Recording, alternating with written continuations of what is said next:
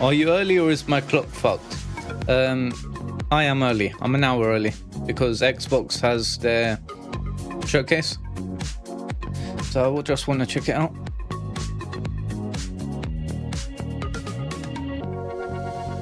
Just set up bloody TikTok. Okay. I'm gonna be there tomorrow. Oh really? Are you going?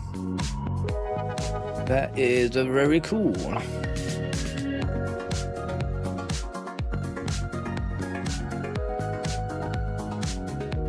Okay. Bloody hell, there's so many bloody...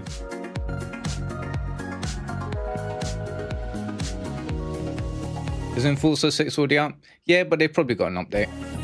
Don't bloody crash.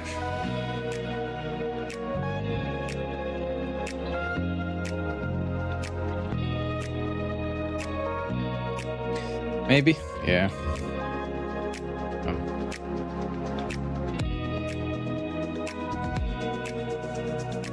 Hey. So I don't know if this is... I don't think it's like trailer off the trailer.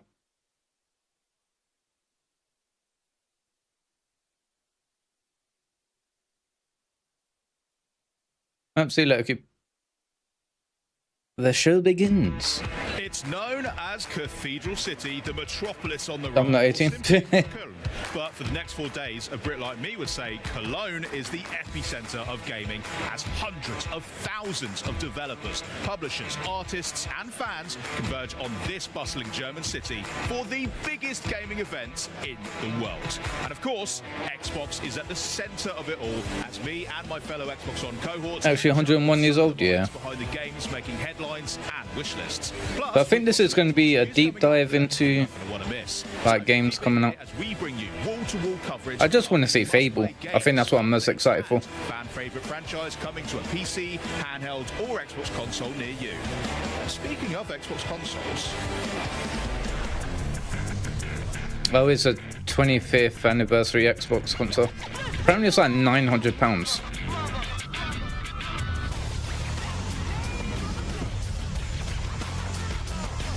Yes, that's kind of transparent. I don't like the style.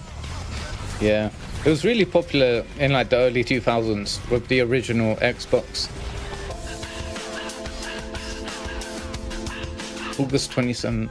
Oh, tomorrow. Back at the Xbox showcase in June. He looks broken, really. Things that we unveiled was the Xbox 25th anniversary collection with a translucent green Xbox Series X and Xbox wireless controller.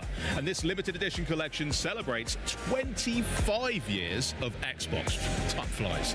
But since then, I think it's fair to say that fans have been eager to learn how to get their hands on these. And today we're excited to share more and also give you a closer look at what. Yeah, did it have a price for it? So or no?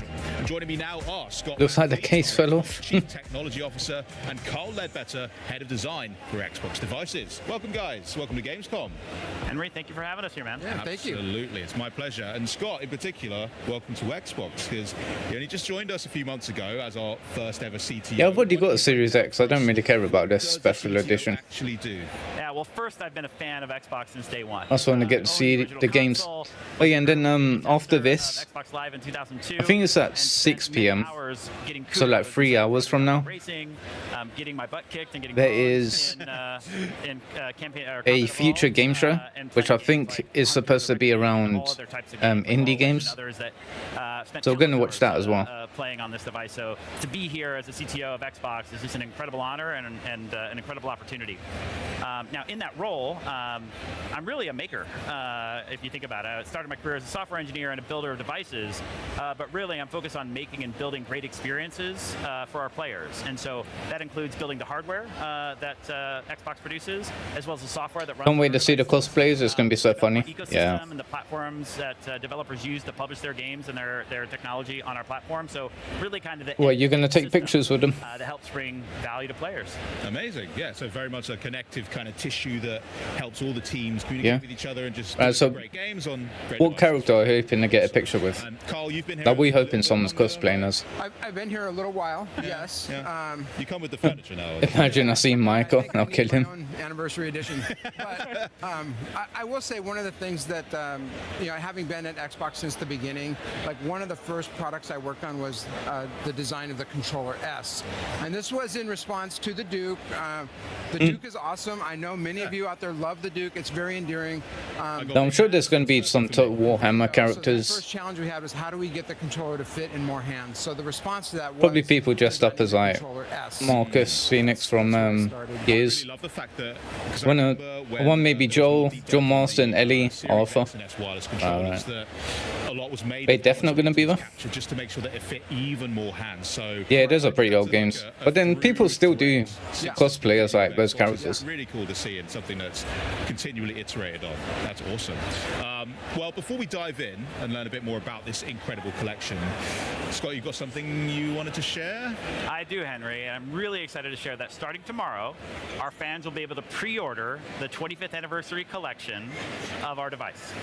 Amazing. Let's go. Okay. Yeah. Very nice. Yeah, announce the price. Right. But there's one more. Well, there's a little bit additional details there. In addition to the pre-order tomorrow, some of our most loyal fans would have already received an email this morning with early access to pre-order starting today. No way. Where was my email? Yeah, you should check. Oh, okay. It's funny they don't Later. That's amazing news. So check your include email. the price there.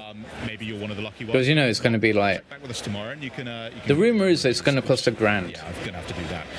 Is there anything else as well that is particularly exciting about this collection for people that are pre-ordering? There's one more fact to share. Henry. In addition to the console and the controller being included in the collection, pre-orders will include a copy of Halo Campaign Evolved in the box. Yes, back where it all began. I mean, I love Halo. I love the controller too. Is it possible for someone to be able to purchase just the controller on its own? Absolutely. Again, starting today, customers and our players can choose to pre-order that device, the 25th anniversary special edition controller, starting today. Nice. I think I will have to, because I want a second one to go Hey, along what? with the TikTok just unbelievable. gets us suspended and your live is restricted in recommendations and search results for 10 minutes due to reproduced content, such as pre-recorded or copied content. Stunning hardware. Like, well I'm done. reacting to a bloody First, showcase. Scott, why don't you tell me a little bit about what were the inspirations behind the anniversary collection? Well, Bloody there's a lot thing. that went into designing this box, and actually, I'll hand it over to Carl, the team who actually worked on it and built it. All right, thanks, Scott. The yeah, so we put a lot of I'm sorry, our yeah. heart and soul into It's this so design. dumb. I mean, going back 25 years, it's a pretty special moment. We wanted to create a product that was reflective of the journey we've been on with players over the past 2.5 decades. And so we started with the material. Who's talking? So the Xbox, the original Xbox limited edition console was in this exact same translucent green resin. And so we worked with the engineering team, we matched the resin, and we found a way to TikTok literally takes your stream down for breathing sometimes, yeah. Series X25. So dumb. And we've never done that before. No. So we're kind of, Cool.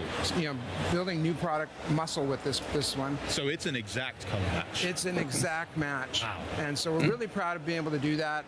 There's also a number of Easter eggs on this product. But I'm actually, not going to give them any. you know when you do the mission with Nigel, For you at home, to, once you and he goes over in Red Dead 1, some really special things. and he goes through all of the things that his medicine can fix. We have a special So I made a short out of that because I found it funny. The Xbox Series X25. And like, I posted it up on TikTok, and TikTok took that post down, trying to claim that I was advertising false medicinal crap. Do not do this. I'm like, it's literally from a bloody game. Go word for it. Yeah, Especially there. Do not open the device. Do not open the device. So stupid, For but- those of you at the show here, you can check it out. We also did a few other things, and so you'll see on the front of the console, it has the branding, the Xbox 25. Yep. On the controller, we also have that. We also did something that we've never done before. So I'm going to turn this on. And you'll see that the Xbox button, we lit up the X shape in green. Nice. So this is a true homage to the original branding for the Xbox. Very nice. And that's just something that every time you turn on the console, That it's pinned gonna it remind is. you of where Okay. we've come from began. and the journey we've been on together. Hey, Cube, what are you most excited to see? About the controller. Please do. Okay. Oh, thanks for the YouTube The sub. team just went all I out. appreciate it. So We're we watching talked earlier about Xbox's the showcase at controller Gamescom. design. So good. They're currently showing off the new 25th Well, anniversary there's a lot of console and inspiration there. controller. So on the controller, you'll see the ABXY colors are the same: red, blue, green, and yellow. We should be getting to like game trailers and deep dive interviews on the games. On the back, But we're going to be seeing like Gears of War and Fable. we have the original Xbox Stuff like that. logo. That's nice. Yeah, so that's printed on the back. And then for Just those gotta of you wait. who know, the controller S actually had the ABXY, but it had the C and Z buttons. They were white and black, and those later in life on the Xbox 360. Maybe E-Day or like Witcher 3 thingy. So what Wait, do you mean from the stream or when I'm there? Bumpers in that same black and white. Either. My heartstrings. Literally bringing me back 25 years. It's awesome. Oh, it's so wonderful. Cool. So that's just some of the design details. mean from the that we stream? did. We actually did one more. I think for me, I'm excited for Never before done. So this console, each one will be laser Fable etched the and most. numbered. and then Gears. Yes. Yeah. That's sick. Oh my goodness. I can imagine already. People are going to be looking who got the 20. Also, I know CD Projekt Red, they've been doing their own stream. That's going to be. I'm excited for Metal Gears. Oh, yeah. Love serialized. And you've absolutely nailed the I design. know CD Projekt Red, they've been doing live streams literally all day since they've been there. Translucent green one. And I think earlier they showed some Witcher 3 Piece of gaming history, like and also just looks remastered so sick. So, gameplay. congrats, guys. I don't know if it's from the new DLC or not. If you are at Gamescom, definitely check out the Exploded But I view. want to check it out after. Kind of intrigued if I could get one like that and then maybe just put it together myself because I'm a bit of a tinkerer sometimes. But Yeah, got quite a bit to. well, it's been an absolute pleasure having you here, guys. Thank you so much Watch. for sharing all those details about the Xbox. By the way, I streamed yesterday, but then I had to go. Xbox. Oh, really? 25th anniversary Yeah, I saw your message as well. like I'm not at gonna 11 get p.m. a reminder in your calendar so you don't miss the pre-order window. But hey, maybe check if Didn't you're even one see of our it. most loyal gamers. And you What did you stream? More Minecraft? As well. But coming up, the Crazy Taxi World Tour continues with a jaunt through Germany unlike any other. But then we swap the pickaxe for a sword. RE3, nice. Demo for Minecraft Dungeons 2. But Minecraft Dungeons Oh my 2 God. isn't the only big Minecraft Dungeons 2. with Gears of War E-Day, NBA 2K. To be fair, I did play Call of the Duty first Modern one, Warfare 4, and it was- Grand it was Theft good. Auto 6 all on the way. Xbox is truly the best place to play. But first, you're a raccoon leading a gang of trash pandas in all-out mischief and mayhem. Yeah, it's our first world premiere of the day. Enjoy. Okay, what we got? It's an indie game.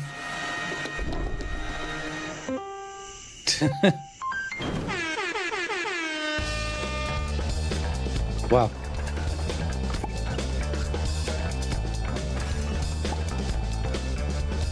Yep, you play as a raccoon. Okay, this is pretty brilliant.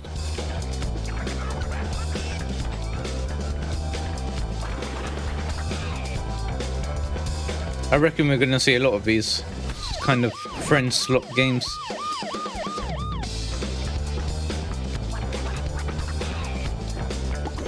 Oh.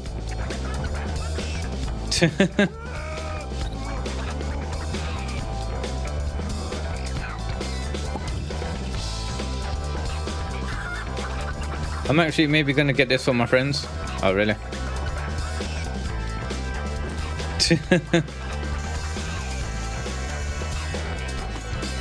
What the? Okay, this looks actually pretty fun.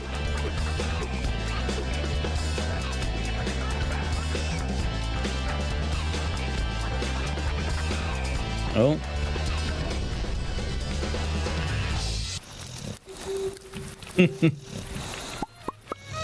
Dumpster Gang. Pretty cool. December, good luck. Oh shit. Oh, Crazy Taxi. Okay. Germany, the land of enchantment. From the moment you land, you'll be met with breathtaking views, fairy tale vistas, modern amenities, and cities full of historical charm. And there's no better way to explore this vibrant land than by car. Experience historic villages, modern art, delicious sausages, fantasy castles, magical holiday markets, and pointier castles. The charm and atmosphere of the natural Brilliant. beauty is only beat by the colorful locals you'll run into along the way.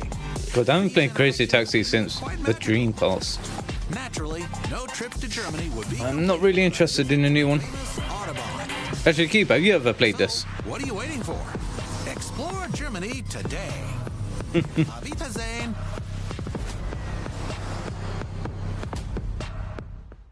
2027. Welcome to the home of Minecraft Dungeons 2 at Gamescom, right here at the Xbox booth. It's a beautiful scene. No, but I used to watch YouTubers play this when I was 8. Wait their Okay. turn to get hands-on with the demo. You can see the booth is celebrating the brand new dimension for Minecraft Dungeons 2 that was announced last week, known only as the What? gameplay, and there's no waiting in line for you. Charlie's got the controllers warmed up and ready for a live playthrough with 3 of the minds behind the game. Charlie, take it away. Okay, so it's gonna see gameplay. When it premiered back in 2020, Minecraft Dungeons was called the perfect introduction to dungeon crawlers for beginners and a breezy adventure for veterans, and a great couch co-op too. So here to bring us the next chapter in Minecraft Dungeons, please welcome Minecraft Dungeons 2 creative director Måns Olsen, executive producer Andreas Skoglund, and production director Nathan Rose. It's lovely to have you here, guys. Collectively, how are we doing? Thumbs up? Doing so good. Really good. Yeah. Thanks for having us. Amazing. Right, so Måns, I'm going to come to you first, and I'm going to ask you potentially the most important question of the whole day, okay? What kind of game is Minecraft Dungeons 2, and how does it build upon the world of Minecraft? Okay, so Minecraft Dungeons 2 is an action RPG set in the world of Minecraft.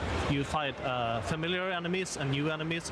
You collect lots of treasure, and you can do all of that together. So you play up to 4 players, either in couch co-op or online play, Bloody or just TikTok. mix the two together. And co-op's But damn a it. huge element of the It really title, is, right? yeah. Amazing. And we're seeing such Hey, amazing this is number stuff here 2, that huh? we've seen already, but one of the things I really want to dive into, because we have a live demo Oh, today, sure, more very gameplay. exciting, is the character customization, because this has evolved quite a bit since the previous title, right? Yeah, so we're seeing the new inventory here.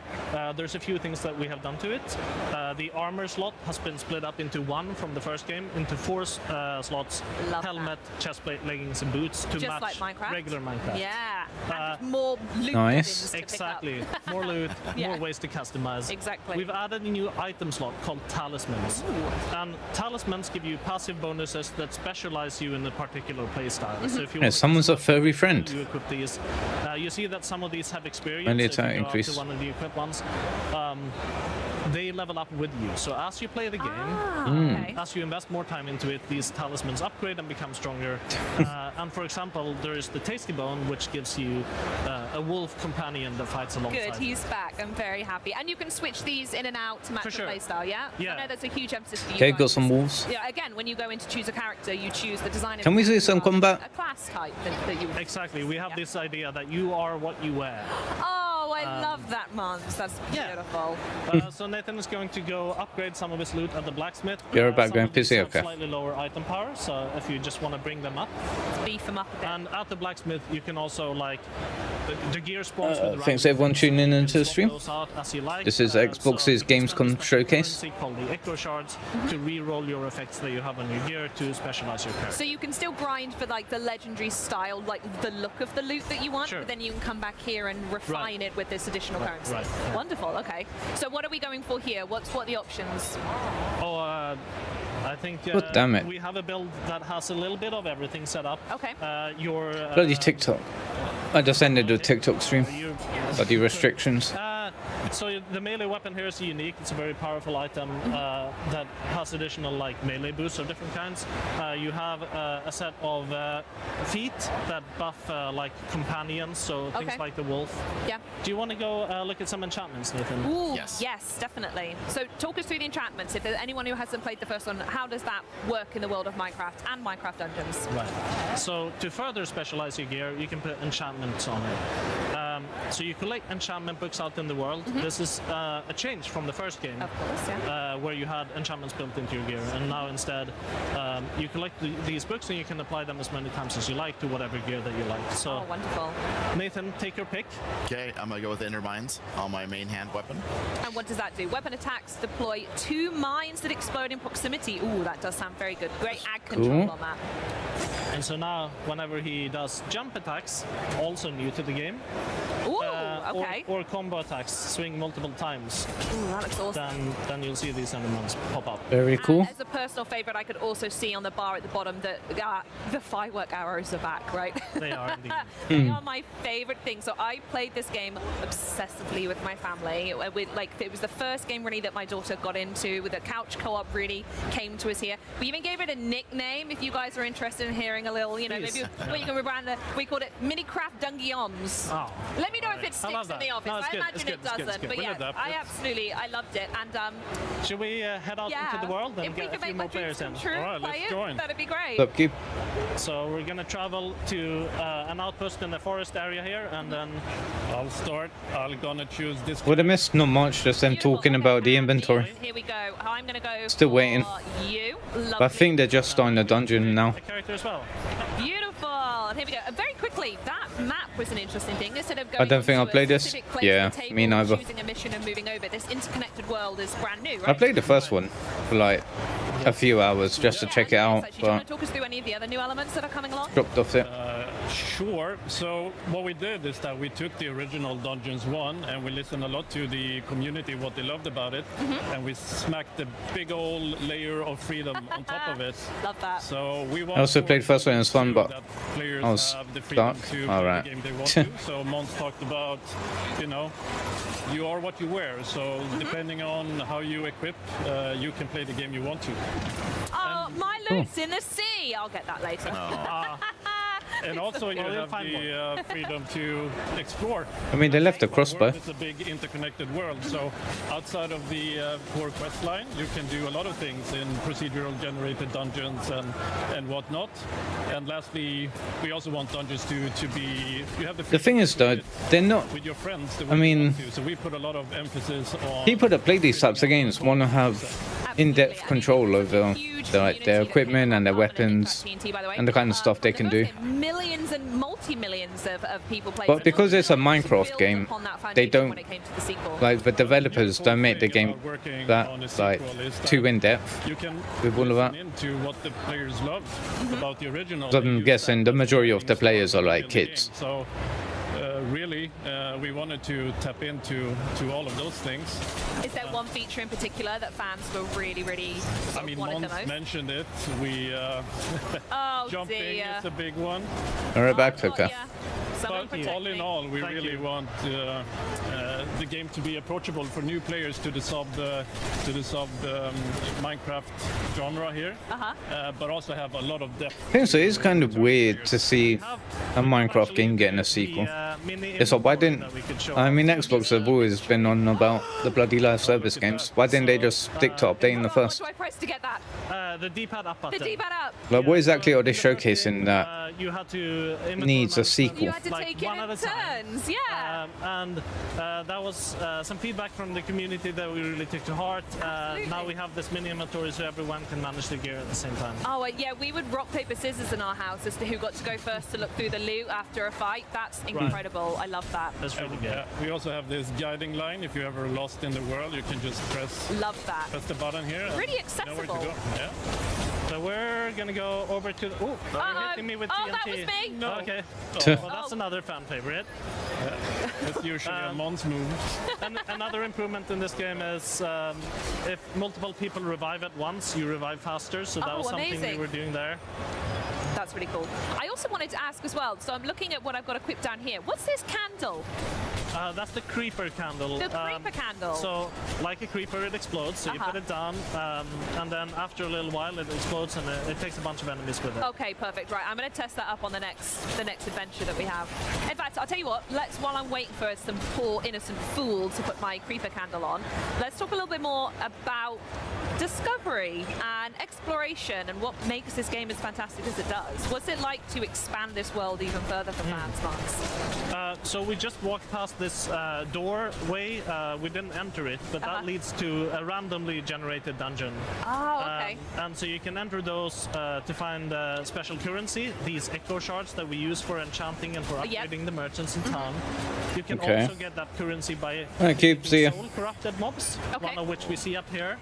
Oh, it's this guy. Yeah. I'm gonna keep watching this. Candle there. Watch out, lads. Extra tough enemy, but once we get it, They make a vid out of this, so I see. Nice. Some of the special currency. Maybe. Oh, what are you doing? Collecting. It depends on what they show. Look. This is wonderful. Okay, and so we're just gonna walk up this tower and find Alright, see you later. the. Yeah, bye, keep. Who's going to be up here? Well, let's see. Okay, all right then. Nathan, I wanted to ask you about the evolved co-op experience as well. We've I mean, it spoken looks about it a little exactly bit. like Obviously, the we can see first. it on display here, but we mentioned it at the top. Co-op is such an integral experience to Minecraft Dungeons 2. Can you speak a little bit more about what that's like to bring it together and what it means for the title? Yeah, absolutely. A big change that was made between Dungeons and Dungeons 2 around couch co-op is the ability to join a online multiplayer game within a couch co-op group. So say if you're at home playing with your family and you have an open spot for another player, you can matchmake and grab another player from the internet to join your couch co-op. Oh, wonderful. Okay, that's cool. It was Oh, a that's big great. change that was really necessary and something that our fans have been asking for. Yeah, I can imagine. Right, kill all them idiots. All right. Oh, this looks like what? Oh, the weather's not good either. No. Oh dear.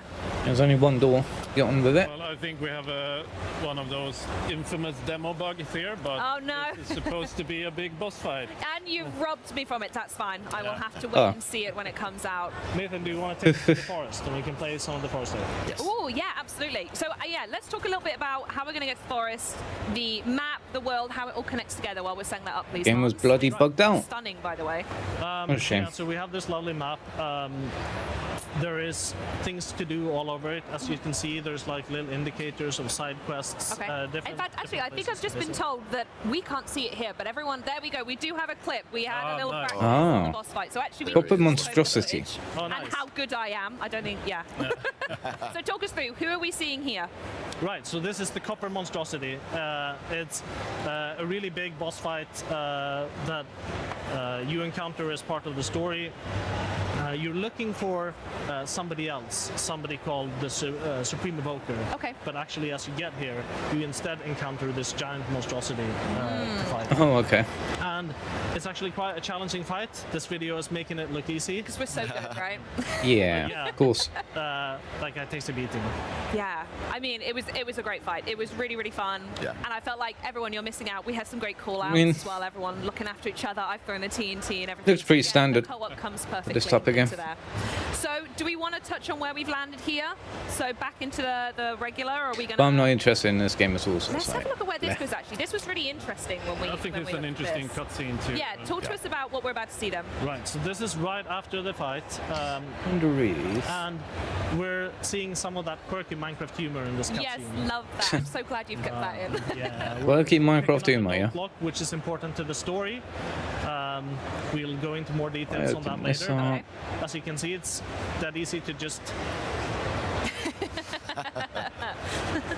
Laughing in the background. Both you on. Is there any symbolism with the music box?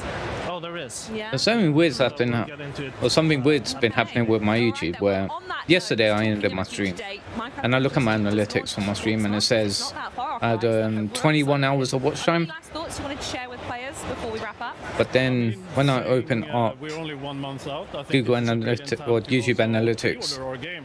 Just this because morning a lot of for that really stream, it says I only have 10 hours of watch time, which is content weird. to get with pre-order. I mean, look at this I don't know what exactly is causing Yeah. YouTube to take those views away Oh, or I the love watch time away. them.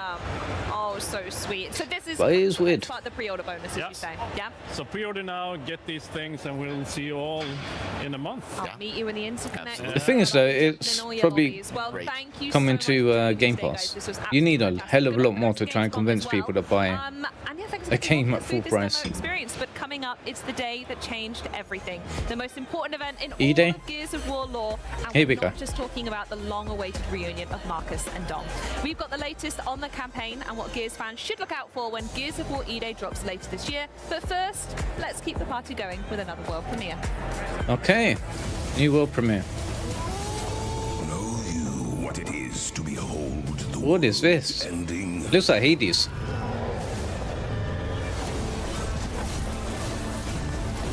Ooh. To know the hour, the blood, the flame. I do. Hell of a moustache, mate. Waiting in Asgard.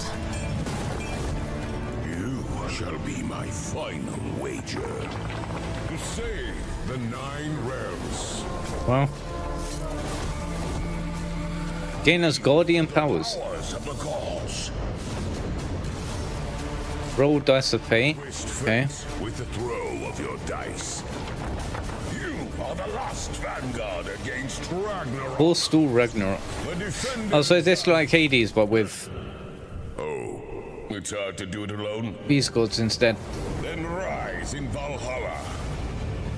Greek gods. That's what I was going to say. Gather your brethren. Would like co-op. And fight together. The final gambit begins. Right. I mean, this looks... Okay. You never bet against the gods.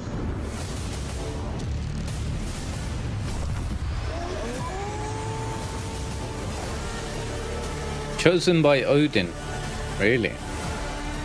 Okay, that looks pretty cool. It's a big year for Xbox, and we've got a lot going on here at Gamescom. We're celebrating 25 years of gaming, which is apt as we've got 25 games on the show floor here and more than 40 games in this show for all of you at home to enjoy.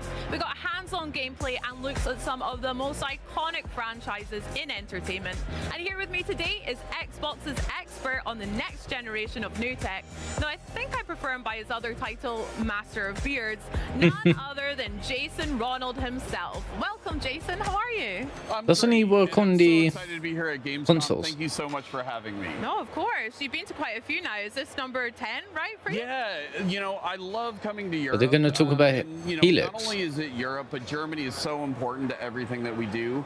And so, it's, as you said, it's a really exciting year here for Gamescom, and we have so much going on. You know, last night at Opening Night Live, we showed a new set of footage for Gears of War, which I'm super excited to play in October. You know, we announced our partnership with CD Projekt Red to bring The Witcher 3 to Battle.net. Yeah, I don't see the point of that. Ultimately, for me, the thing that makes Gamescom so special is just the fans and the community. You know, this is what has made Xbox special. So, oh wow, you can buy a game on a new store, so what? And all of these great creators, it's just such a great time to be at Xbox. You're so right. We've got a lot to celebrate tonight at FanFest as well. Looking forward to that. Exactly. You know, FanFest is one of my favorite things to do. It started here in Cologne, and it's just going to be great to spend time with the fans tonight. 100%. Can't wait. Now, speaking of the fans and also the community, there's a lot of players that take, obviously, great pride in their gaming collection, especially here in Europe. We know that Xbox players have stacks of physical disc games. to digital? I like to organize mine Are they announcing it? and have a couple of collector's edition Doom Slayer and Master Chief looking down, guarding all my precious loot. Yep. But there has been a lot of conversation lately around ownership and also rights to the games that you buy. So Jason, what do you make of it all? Yeah, very similar to you. Like, I have a large physical collection. I have my own collector statues. Heck yeah. So today we're announcing we're bringing a new feature to bring all of the benefits and the flexibility of digital to players who have physical games. Because players have built their libraries of games with Xbox over the last 25 years. Many players, some have bought physical discs, some have bought their games digitally, and many of these games work across multiple generations. And even as technology changes and formats change, your library shouldn't. You know, we have so many special memories tied into our libraries, you know, the moments you played with your friends, and we want to be able to bring those forward, and that's really our commitment to game preservation. I mean, that sounds great. I really love the idea of your libraries moving forward with us, but can you maybe walk me through it a little bit? So again, I've got a physical game copy on my shelf at home. What do I actually do with it? Yeah, it's really, really simple. So most Xbox One and Xbox Series X titles support this. So all you have to do is just put the disc into your console. You'll be prompted to redeem a digital license, and that digital license will be tied to your account. And so now you get all all of the benefits of digital. So you don't have to put the disc into your console to play the game. If the game supports Xbox Play Anywhere, you can easily play it across multiple screens. And you can even do things like cloud streaming, which you never were able to do previously from a physical disc. Very cool. I mean, that sounds sick and also really straightforward. You mentioned just then about supported titles. Yeah. What do you mean by that? Yeah, so we're launching with support for thousands of games, and we'll add more over time. And this is part of why. Yeah, I think they're bringing them back. The Xbox Insider, so that we can start bringing back to original and you'll see Xbox backwards compatibility really just and bringing those games to PC. Working with thousands of games across 25 years of Xbox, very similar to how we did brought the original Xbox games to PC. We're just really focused on giving Gosh, yeah. the games that you've bought from Xbox over many years. Awesome. Sounds like a lot of ways to play. And with this new feature, nothing's being taken away here, right? No, not at all. Your physical discs continue to work as they always have. You can display them with your collector's editions and just celebrate your collection. And it's really about adding more flexibility and providing more choice for you as a player. I mean, I love that. You mentioned having a collection that spans loads of years. I know for sure I've got a game or quite a few that I would never ever want to get rid of. And as we approach Xbox's 25th anniversary, what are you hoping that players take away from this? Yeah, for 25 years, players have invested in Xbox, and the players have really been what have made Xbox special. And so we're really focused on how do we honor that as we think about the next 25 years of Xbox. And so we just really view this as another step in making sure that your library is protected. It can move forward with you as technologies and formats change. And we're going to continue to invest in Yeah, it makes a lot of sense. and adding new capabilities just to make sure that your library continues to get They better also have as to technology do like evolves. sort of pro PR things to combat PlayStation. Well, Jason, thank you so much for joining us. I reckon and because sharing of that with Sony us today. stopping And physical for media, there Xbox could be a lot of Insiders, people that this feature switch over. begins rolling out next week on August 31st, with more details available on Xbox Wire. Coming up, it's the first emergence of the Horde as we catch up on the latest from GearsOfWarEDay. Okay, good. I need to pee. But first, it's time to sharpen your swords and brush up on your knowledge of ancient China. Queer Wins Me, an open-world action RPG, is sporting a new expansion, sure to delight fans everywhere, so take a look. The black gold is in there. Let's go.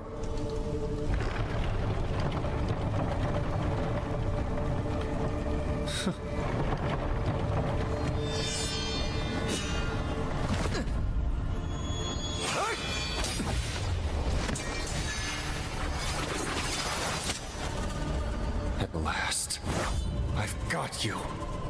It seems those fools let you slip away.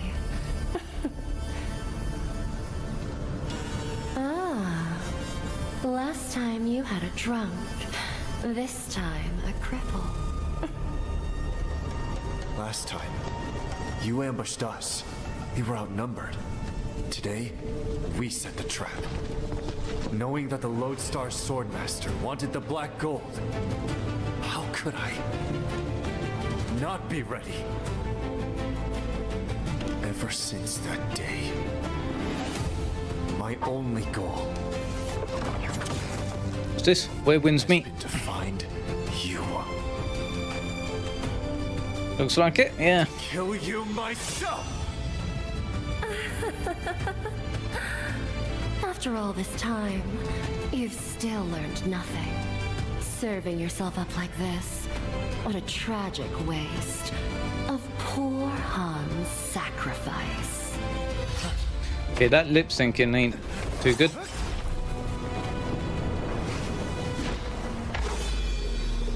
Good damn. That design though. Oh, gameplay.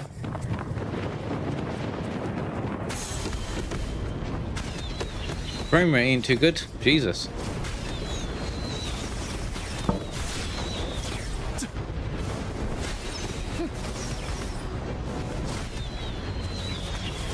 Okay, you're getting shot by absolutely nothing.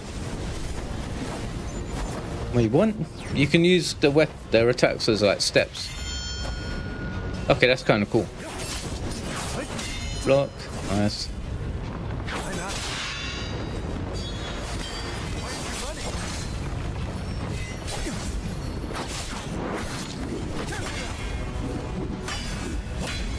Obviously, there's blocks. Boom.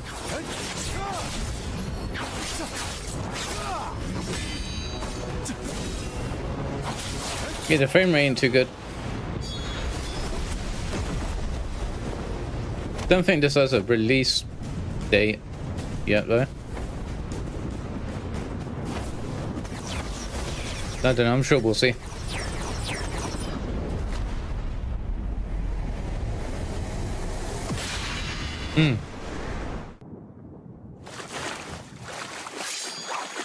The reflections, bloody hell.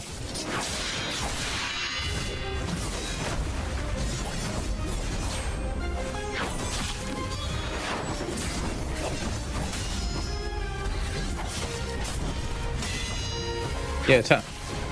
Seems like you got barrier. Oh. Oh, damn.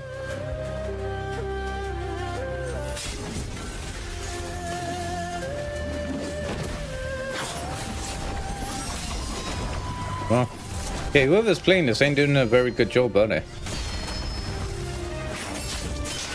Oh, there you go. Yeah, get some offense, finally.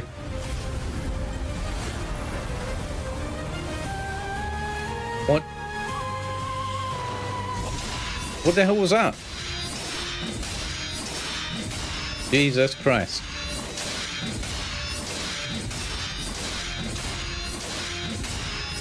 Over and over and over and over. Wow.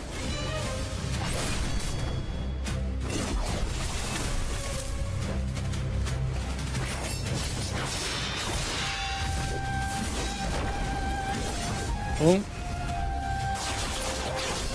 Yeah, go and attack.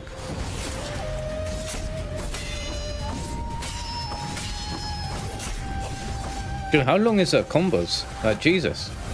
Now what?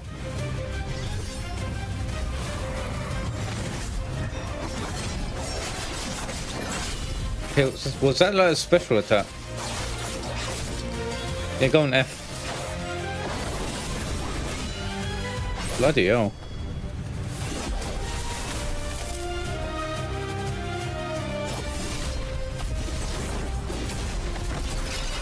Oh. Oh, there you go. Fight over. Oh my word. Okay. And she's still alive. God damn. The transition from cutscene to gameplay is weird.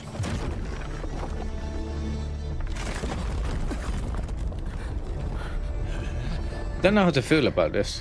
The Skyward City is moving. Artificers, what do you want? Huh? I see now.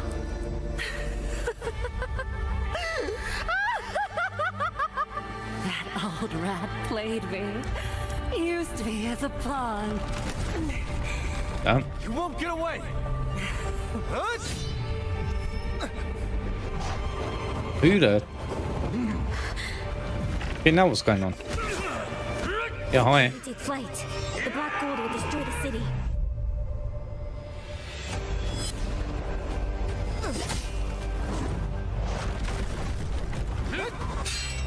Nice.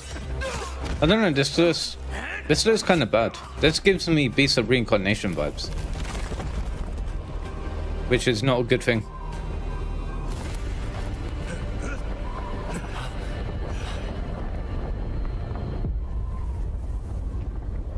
Worldwide players over 100 million. Oh wait, is this game already out? Oh, coming September to Series X, PC Cloud, Game Pass. Oh. Since it was announced in 2024. Here we go. And here to chat a little bit about everything they've got going on at Gamescom this week. Wait, E-Day was announced 2 years ago. Welcome Studio Creative Director Matt Searcy and Studio Art Director Arian Hambeck. Guys, welcome. Thanks for coming and joining us. Thank you. Our pleasure. Now, you obviously had opening night live last night, had an incredible story trailer. Can you tell us a little bit about that? Yeah, that story trailer, obviously, when we craft trailers, it's a bit Is of a E's love day- letter E-Day? to the game, to the fans. And with that story trailer, we really wanted to show off some new elements from the campaign we haven't been able to share yet. Obviously, Vrak at the beginning, but also our story is about, the origin story of Dom and Marcus from Bravo Squad, but there's so many more characters in our story, and they all have character arcs as well. So we got to Yeah, show of course. people that are there fighting alongside you in E-Day. Now you mentioned Vrak, right? Can you tell us a little bit about him? Because he looks mean. Yeah, he definitely is. Yeah. So Vrak is a Locust commander, in the Locust army. If you look closely, you can see that he's got a lot of shit going on his face. He's missing an eye. He's got burns on his arm. So all that happened during the Lambent Wars. So he's seasoned. He has kind of a private army that follows him around called the Scorched Legion. Yeah. So they're, into self-mutilation. There's lots of really dark, kind of nasty stuff that they do to themselves and to the citizens of Sarah. And I think overall, Vrak just represents, he's like the personification of the brutality and the actions that they do. They just want to kill everything they see, including the squad. Okay. Yeah, he, honestly, when he was just pouring that emulsion over people, I'm just there like, that's horrible. Yeah. But also, some of the weaponry and stuff that comes from that squad looks so fun to use. Absolutely, yeah. Can we see some gameplay? Campaign is a huge focus here at Gamescom. We've got it on the booth over here. Can you tell us a little bit about what people are going to be able to play when they come and play on the booth? Yeah, for sure. So we I get, they're doing a little bit of our beginning of Act Gamescom 2, stuff. So this kind of starts Yeah, can we see it? after E-Day. The squad has just come together, armored up, and they get sent on their first mission. So we get to play a bit of that. It's got this classical kind of Gears. You're supporting another squad, going toe-to-toe with the Locust. And it's actually a subsection of the campaign preview that we just got to see get Brother released online. Squad. A bunch of video and press coverage of that came out, which is a little bit on and longer off the Emergent City Hall on the base. show floor, but everybody here gets to get their hands on it. They get to hang out with the squad and Oh, some hello. fun new characters as well. I actually had a lot of fun this morning watching people like Shadows and Hollow who were playing early, and I was like, it looks so good. But all through the background of this mission, we can see a lot of the kind of details of the city of Kelowna. Can you tell us a bit about what people are going to be able to see around the world to kind of really help build that environment?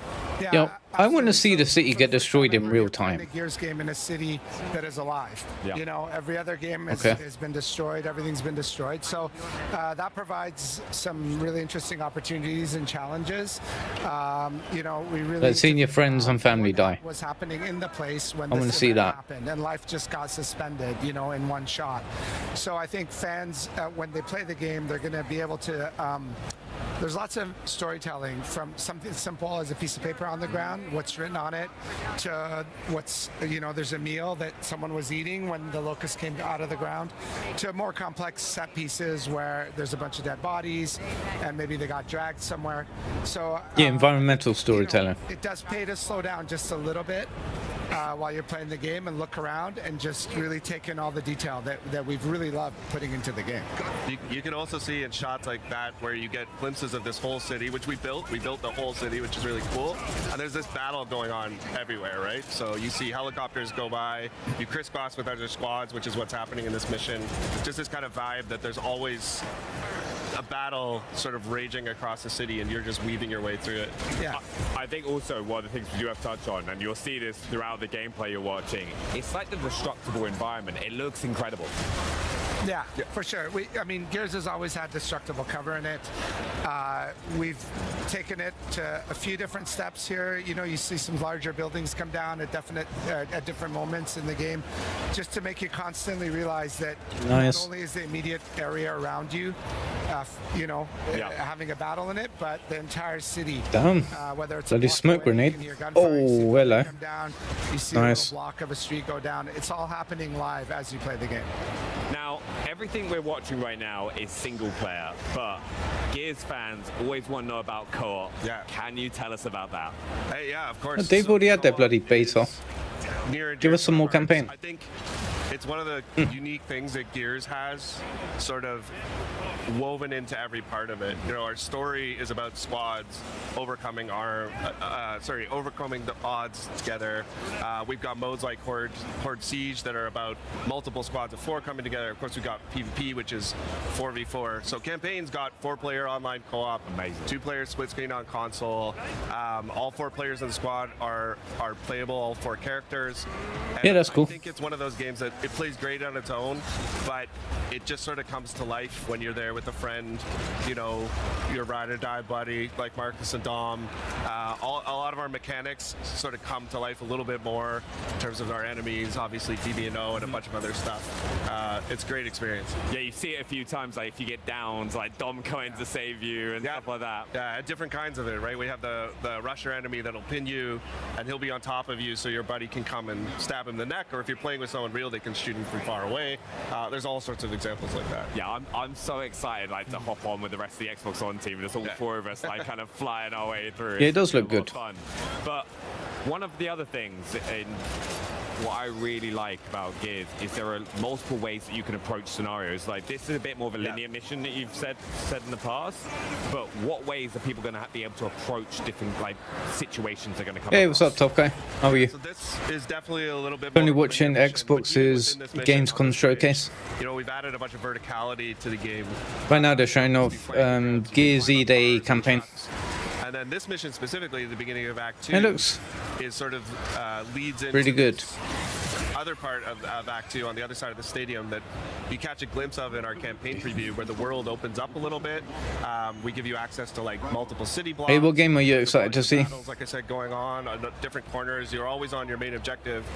And we also add some new mechanics to the campaign. I'm excited for GearsOfWarEDay. System that people got to see in Horde Siege. But I'm also really excited for Fable. Campaign, you get to find new mods and craft your own. And right now, all they've shown off is invest in the gameplay Minecraft Dungeons 2. This is actually something I got really excited about when I was like watching through the gameplay earlier as well.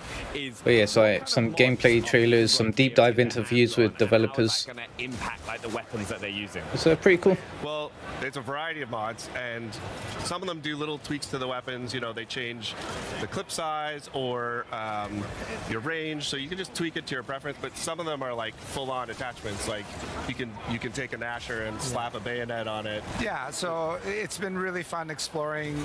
You know, when you use an attachment, some of them have visual representations on the gun, some of them don't. But you end up seeing people with different attachments. The guns can take a little bit more personality, and you start to understand how people like to play and what they like to do with their guns. Yeah, okay. I also like it goes for the gear. Very as well, cool. Isn't there? Absolutely. Yeah. And how are people going to be able to like find those like kind of mods to like upgrade their equipment? In the campaign, that's where the open sections really sort of come to life. There's a variety of ways you can get it. It pays to explore this game. You know, Arian was talking about there's a ton of environmental storytelling, but we've also hidden stuff around the world, collectibles, mods. We also have side objectives in some of our campaign missions where you can stop to help somebody optionally, another set of gears, some people that are trapped, and you get rewards for those as well. So okay, that's it's really up to you. If you want to mainline it and do the main objectives, that's cool. You'll find some mods. If you want to fully explore the game, you'll find even more and even more narrative tidbits. I'm really excited for that, because you can just spend that extra time discovering the world if you want to. There's good surprises out there. I'm looking forward to finding. Now, we've just had our first look at the Boomer, and he is way bigger than people maybe used to. Yeah, he's massive. There's actually a Boomer on the show floor here that people are taking pictures with, and he's standing next to him. So in the game, the Boomer's 9 feet tall. This is quite a bit bigger than the Boomer's traditionally been in Gears. Yeah. This goes back to this idea where we wanted to take the things people remember and amplify them a little bit. Yeah. And then it also introduces fun ways for him to enter the battlefield. There you can see he breaks through this big truck, this tanker trailer that causes a bunch of I mean, this looks really cool. He also doesn't fit through doorways. So if he's I don't know. I feel like with Gears, it doesn't exactly change the type of game it is from game to game. So it's like if you've enjoyed one of them, you're gonna enjoy all of them, really. I mean, in terms of gameplay. I think weapon as well, because we all know the boom shot. story-wise, This is Oh no, I did play Gears 5. It's a bigger boom shot. Yeah, like the Locust. It was alright. When we were going back and looking at revisiting old. I think people are to expecting. see if there was something else we could do. So you know we've got. People were disappointed by Gears 4. We've got the heavy boom shot. And so when you play Gears 5, they were expecting a lot more, and they didn't get that. It's also opened up opportunities for us to add new weapons like the gut puncher, the cog grenade launcher. Yep. It's like a little more skill use than the boom shot. You could time where your grenades go. So everything kind of found a new place, and we got to make some cool variations of weapons people have seen before. I love the breach shot as well. I think that's like fan favorite. Oh shit! My favorite guns, yeah. Super satisfying. And the active reloads is popping up on screen there. I just wanted to go through a couple things because there's two features, right? One, it's in a different place than some fans may know, but also bullets are appearing a little bit earlier. Yeah, we put the active reload down in the center screen. We found through our testing that, you know, for a lot of people, some returning fans, especially new fans, they just use it way more. If you're an old fan and you light it up and where it was, and that's your muscle memory, 100%, there's a setting for that. But for some guns, we also have this per shell reload mechanic, like on the breach shot, the Nasher.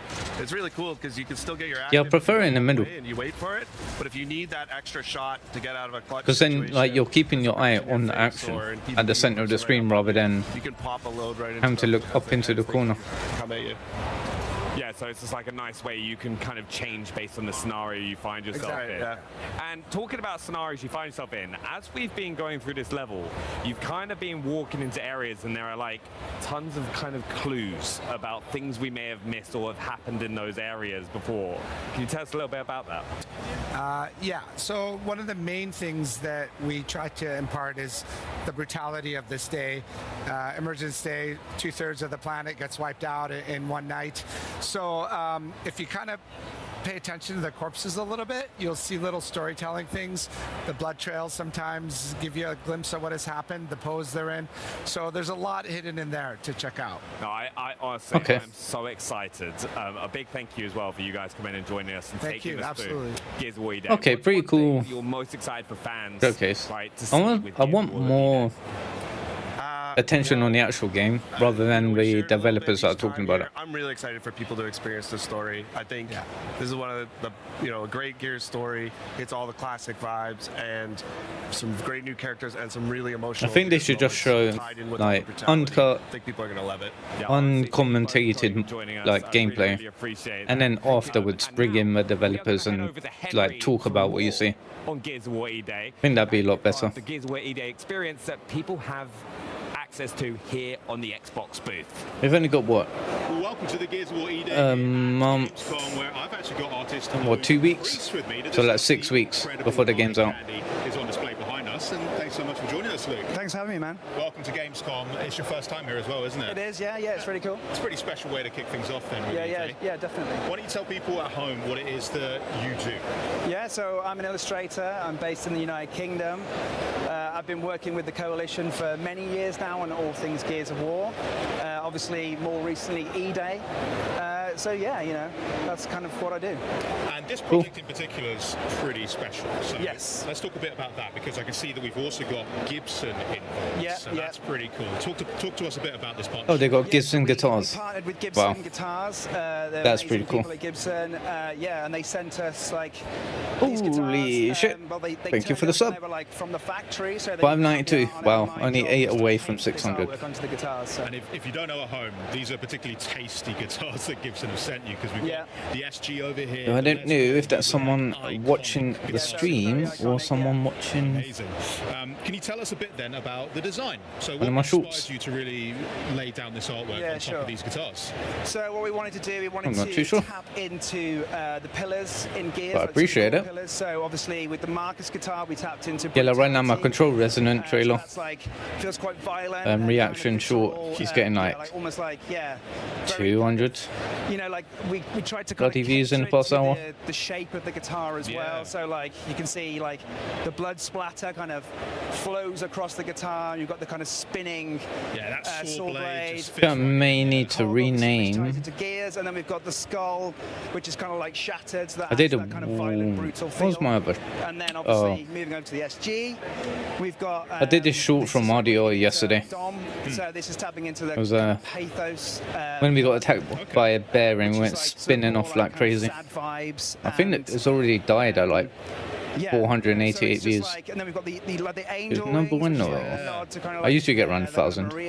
Although the watch time is pretty shit, so the shape of the SG. might be why. Fits and forms into the horns there, which is such a nice detail. I mean, how long was this project end to end? Each guitar probably took about 40 hours from start to finish, so everything's obviously hand painted.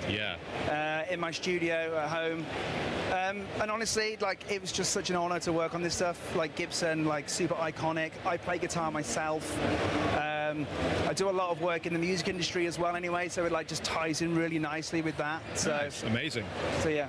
But beyond the Very cool. guitars themselves, and we'll get to the controller in a sec, I do want to tell people it's not just for show, because you can actually get your hands on either one of these amazing guitars if you head over to the Gibson Instagram page and you check out their announced post for more details on how you could potentially win one of these. Oh, what is it? A giveaway? You can also scan the QR code if you come down to the Xbox booth if you want That is very cool. to win one of these incredible, just beautiful pieces. You have brought something else along for us because there is something else going on in the middle there. So what? Oh, you've got another one. Yeah. Nice. So yes. This is a controller that I worked on. So I worked with the They have a Xbox controller. design Lovely. lab on this. This is fully customizable as well, so you can like switch out the buttons and the sticks and stuff and make it your own. And this is tapping again into the brutality pillar.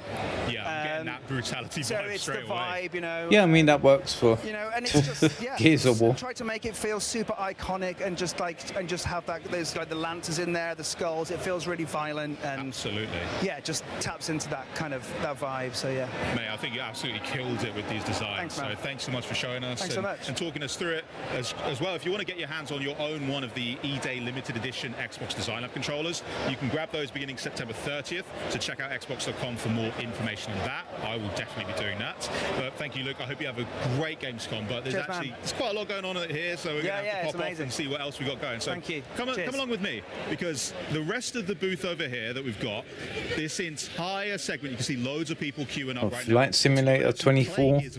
So E-Day has officially landed here in Cologne. This is particularly cool. We've got a custom PC built in partnership with NVIDIA GeForce RTX. We've got the nice COG logo there on the cooler. I mean, very cool. It just looks unreal. So if you're in town, come and check everything out.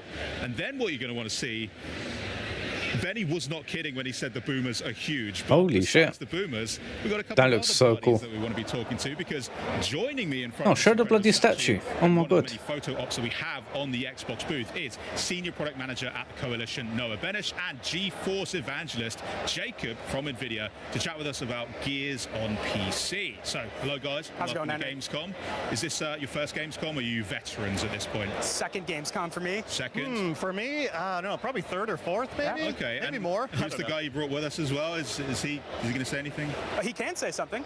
You're kidding. He can say something. Would you like him to? We could do that, yeah. Yes. Yes. We'll get him to talk. Now, we should talk shop though, because Gears on PC is. Oh, someone's getting in.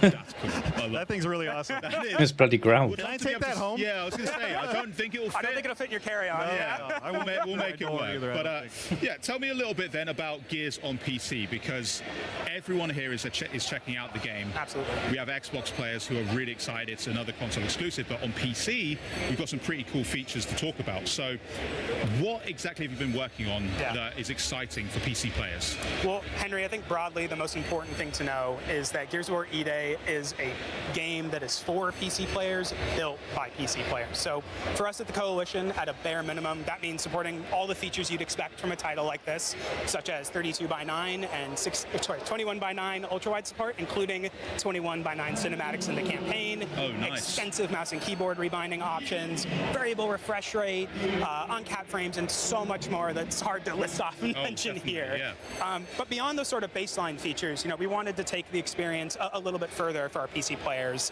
with advanced graphics technologies. And that's why last night we were so excited to announce that in partnership with NVIDIA, we've ray tracing? deeply mega geometry into our game.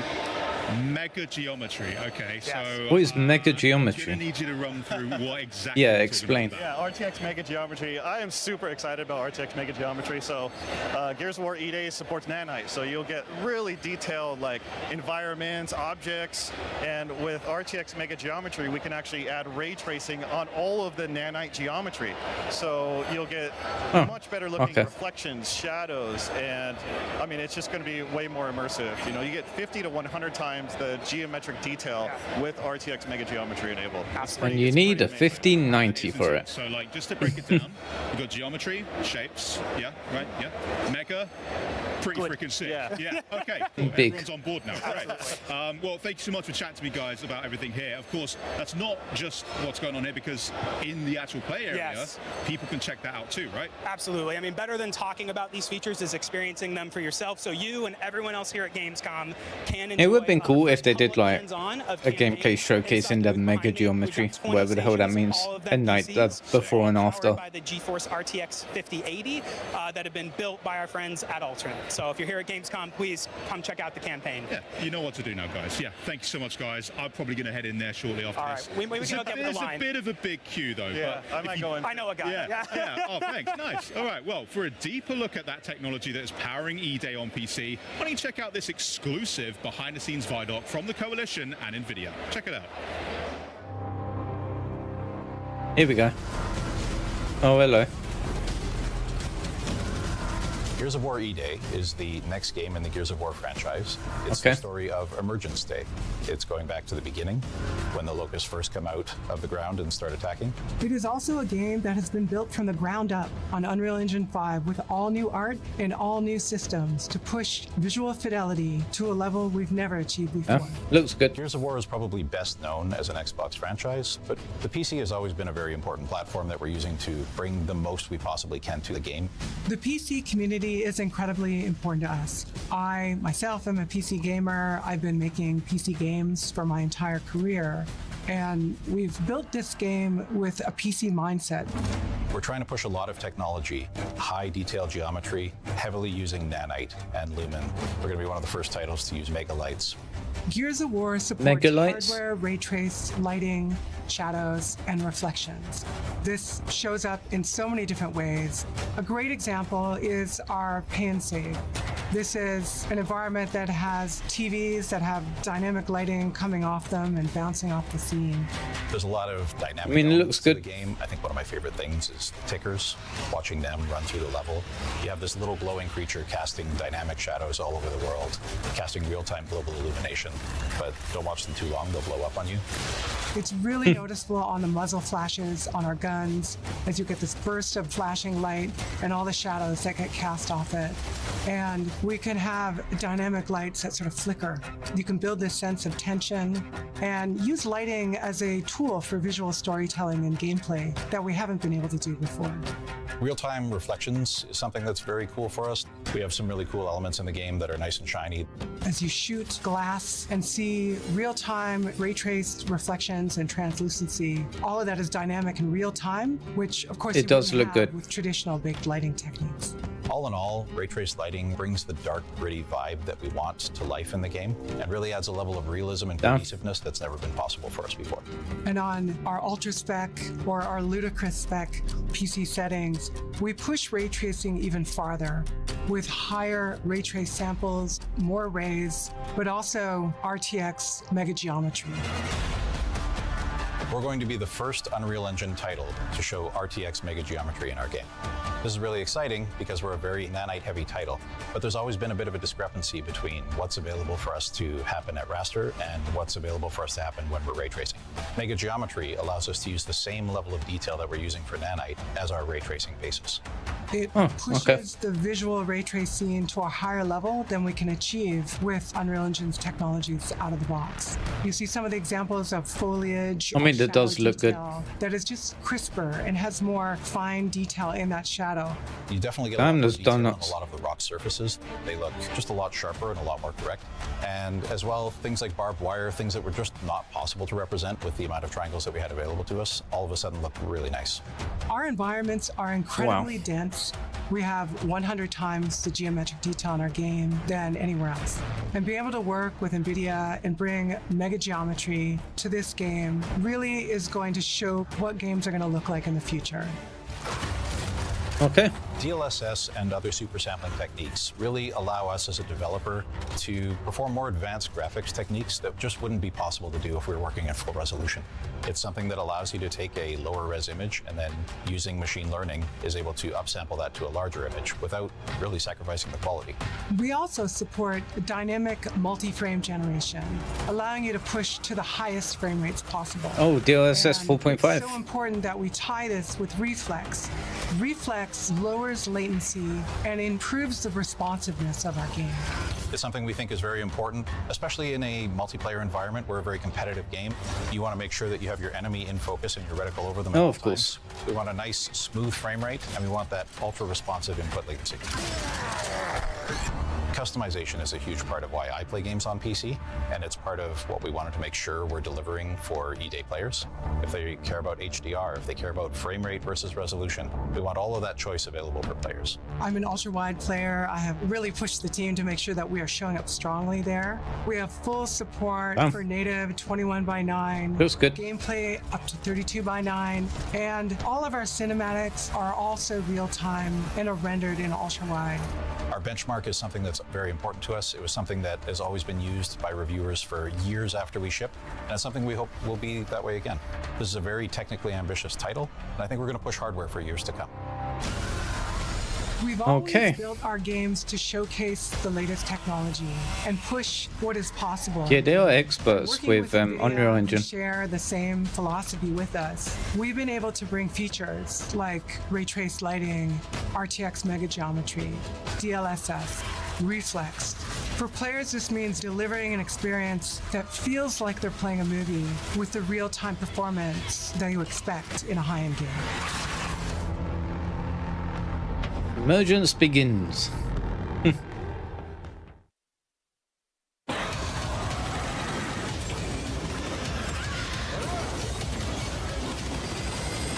Welcome back. What is this? Systems are nominal. Atmospheric interference. Alien is Death causing Storm. Data transmission issues. Proceed with mission. Jesus Christ. Oh.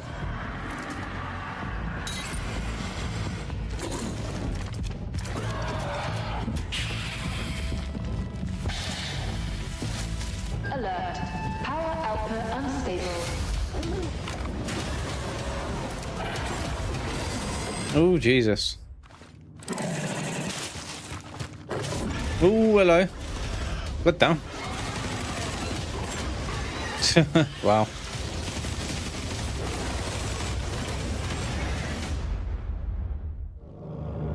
Alien Death Storm, Spring 27. I love it when the Where the hell did that come from? so purely matches the gameplay, and here to break down what we just saw and give us an exclusive first look at what fans can expect in-game for Alien Deathstorm, please welcome Rebellion's head of design, Ben Fisher. Welcome. Hiya, how's it going? Ben, it's so good to see you. I mean, it feels like only yesterday we were hanging out at the pub, chatting Amfall, and it seems that I you read and the team online. have been pretty busy since then as well. Yeah, I mean, it's great to work on a load of different games at once, but we learned some cool stuff from Atomfall about sandbox freedom and giving the player non-traditional ways of doing objectives, and we've fed that straight into Alien Deathstorm. Ooh, I love that. Now, on that topic, Amfall, congratulations. It's been a huge success for you guys at Rebellion. I hear it has a lot to do with maybe Benny and I's characters, face scans in the game. I thought this showcase was only 2 hours long.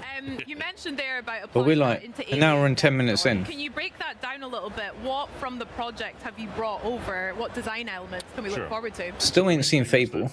Obviously, there's still time. We value giving player a But clear objective and then sandbox. I think they showed a lot more games they were gonna showcase beforehand. We don't usually choreograph specific gameplay experiences, but build a possibility space for the player to take control. So exactly that same stuff has come across to Alien Deathstorm. The new challenge for us has been combining that with horror gameplay, because horror gameplay Also, they need to show more gameplay when they're talking about the game. A secret formula that really makes it happen procedurally. It's very exciting. Secret sauce, very exciting. Nice. I'm really excited to see it. So should we get If you're just tuning in now, this is Xbox's Gamescom showcase. It's supposed to be like new gameplay and deep dive interviews into some new games. So we're seeing Minecraft Dungeons 2, Let's do it. GearsOfWarEDay, and now here's this new game, Alien Deathstorm. Here we go. Here we are. Now, this is the Megastorm in full swing. What are we doing here? So you play as an engineer who's been called into an off-world colony. The colony's gone dark. There's no signals coming from it. You think you're there to do a repair job to help sort the colony out. And as you explore, you discover that people have gone missing. The situation's getting worse. You're trapped there, and it's a desperate fight for survival. Now, the game balances, like I said, the combat intensity of like a sort of horror shooter with investigation and discovery. So you're, as an engineer, you're kind of exploring the situation, finding out what's happening. Okay. And as you do so, the storm is tearing the place apart. So you're fighting to survive at the same time. Nice. Can you break that This down looks a pretty little cool. bit further? The engineer's role, that's a pretty specific choice there. How does that come into play with gameplay? Well, we wanted to give you a framing that meant that you felt like a sort of an everyman doing your best to survive. So you arrive there with a load of tools, including this giant sort of hammer here, you know, do a bit of percussive maintenance to try and get the place up and running. So instead of doing traditional objectives where you're told exactly what to do, instead we've got a system that we call Squire that you use to kind of diagnose the situation and figure out what's going wrong. So what we can see here is the player exploring around, testing out the locations, trying to see what's happening and trying to piece together in their head how to tackle the situation in front of them. So this is a nuclear reactor that's in the So is it open world or semi-open? they're going to try and diagnose what's wrong and try and fix it. So the player has to Or are you just on this one have to sort engage of with the station? environment, piece together clues that kind of frame them as a detective figuring out how to solve this stuff. Very interesting. That just scared Okay. me. I was not expecting the ceiling to collapse. Well, good. But I was just having a look at the HUD, right? And like stuff is popping up on the HUD all the time. Can you tell us a bit about that and like what players can see on the Bloody screen? vacuum. Sure. Well, we want to give you lots of anticipation before a fight kicks off, because as you're exploring, you know, you're making a load of noise, you're causing a load of mischief, and that's going to attract some attention. Yeah. So there's a tracker at the bottom of the screen that gives you pings of nearby movement. It'll get scrambled by radiation and things like that. So it's like a multi-purpose tool Repair to help them reactor. explore and understand the situation. So combined with Squire as a way of doing objectives, it makes you feel like you're there to do a job and you've got to like piece together and survive. And who's the voice that we keep hearing as well? Yeah, that's Squire. That's giving you little clues of what to do and how to explore, but never directly tells you exactly what to do. It's kind of like having Clippy in your pocket. Okay, You know? that looks cool. I'm a big fan of the naming Squire. That's very fitting. How many iterations did you guys have to go through for that name? Well, we always like to give things a kind of uniquely British twist, a uniquely British flavour to it, and it feels like a nice little, like friendly friend in your pocket kind of thing. So it seemed like a natural fit. Squire. Exactly that, yeah. Awesome. Now, in the footage as well, I can hear some of the music making that tension a bit more buildable, and you mentioned some horror scenarios too. How can fans of horror games expect Alien Deathstorm to fit into their spooks and scares like Benny did with from Rebellion? Well, I think this is one of the most exciting parts of the game, because the jump scare that got you there might not happen for another player. Oh. It's all tuned around the player's exploration, the player's experiences. So it's like dynamic. Making a lot of noise and you're exploring, you might be attracting unwanted attention. You get That looks very cool. a bit of anticipation before the horrors turn up. It's unpowered. The Wow. encounters will be different for every single player. So it doesn't matter how many times you've gone through it before, you might never be prepared for what's about to happen. Exactly that. That's class. Now, looking at the objective as well, right? Right now, we're trying to repair and restore power to the reactor, right? What else is around him? What other kind of resource or enemies are we keeping an eye out for? Because in the trailer we saw a lot. Oh god, here we go. Oh. Right on cue. Yeah. So the player here has been poking around, attracting attention, and that's spawned some enemies because they heard the sound. The thing is though, if you're an engineer, why do you have a gun on you? Take out the player. Yeah. So there's a balance, there's a tension between scavenging for resources and trying to understand the situation, but you're going to be attracting attention to yourself. A so big bomb bugger. It's that risk versus reward all the time. You're like, actually, do I have enough, or should I just go straight for the objective? Exactly. We saw a couple of different scary looking guys there as well. Have they got different names? What kind of different enemy types can we expect? Yeah, in so Alien there is a Deathstorm? range of aliens throughout the game. In this demo here, you'll see scuttlers there, you'll see other ones called soldiers, but there's a load more that sort of unlock over the course of the game. But as devs, we don't even know exactly what aliens will be and what encounters, because it's all procedural or dynamic. Wow, that's very exciting. And to defeat these aliens, right, we're gonna need weapons, just like what you've got on the desk. What weapons are players going to have in Alien Deathstorm? Yeah, so there's a good range of weapons. You'll only see, I think, 3 of them in this demo, and they're all very kind of grounded, real-world weapons, because we felt like that kind of that suit the tone, that kind of gritty, grounded sci-fi environment. So you'll see an SMG here, the shotgun, a pistol that's always got ammo, and you can upgrade and tailor the weapons to your personal playstyle. So as you explore, you might find things like a holographic sight to help you aim the gun, and you might choose that that's your playstyle. You might prefer it. How does that actually work for weapons, the upgrade system in Alien Deathstorm? There's workbenches found throughout the game, and you sort of collect crafting materials as well, and blueprints for the various parts. Okay. Cool. Fun. Do you have a favorite weapon that you want to talk about so far? I always love a shotgun. Nice. Can't Can't go wrong there. So let's hop back into the world a bit, because Rebellion games have always had a great reputation for like exploration, discovering and looking around for like new attachments. How does Alien Deathstorm encourage players to venture off the beaten path, especially if you're going to be like potentially running into more aliens for doing so? Yeah, well, we strongly believe in player freedom, and like part of the fun of it is finding your route through the environment and choosing how to engage with it. So there is that risk reward, that balance of trying to find those resources and survive, but watching out for threats. So one of the ways that we tackle that is we try and make each environment you explore have a kind of internal logic to it. So this is like a space reactor, and I don't know about you, but I've never been to a space reactor myself. But we try to make sure it's got a kind of, clear signposting, clear exploration, so that you can either explore everywhere for resources, or you can sort of get a quick understanding of how you're supposed to explore. But we leave it completely up to the player. No, I always love like going on exploring, because it's like when Atom Force spent so long trying to search for Morris's hairline, which is just, my character was made bald as bald can be. I don't know, it's pretty accurate. Sorry, that was harsh. I mean, we've got aliens, we've got nice alien guts to look forward to as well, but what other challenges Explode, yeah. that one Damn. can our players look forward to? That was class. Yeah, all the best games have got a white visor, but right. So you saw that there, but also if you're out in the storm getting pelted by the elements, you might have to wipe to be able to see what you're doing as well, which can lead to some really tense, exciting gunfights where you're trying to juggle visibility while shooting the aliens and trying to survive. So it's all about that kind of immersive, gritty, make you feel like you're really in the suit.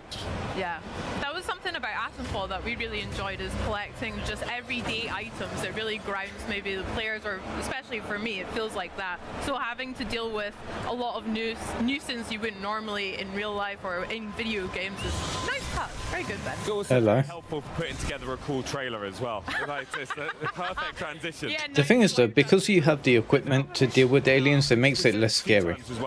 It's a problem that Alien has. What else helps That make each Fire Team Strike 2, whatever it's called. You never know what's going to happen. Yeah, Like, you can deal with aliens, it just makes it less horror. As well as the player kind of making a load of noise and exploring, we can fine-tune. Like, these games are so much, these types of games, or even like movies and stuff, they're so much better when you're following someone who doesn't have the skills to actually deal with the threat. Those high points. But we absolutely don't know with each time what encounter you're going to hit. All of the spaces are designed so that... The thing is, if you shoot a bomb enemy, alien, does that also kill his friends? At once, your strategy has to become much more complicated. I bet that must be quite a challenge when there are a variety of them around like this, swapping weapons or tactics. About to die. Yeah, so a lot of the fun in the game comes from splitting the player's attention between trying to solve the puzzle of the environment and then having to deal with unpredictable aliens. Oh wait, is that? From every direction. Oh no, you have a shield. As well, like okay. Some of the equipment that you have access to, because we just did a stim there as well. Yeah, so in this trailer here, you'll see stims and grenades as a couple of additional pieces of equipment you've got. There are more to come in the full game. You can also throw flares to light up the environment ahead of you. Nice. And like, kind of, what are kind of the, so right now, as we're kind of making our way through the level, what else should players be looking out for? Well, at this exact point in time, looking out for the alien that's jumping at the head. Yeah. Okay, we've made it to the reactor as well, is that right?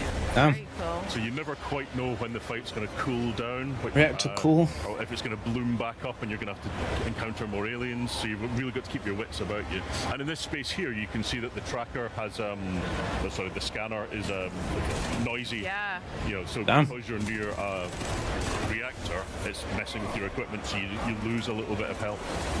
Oh, okay, yeah, that's cool. Like exactly where aliens are going to be coming from.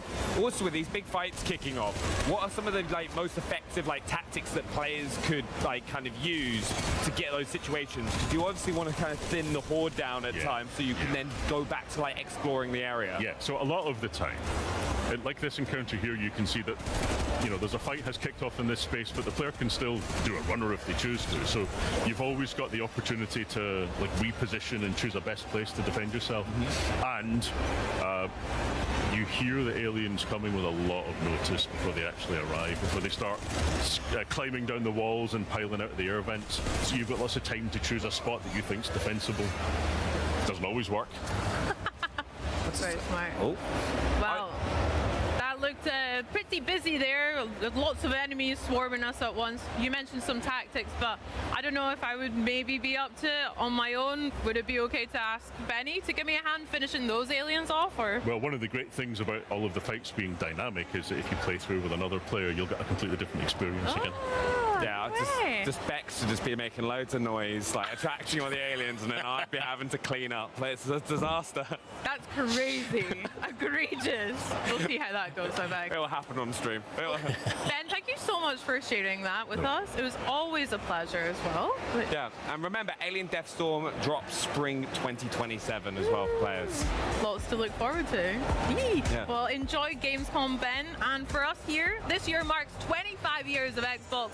And for many of us who have been playing since the beginning, it's a special moment. For me personally, my first ever console was the OG Xbox that I got for Christmas back in 2003. And my first console was the PS1. Project Gotham Racing and Rayman 3.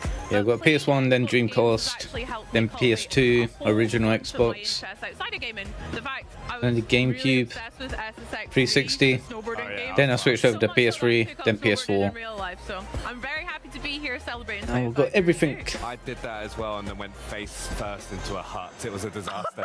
But as we celebrate the last 25 years, we can also look forward to what is to come. Like the world premieres announced today, Chosen by Odin and Dumpster Gang, plus with the biggest games coming to Xbox like Minecraft Dungeons 2, Gears of War E-Day, Fable, EA Sports FC 27, Yeah, give us some Fable. NBA 2K27, Call of Duty Modern Warfare 4, and Grand Theft Auto 6. No matter where or how you game, the best place to play is Xbox. Now, to a throwback making a comeback. This next game is sure to make fans of Persona 4 smile wide. Oh, Persona 4. Story trailer as well as a deeper look at what fans can expect. I think that's weird. I remember when Persona 4 Golden came to PC. So this like a remaster? Are you getting used to it out here? Or a remake? There isn't much to do compared to the big city, but there is that certain something you can't get anywhere else. Bring you more details about the incident in Inaba, a small town shrouded in fog and mystery. The nicest thing about this town has been the peace and quiet. And now we're gonna be the center of attention. Police are treating this as part of a serial murder case. This small town has a big secret. You ever heard of the Midnight Channel? On a rainy night, you look into a TV that's turned off. when the clock strikes 12, someone else will appear on screen. Really? An urban legend. Not even a kid would believe something that stupid. Nope. The time has come to You're down. eyes. Call upon power within. So, no.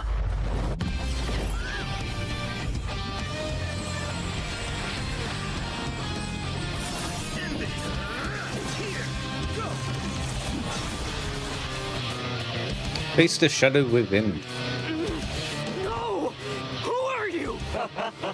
I'm your shadow, and there's nothing about you that I don't know. I don't believe you. It's funny, I don't remember a single thing about this game. I think because I put like 70 hours into it in a week. I had a week off from work.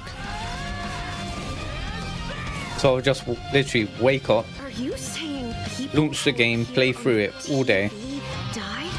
and then close the game, go straight to sleep. What's going on here? Genuinely one of the best holidays I ever had.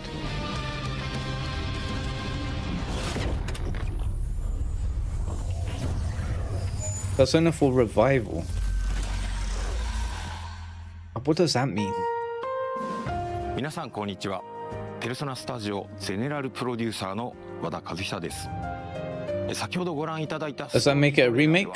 ペルソナ4リバイバルの新たな姿をご紹介しました。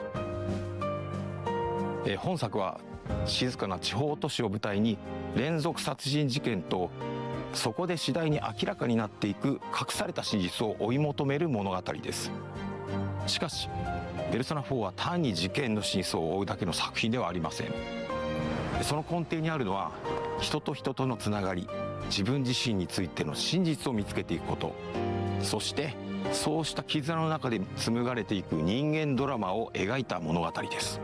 Someone in town is definitely kidnapping people and throwing them into the TV. これらの対比こそがペルソナ4を特別な作品にしています。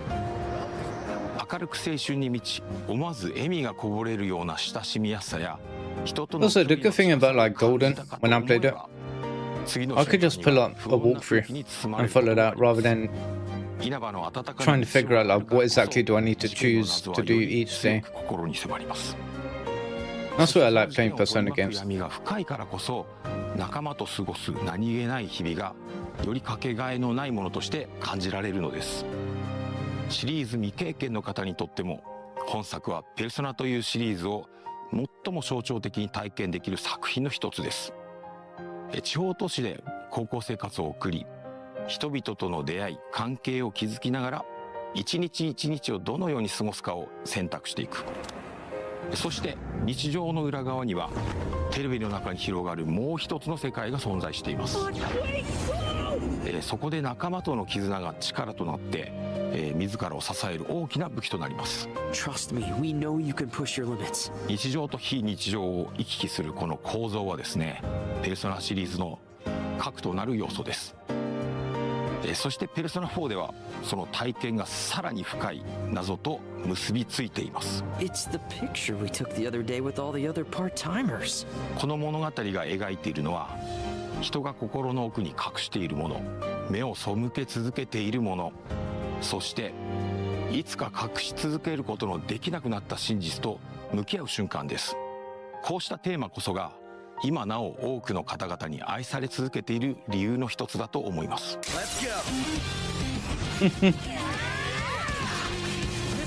ペルソナ4リバイバルの開発を始めるにあたって私たちが最も大切にしたことの一つはオリジナル版で多くの方が感じてくれたあの空気感を守ることでした。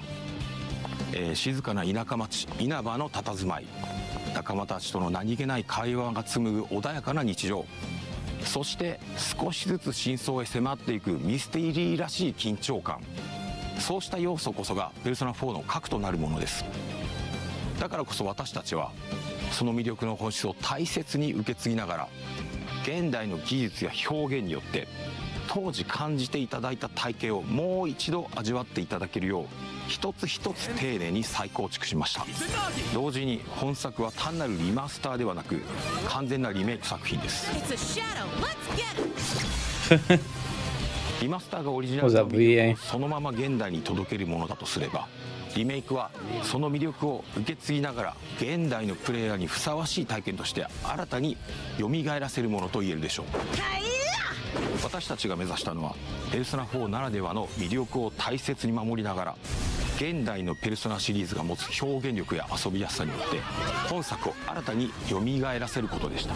Yeah, so it's a remake.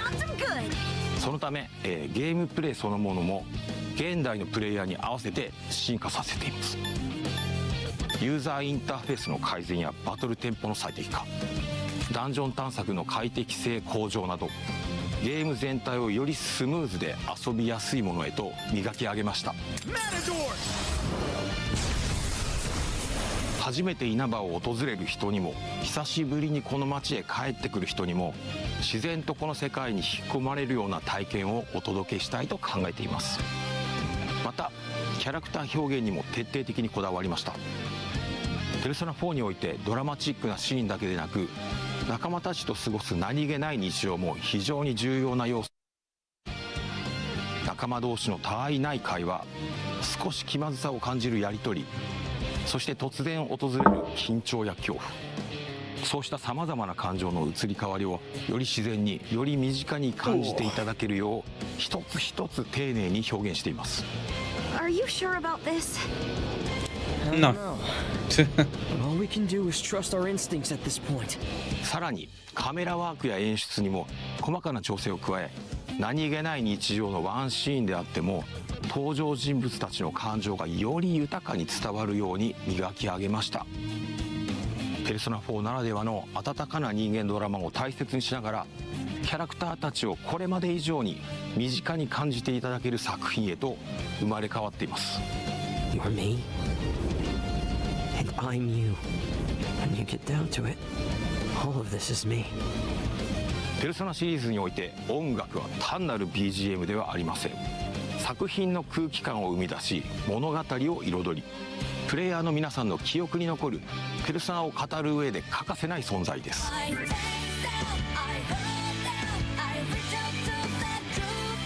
中でもペルソナ4は音楽も多くの皆さんに愛されてきました。だからこそその魅力を損なうことなく、オリジナル版への敬意を大切にしながらサウンド制作に取り組みました。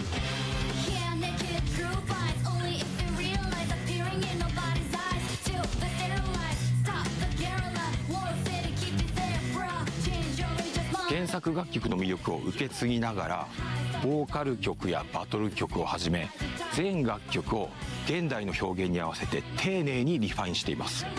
さらに本作のために数多くの新曲も制作しました。懐かしさと新しさ、そのどちらも感じていただけるサウンドをお楽しみいただければと思います。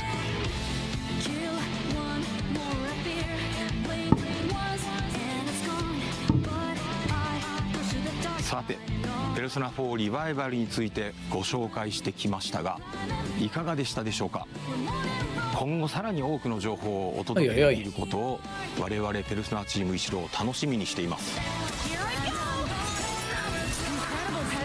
It looks good. I'm not gonna play it. 最後になりますが、本作がペルソナシリーズを初めて遊ぶ方には日常と非日常が交錯するペルソナならではの魅力を余すことなく体験していただけると思っています。そしてすでに稲葉市をよく知っている皆さんにも、知り尽くしていると思ってたこの街にですね、まだまだ新たな発見や驚きが待っていることを感じていただけるはずです。ぜひペルソナ4リバイバルで霧に隠されたその真実を確かめてみてください。 Who's on air?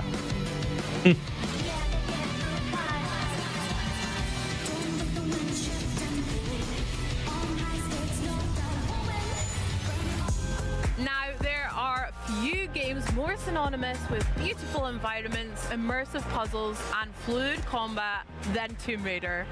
And as someone who has Oh, played Tomb Tomb Raider. Raider Legend, Underworld, Anniversary, the original, etc., so much that I can still recite a bunch of the cutscenes from memory, I am particularly excited to be talking about this next chapter in the legendary franchise. Here, with an extended look at the mysteries of Peru in the new Tomb Raider Legacy of Atlantis, please welcome Crystal Dynamics Experience Director Jeff Adams and Flying Wild Hogs Art Director Arek Tomaszewski. Welcome, guys. How are you? How's your Gamescom going? Awesome. Hello. Good.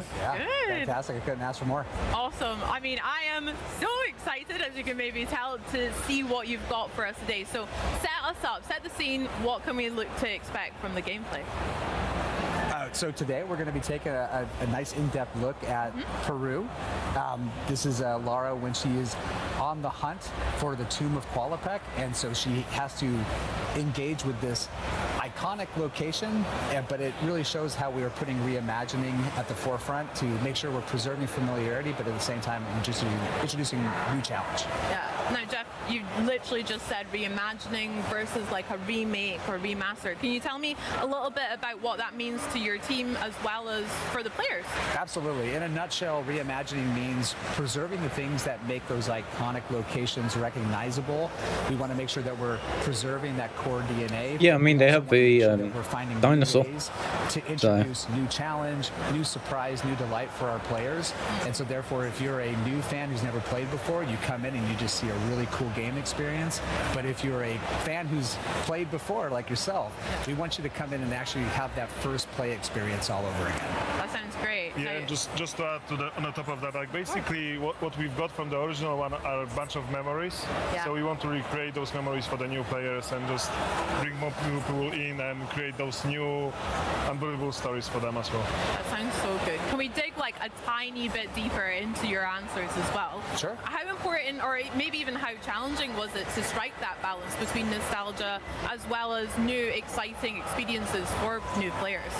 It's a delicate balance, and I like to say it's a combination of an exciting opportunity to get a chance to get under the hood and really kind of see what we can do, but it's also an incredible responsibility because we know that there are people that have so many strong memories. Like Lara's become so part of. I remember playing the original Tomb Raider on PS1. We want to make sure that we're really making sure that those fans are seen, but at the same time we're also giving them a chance to actually experience something new with the character.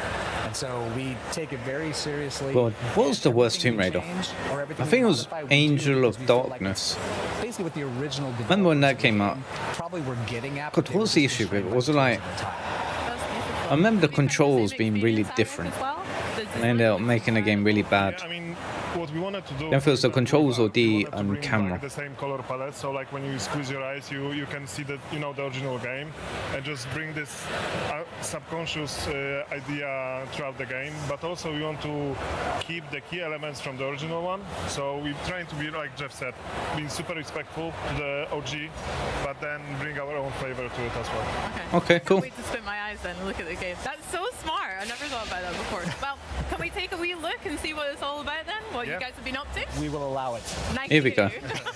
And here she is. Oh, such swagger she's got. Yeah, you see that familiar silhouette come into the light, and you just instantly get the hairs on the back of your neck standing up.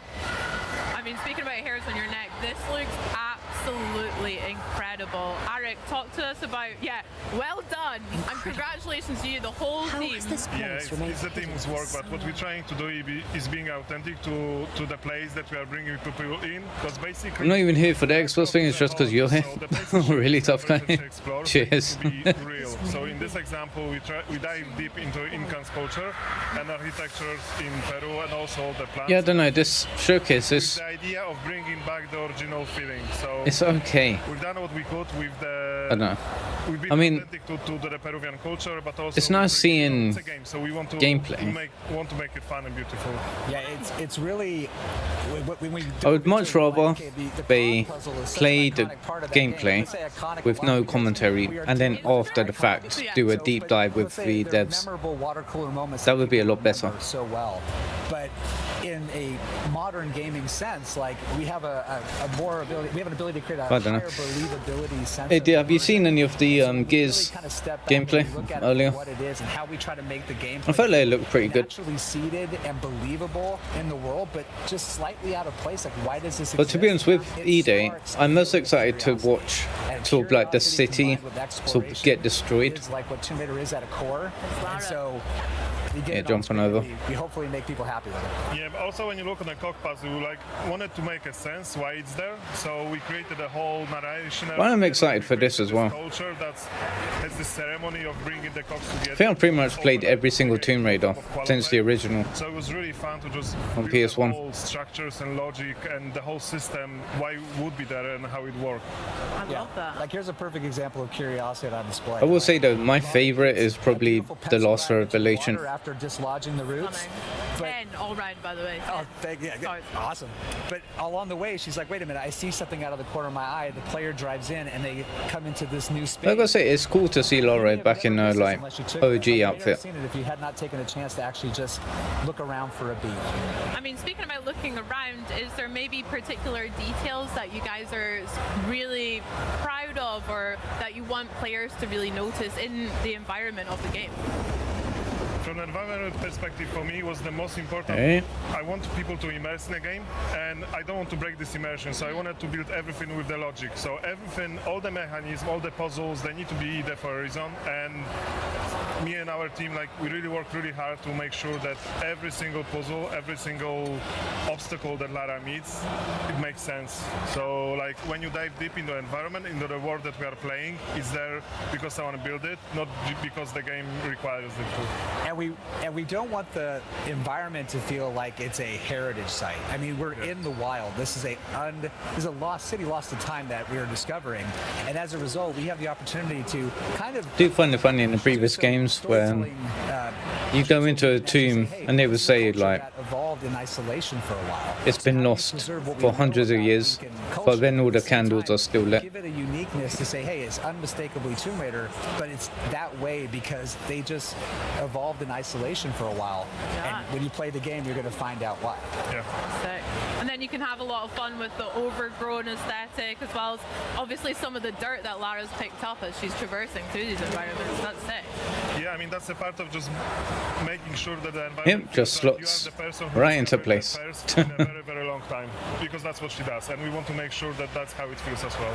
Yeah, and Lara's she's not a delicate flower. She looks good, but she is going to get her hands dirty. She's going to dig in. Heck yeah. She's going to go anywhere, and she's going to follow her instincts, similar to how she's doing here. She's like, I need that cog to get that puzzle moving. I found one, but that has opened up the path to somewhere else.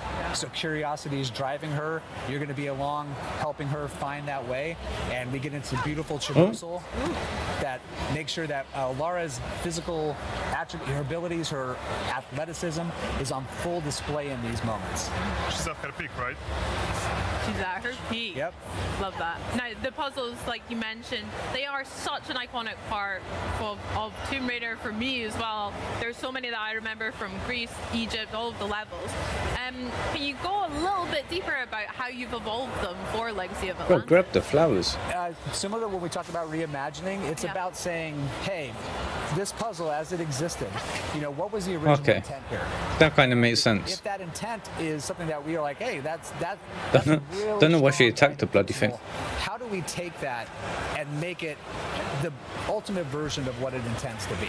Okay, that jump looked very floaty. To the formula, sometimes it means deviating into another area, but we do so in a way that's very thoughtful and very precise, because we never want to make it feel like we're ignoring the history of this adventure that we're reimagining. We want it to feel like it's the re-debut of this game, and so adding new details like People that allow her to extract more lore from the world, preserving some of those classic abilities like push-pull, traversal being fluid and dynamic. We get into combat. I would say after this, these are all just. I think it's supposed to end in 15 minutes. Amazing. I don't know. After this, we've got an hour to kill before the future game show, and I think that's more like a traditional game showcase of like trailer after trailer. As a clue to the puzzles. gives you clues if you want to. If you don't want to, you can just play it your way. Yeah. And that's us trying to be sensitive to the players, because there are those that want to have this full breadth of systems, but we also have our hardcore players that are like, I want 2 pistols and no help. Yeah. And we're accommodating them as well. Yeah, I love that. Giving players way more choice and following their lead as well. That's so cool. It sounds like you guys have done a lot of research as well and really respected a lot of the environments that you're talking about in real life, as well as creating a more fantasy realm for Lara to explore. That sounds sick. I mean, the research is a massive part of what we've been doing, because the cultures that we've been working on recently is you know, Incans, ancient Greece, Egypt, and we want to be respectful to those cultures and to the history that they have, and also for the players to feel like they are actually archaeologists, not just playing the game. So that's why we've done so much research. And when we decided to partner with the Hogs on this game, you know, co-develop it together, we knew that they were also fans of the game. I think Matt it does is look good. one of the designers on the yeah. So like we've got a designer on the team who literally used to make Tomb Raider levels for fun. Yeah. And he's really well known in the community. So these are real fans that are making the game. Wow. But at the same time, we're also, you know, we have a luxury of very talented developers who ask the right questions, who push in the right places to make sure we get really cool stuff that's fun to play on screen. And watching this whole process unfold over the last few years has just been a treat as a developer. I bet. That's so special. That's so cool. What we've seen here is Lara there it goes. in full action there. She's I'm kind of confused about the Tomb Raider IP. Looking. Can you talk to me a little Because I thought about some of the innovations that Embracer brought, can be experienced in well, Embracer purchased the IP, how it'll feel for players. and then I thought they only sold the movie rights to Amazon. What was it, 600 million? It's like putting on an old pair of shoes that are super comfortable, but at the same time, we've given her a couple of more tricks. That Then I see people keep bringing up Amazon such as a grapple cuff that can give her some unique with abilities this to game. interact with objects, to use it to navigate. So did Amazon buy just the movie and TV rights, or did they buy the rights for the entire IP? But that cog puzzle, I mean, she basically knew she needed to find it. She used her instinct. She moved upwards through this beautiful little pocket city that was adjacent to this temple, discovered things about it along the way, got inside, found this beautiful water clock whose purpose is unknown. Yeah. She gets it. Oh, you got spinning. Yeah. That's Lara, baby. Oh my gosh. Yeah, the jumping just looks very floaty. And she never leaves without style. Oh, that's sick. So yeah, we've got even just that falling looked pretty floaty. It's weird. The environment art is stunning. I know. I mean, incredible. I mean, we try to. When you play in this game, like we want you to explore and just enjoy exploring the environment, apart of doing everything else. Like if you just want to walk around and want to figure out what was actually happening in this place and how what the people were doing there hundreds of years ago, you can do so. And just working on all those vistas, it's just so awesome. Like our teams put so much heart and passion into building the vistas like this. Look at that. This is one of my favorite favorite moments. Yeah, it does look good. Shots where you're alone in the wilderness. You can hear the birds chirping, the leaves rustling. There's no time clock. We want people to slow down when they play the game. We want them to say, take it in, enjoy it. You don't have to speed run it, but if you're listening and you do, let us know what your time is, because we'll keep track. But that's great. It's the type of audience that we have. You know, we have people that want to challenge themselves to move through the experience as fast as they can, and those that want to skill points. And the game just is. Can we have a look at the skills? I'll be sightseeing for sure. I've got tears in my eyes. I'm not even joking. That is absolutely incredible. Wow. I wanted to go back a little bit and talk a little bit more about Lara's toolkit and how that's evolved here. So we have mentioned her grapple hook, we saw even entering the water. Well. How is that really going to affect the gameplay for players, and what other tools has she got up her sleeve?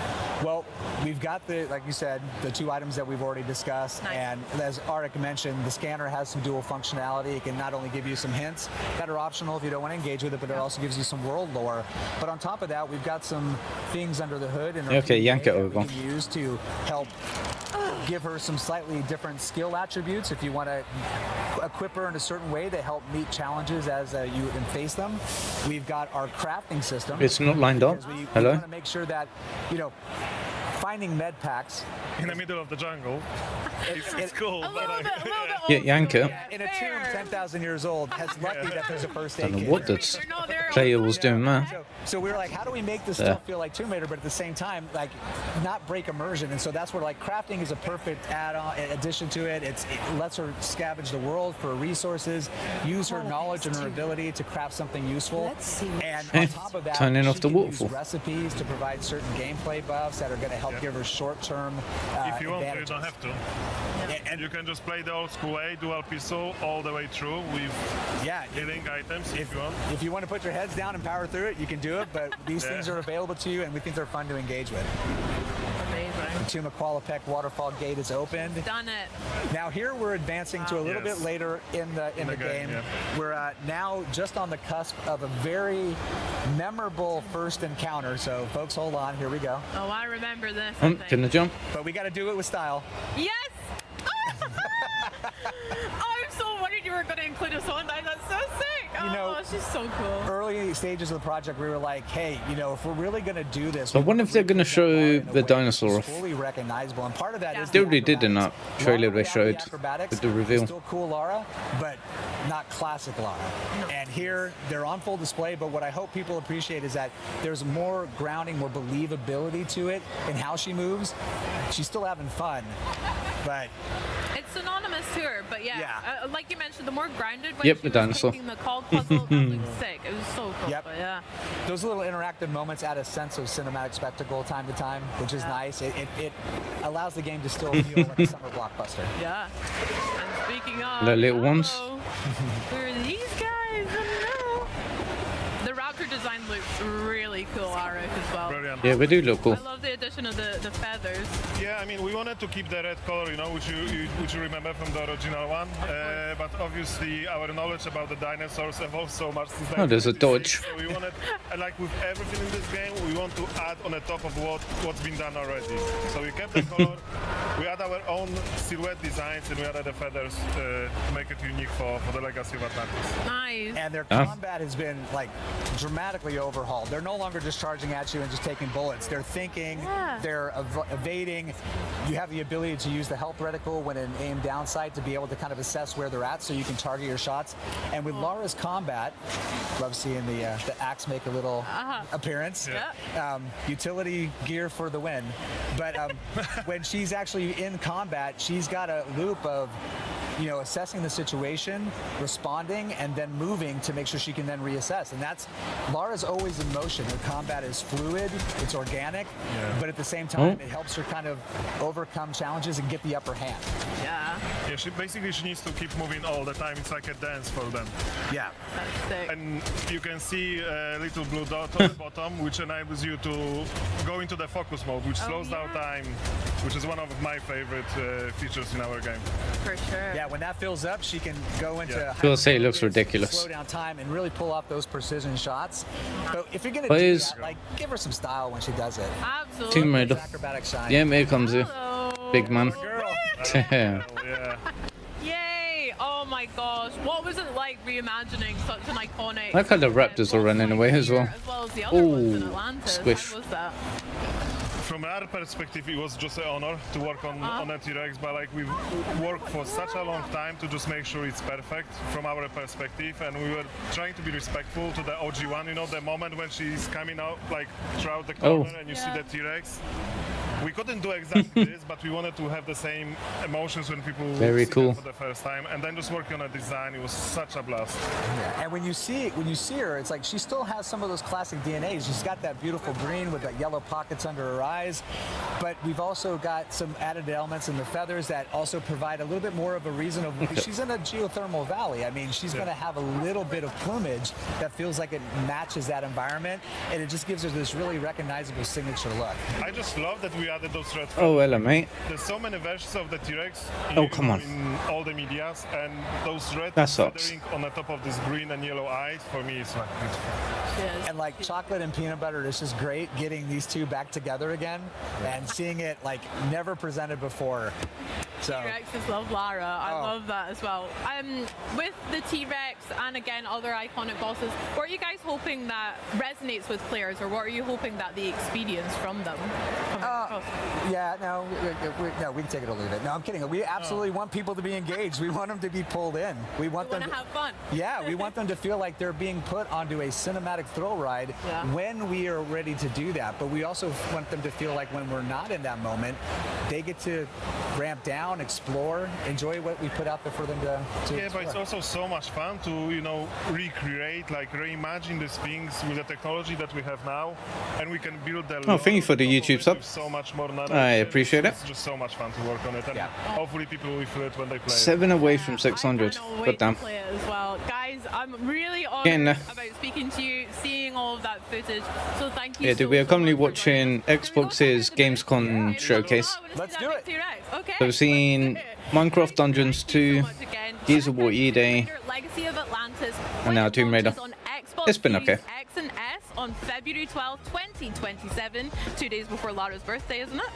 And it's Xbox Play Anywhere. Buy it once and play it across Xbox console and Windows PC. Pre-order now.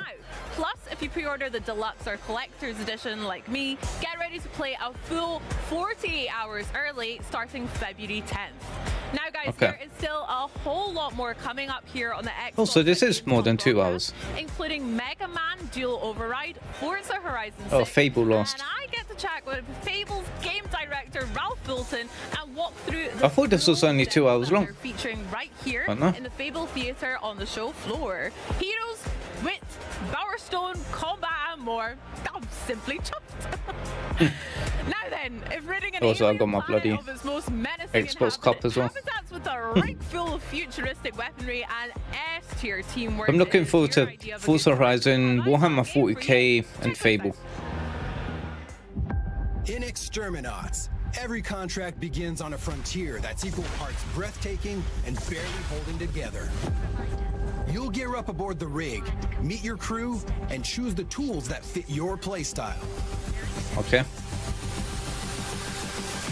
Then it's time to drop in and get to work.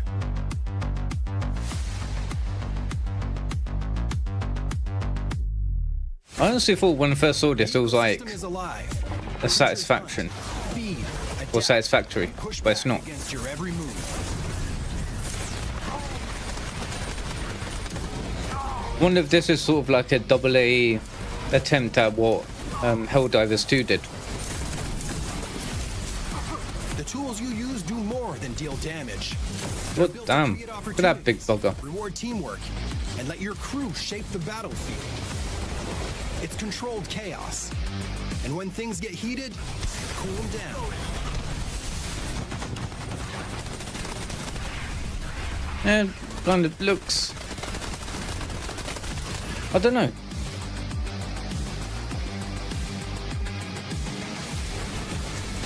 Okay, looks good. I was about to say, it looks kind of generic for a sci-fi game. I like the weather It's effects. only part of the job. Success Very comes cool. from working together.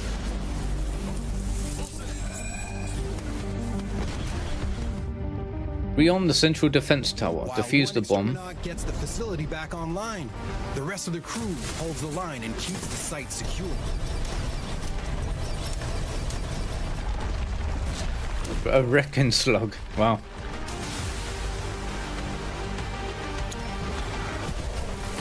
Okay, these bosses look cool.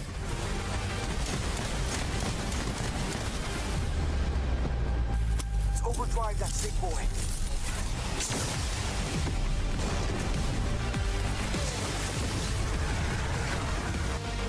Of course, hard work has a way of attracting the biggest pests around. I mean, this game, yeah, I mean, it looks cool, but it's not really a game I would play. And even then, the contract isn't finished until everyone makes it home. So what? I am going to go make a coffee. So I will be back in 2 minutes. Call in your ride, defend the extraction zone, and earn your pay.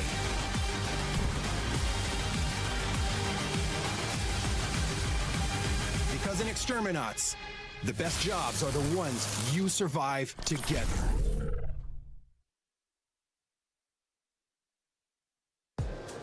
Magic and Melee take center stage in Warlock, a brand new third-person open-world adventure set in the D&D universe.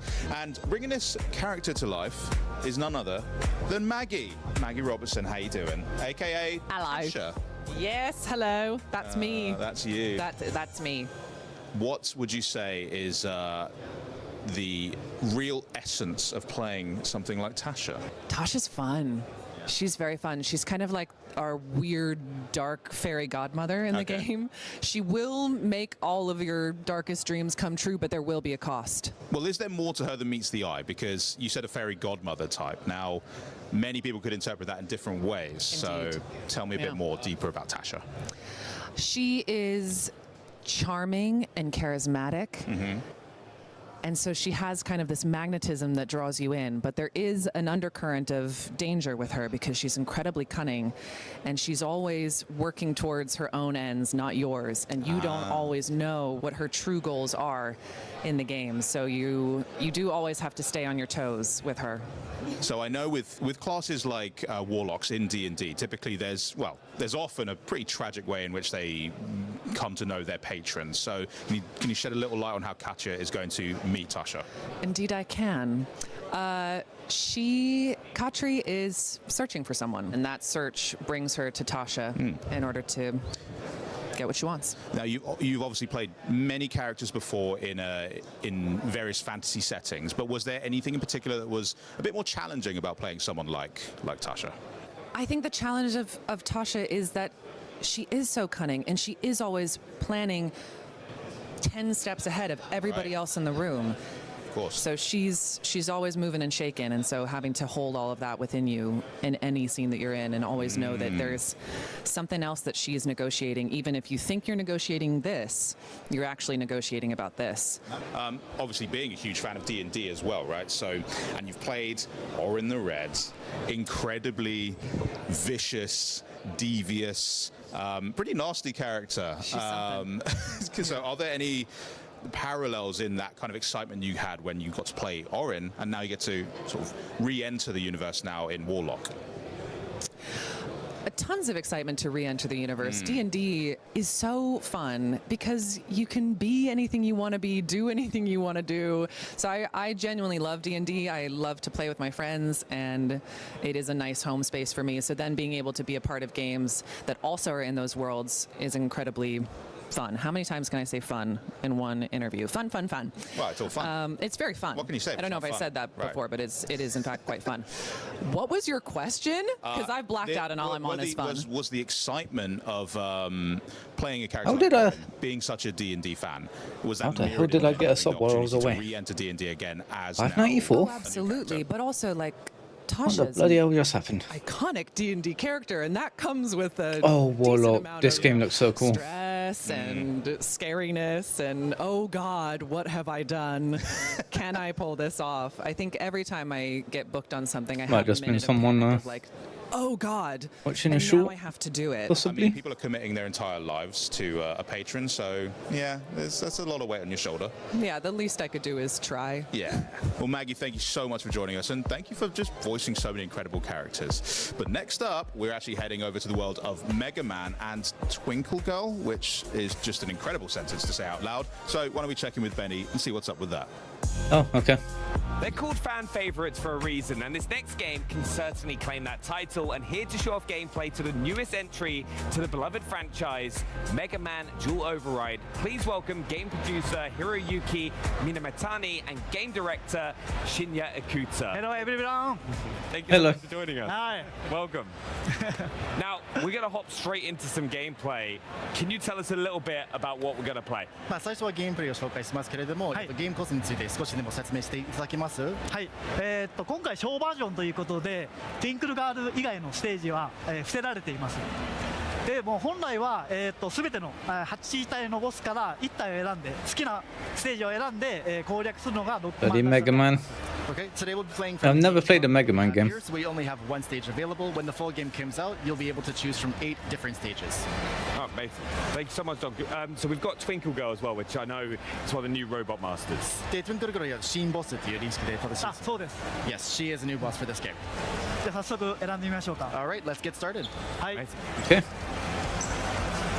So, can you tell us a little bit about the 3 stages that we have, which is new? はい。で、ステージ3つのエリアがあることについて少し説明していただけます？はい。今回は3ステージ構成になっていて、 So this is Mega Man. ステージが進むごとにだんだん難しくなっていきます。で、最後にボスが待ち受けています。All right. So every stage in the game will have 3 separate areas, and as you progress through each of them, they'll become more and more difficult. The robot master for each of those stages will be waiting for you in the 3rd area. Okay, amazing. Should we Very cool. hop in and see what we have on offer? じゃあ始めましょうか。はい。 Yeah, I'm down to see some gameplay. All right. Select the chipset you want to use. Built for survival, firepower, and no chip support. で、そのチップについて少しでも説明していただけます？はい。チップをセットすることで Okay, so these make the game easier. 今回は3種類のチップセットを用意しました。Okay, Mega Man is able to equip a variety of chips throughout the game that'll add a variety of abilities to him. For the Gamescom show floor demo, we have 3 chips available to players. Okay, amazing. And what's the first one that we're going to use? で、今日最初に使うのはどちらでしょうか？一番上の防御スタイルのチップセットを選びます。All right, so first we're going to be using one that's a little bit more of a defensive chip. Okay, nice. Let's see it in action. はい、じゃあ、let's start. この3つのチップセットは体験版だけの特別な仕様で、製品版ではユーザーが組み合わせて使うことができます。All right, so for the Gamescom demo, we only have 3 chips available. Once the full game comes out, players will have a very wide variety of chips to be able to use for a variety of skills. Oh, amazing. Oh, we can see it here right there. So it's going to help block those abilities, right? で、そのシールを使うときには、攻撃にダメージ受けないようにするんですよね。そうです。はい。Yeah, that's correct. It'll reduce damage. Okay, you've got a shield. バリア自体はいつでも解除できます。All right, so with the shield itself, you can actually turn it off at any point in time too. Okay. So I'm guessing that's going to create a skill curve for players. まあ多分プレイヤーにとってはそのシールの使い方はやっぱり戦略が必要ですよね。はい、そうです。Yeah, so some strategy will be involved, of course, in the use of the shield. Amazing. Also, something to point out is like when damaging the enemies, we're seeing a lot of that like graphical effects to those, aren't we? やっぱり敵にはダメージを与えるときにはその傷がついたりマークがつきますよね。はい。だんだん黒くなっていくというか、ちょっと焦げが発生して、はい、ダメージ表現が分かりやすくなっています。It's crazy how many Mega Man games there are, actually. Damage and scars and that sort of thing. And as they become darker, it's clear that they're getting closer to being killed. And there's tons. But you forgot your loot. The level as well. We're noticing a lot of familiar enemies from that people recognize from the previous games, right? Can you tell us a little bit about that and how you balance it in this game? はい、ステージが進行につれて、馴染みの敵と新規の敵が登場するんだけれども、そのバツ取るにはどのようにやって。It's such a shame there was no Resi Requiem DLC. All cover in the gameplay. ファンの人はすごく喜んでくれますし、結構なんていうんですかね。It just reminded me. Oh, well done. This is made by Capcom. Yeah, so when it comes to enemies, of course, having a bit of a familiar face allows fans to have a little bit of nostalgia with the gameplay, and then introducing new enemies. Bro, jump and shoot. Will add a different shoot now. challenge to it. So it's a good opportunity for fans to really. Whoever's playing this made that a lot more difficult than it actually was. Bring some challenges to the game. Yeah, and I think we got to talk about new things about the game, the dual override system. Can you tell us a little bit about that? Big press gone. はい、で、新要素について話してるんだけど、オーバーライドについての説明少しでもいただけます？はい、わかりました。ではまず実際に使ってみますね。ちょっとお待ちくださいね。All right, we'll use it in just a second. すでに今の時点でWhy turn the shield on again? All right, so at present, the override gauge is still building up. 敵を倒したり、ダメージを受けたり、いろいろな能動的な行動でゲージが溜まっていきます。And the override gauge will build up in a variety of ways, taking damage, damaging enemies and whatnot. How many times can you? Oh, here we go. ではオーバーライドをして強化した状態でかっこよく敵を倒したいと思います。Alright, so once the override is activated, be careful. Become more powerful, and you'll be able to unleash some really cool looking attacks, like we've seen here on the Damn. Insta killed it, yeah. Amazing. And that's our first level stage complete. Yes. Yes. Amazing. Now, one thing as well, with that override system, how many times are they able to charge it? でそのオーバーライドのゲージは、何回まで蓄積できます？一定量、敵を倒したりすると、段階的にゲージが上がっていって、3段階が、最強のオーバーライド状態になります。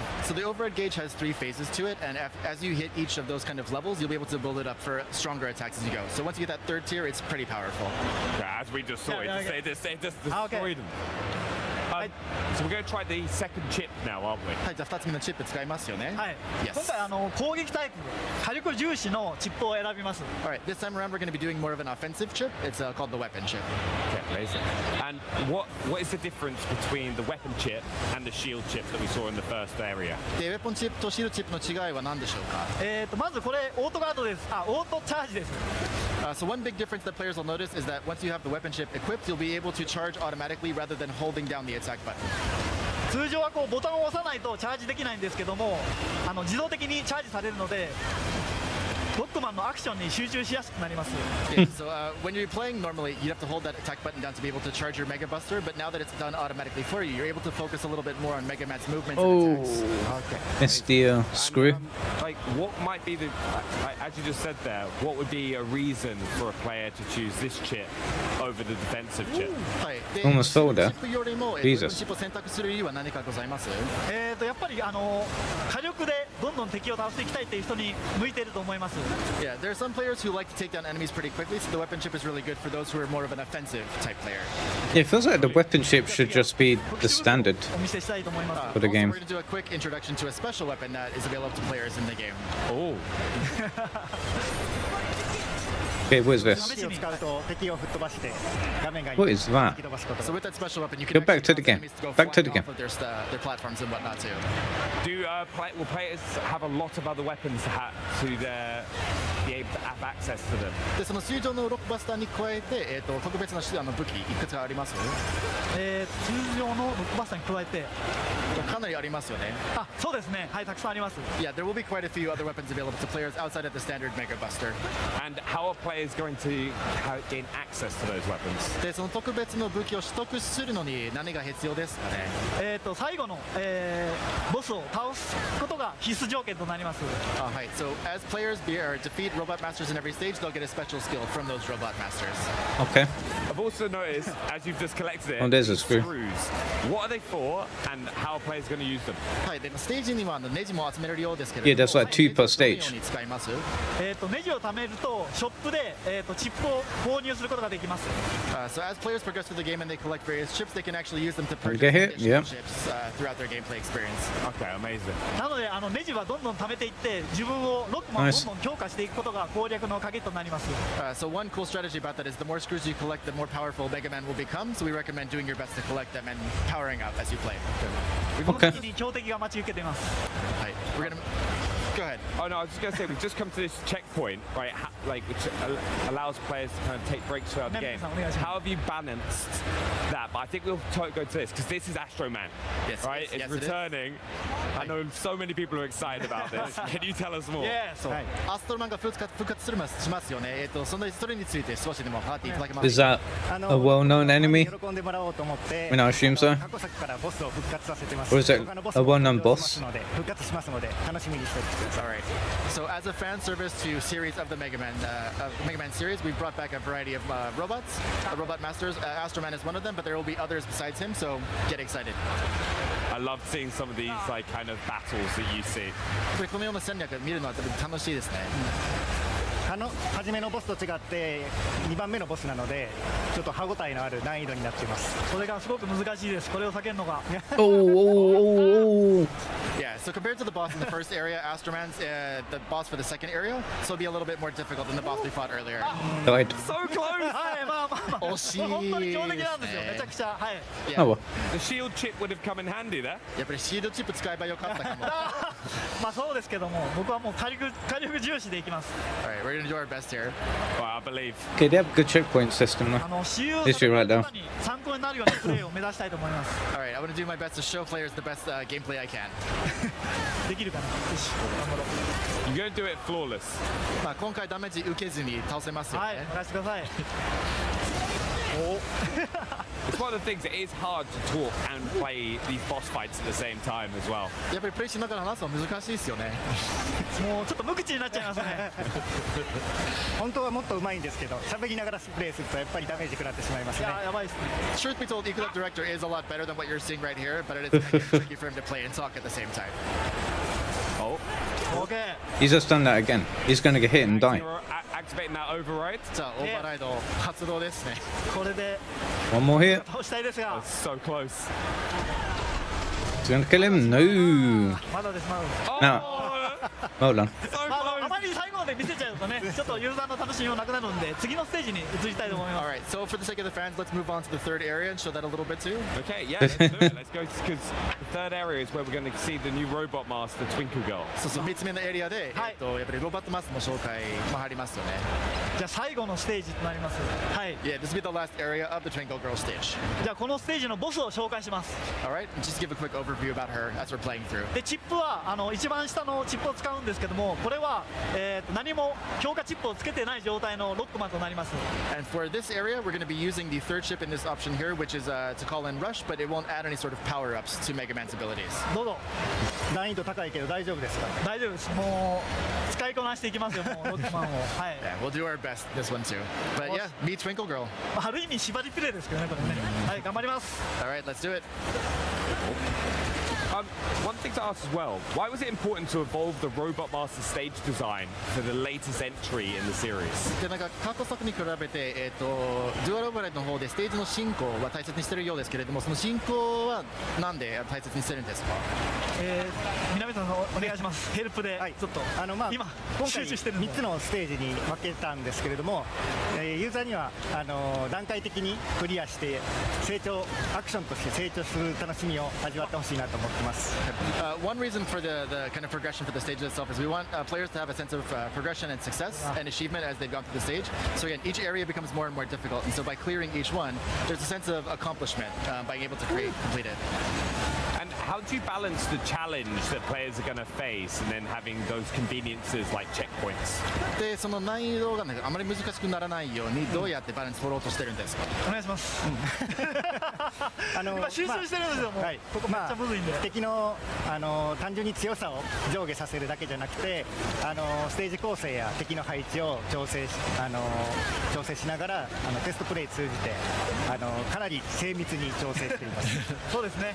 Yeah, so if you think about it, obviously the enemies become more and more difficult, more powerful as you progress through the stage, but also we get more strategic with the placements of the enemies, so they're in more inconvenient places, so to speak. But again, it really gives players an ability to practice and kind of level up as they're playing. I mean, this looks like a solid game, but it's just not really for me. As well compared to the other two. やっぱり3つ目のエリア非常に難しいと見えるんですけど。めちゃくちゃむずいです。Yeah, it is pretty tough, isn't it? I didn't grow up playing side scrollers, really. I think the only side scroller I played when I was a kid was Rayman. We want to make sure we kept that for the classic fans. Do you have any tips for players? Oh, other than that, Mario. First time. But you know, Mario is Mario. 何かアドバイスあります？ロックマンは特殊武器を使うと強い攻撃が与えることができるので、このボスも特殊武器が効くようになってますので。So yeah, Mega Man again will have access to a variety of special weapons. Using those special weapons against Robot Masters will actually have some pretty extra effects on them. So we recommend picking those up and using those as well. This fight looks so hard against Twinkle Girl. やっぱり Twinkle Girl 戦は難しく見えるんですけど。めちゃくちゃ難しいんで、僕はもう喋れませんね。It is pretty tough. So Ikuto-san's gonna stop talking because it is pretty tough. 難しいですけど攻撃パターンを見極めれば。オッケー。これ以上見せるとちょっとOh, he paused. はい、ここでやめときます。Yeah, so of course Twinkle Girl's attack patterns and whatnot are pretty tough. We don't want to give away the strategy of how to defeat her entirely, so we're actually going to call it right here if that's okay. I feel like that Wow. is perfectly fair because we don't Okay. want to give those secrets away. We want people to have that challenge. やっぱり発売前にメタバレ出したくないんですよね。ああ、そうですね。ぜひ。 But wonder if you start doing more moves as you go further into the fight. はい、プレイだと思うんで。 It seems to have the same This moves. is a preview of what's to come. Now, we've seen some great features. We've seen the new override abilities, the new chipsets. What else should fans be excited to see? 今日いろんな新要素を紹介してもらってますけれども、それに加えて、一応注目したいこと何かあります？そうですね。8体のボスまだお見せしてませんけども、非常に魅力的なキャラクターをたくさん用意しているのと、そのうちの1体はユーザーから募集をして選抜されたすごく、デザインが、かっこいい、ボスが登場しますので、それを楽しみにしてほしいです。 Alright, so within the game itself, there are 8 robot masters across the 8 stages that players will have access to. We're only revealed one so far, but one of those robot masters is actually going to be designed by a fan. We held a design contest, so that winning entry will be part of the game as a final boss. That is amazing to see. It's like you've already got such like dedicated fans to the franchise, and they're going to be absolutely buzzing to see that. やっぱりファンの皆さんは情熱的なんですけれども、そうファンが作ったデザインをゲームに入れてやっぱり興奮感がやっぱり強くなりますよね。オープン感ですか？興奮感。興奮。はい。いや特にデザインした人はすごく興奮すると思います。Yeah, especially the person who created that winning design, they're going to be super duper excited to see it in the game. もしかするとね、yeah, of course. に名前が載るかもしれませんもんね。そうですね。スタッフロールには名前が出ますから、ボスも特徴的なステージに出ますので、楽しみに発表を待っていただければと思ってます。So it's not just that Robot Master design, but the whole stage for that Robot Master will also be themed around that design itself. So it's going to be a really kind of special experience. The staff's really excited to reveal it as well. No, I'm excited to see it as well. It's a bit like that's really cool. Twinkle Girl stage today and how that's all designed. But I'd just like to say a massive thank you for both of you, all three of you, for coming and showing us some gameplay here on the Xbox booth at Gamescom. Thank you so much for joining us. 今日のご紹介誠にありがとうございます。ありがとうございました。Thank you so much. But Well, so they have straight from the Xbox booth, we're getting nostalgic and celebrating 25 years and showing off some sweet new wheels coming to Forza Horizon 6. But okay. First, Hopefully that comes with some more tournaments and stuff. Platformer coming to Xbox very soon. Wait, what? Come on down today. Your Jurassic journey awaits. What is this? Is this a Jurassic Park survival? Anyone here? Sorry, kid, but what was your name? Jordan. I'm Stella. I need you to find Dalton. Oh no, this I am down for this. You see, we've come across this material with some sort of organic properties. Map pack. I should have stopped a long time ago. This is my first documented sighting of Ugly bugger. Jesus. Something took him. It took everyone. There's not a soul here. What the hell? How many of these things are there? There are other areas that can get you back to the surface, but you gotta go deeper. Suppose the only way out is through.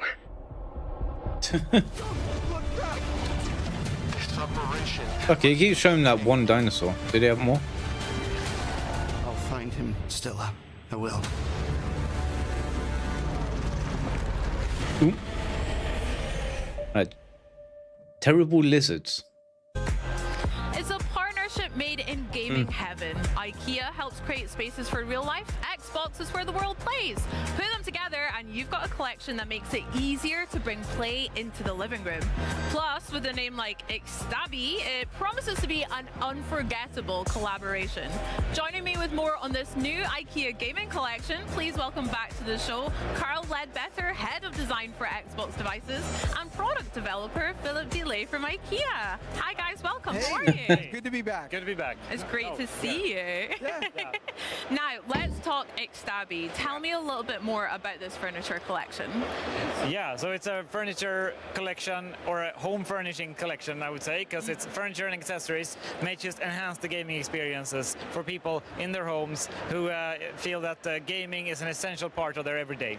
Cool. How did this come about for you guys? Wow. Well, it's pretty interesting when you think about IKEA being the world leader in gaming. It looks ridiculous. Home furnishings and I do like products for having people all at the home. different controllers though. Xbox with our game content and devices for gaming. When you put them But you need like together, a unique design the controller in ultimate each one. opportunity to get people immersed into games. So it doesn't stop at the screen. I think Ray has a wall of light. He's a Twitch streamer. Playing games in. So that's where He has a bunch of different Xbox controllers on his wall. Awesome. Now, I hear you had a little inspiration, obviously, from the controller here. Can you talk to me a little bit about how that inspired your product design for this collection? Yeah, Carl? Sure, yeah. Well, the controller is very iconic to Xbox. Of course. That's where you It's the Swedish flag, isn't it? games. And so we Yellow and took blue. some of the detailing from the controller, like the thumbstick stool, the D-pad cushion, and the D-pad platter. And those are kind of more specific examples, but A really big yeah, thumbstick. it's inspiring. Game content really comes alive through the product, so that's what we looked at. Yeah, we were inspired by like elements of the controller, but also like how people use it. You know, how people store it, how they charge it, and How people use it. It's a bloody controller. yeah, we use some of our IKEA smarts to help you organize all the gear you have around the game. Yeah. So, One of the fun things about this project was IKEA and Xbox both share the same philosophy of making products that solve real problems, that are expressed in a way that anybody can enjoy them at home. And grounding on that, we really started to unlock new ideas and thoughts, and it shows up in all of the collection. Yeah, for sure. Lord knows I need some IKEA smarts as well in my gaming at home. That's so right. Sounds great. So guys, can I get my hands on this collection maybe at my local IKEA store or even online? yeah, very soon. Okay, how soon maybe? When do you expect to launch? We'll launch globally from October 1st this year. Wow, Yeah. awesome. Oh, cool. Just around the corner, absolutely. Just around the corner, not long to wait at all. I can't wait as well, especially for that D-pad tray. I need that immediately if I can have it. Or maybe even this delightful little cushion. Can I One of give my this one? favorites. One of your favorites? Yep. Love That it. one's for you. Yay! Okay. Thanks, guys. Well, I mean, Xbox and IKEA feel like they've officially leveled up the gaming space for us at home as well. How does it feel to finally reveal this collection here at Gamescom for you both? Go ahead, Philip. Yeah, amazing. I mean, Gamescom is the world's biggest gaming event, and to see the product, out in the wild, experienced by fans and gamers, So, people trying out. We've only got 35 more minutes before the future game show starts.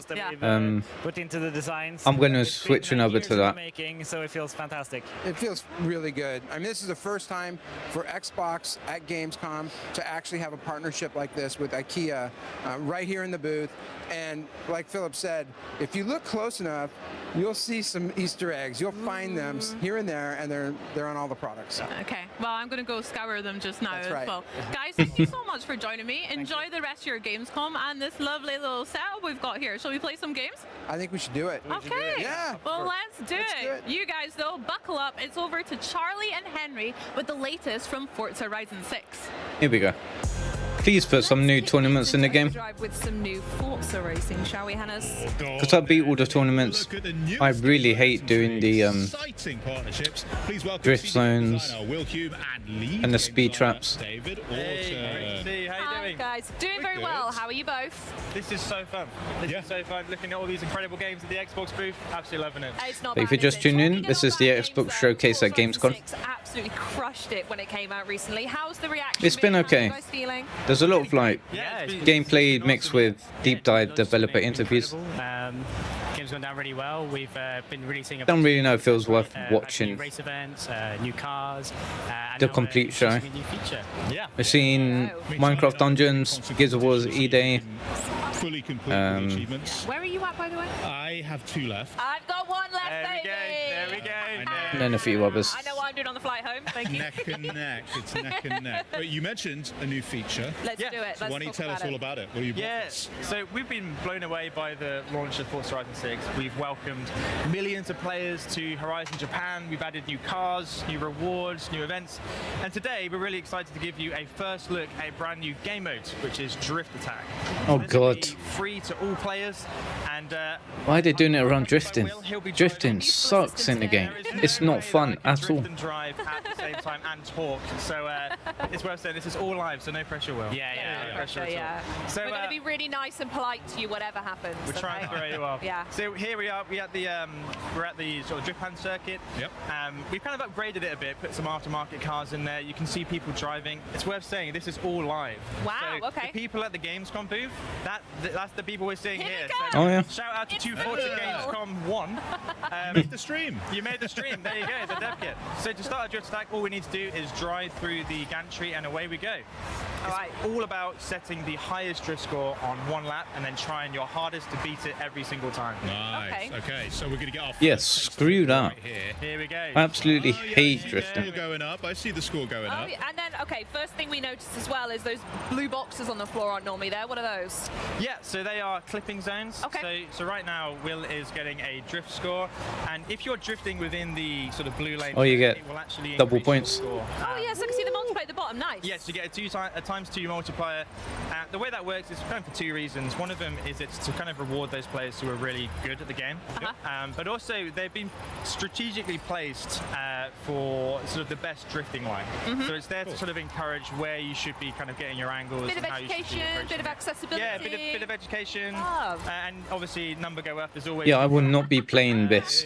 It's always good. I just want some more races. Locked in the score. You got 158,000. Okay. Very respectable. Is it respectable? I say it's modest. Modest. Modest. You gonna take We that? can do better. I think we can do better. Okay, let's get another run real quick. Yeah. And I saw as well there was some little pop-ups on the side, on the right. They look like collection journal entries. Ah, yes.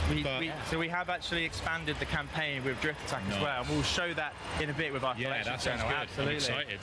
And a key thing about this, We just need some more all in the races. shared world. That's literally all the game needs. You're not instancing out into another space. Yeah. We wanted to make it as frictionless as possible. So all you need to do is drive through the gantry, and away you go. And right now, Will is sort of taking the score against himself. If you wanted to, you could actually join a convoy of people, and you'd be put on a leaderboard with them as well. Beautiful. And it's how we kind of wanted that competition to be more opt-in. So you can rock up and you can just drift for as long as you like. Scotch better. So excuse me, I I'm did see the refilling my leaderboards vape. on the side as well. Yes, the leaderboards. Emerald switching. leaderboards. Yeah, so this is all very similar to Time Attack, really. So the Emerald leaderboards you see, we'll go drive to them now. How are Gamescom doing? How are Gamescom doing? The switch in the coil level. I've got quite a way to go. Oh, darling. Whoever was 2 Forza Gamescom 6, whoever that was, they got the best score. So Doing this is actually really well. live, and these leaderboards, they reset each week as well. Nice. So this looks across the entire community as well. So you could be driving past a drift attack circuit, and you see your friends on the leaderboard, and they've swapped your score. And you wanna- It's like a great way. Yeah, exactly. And then away you go. You start And as you drifting. said, it's a permanent mode, so you can constantly keep your eye on it. I wonder how many people from Playground ended up getting fired after With that, this is the the game mode you can play released.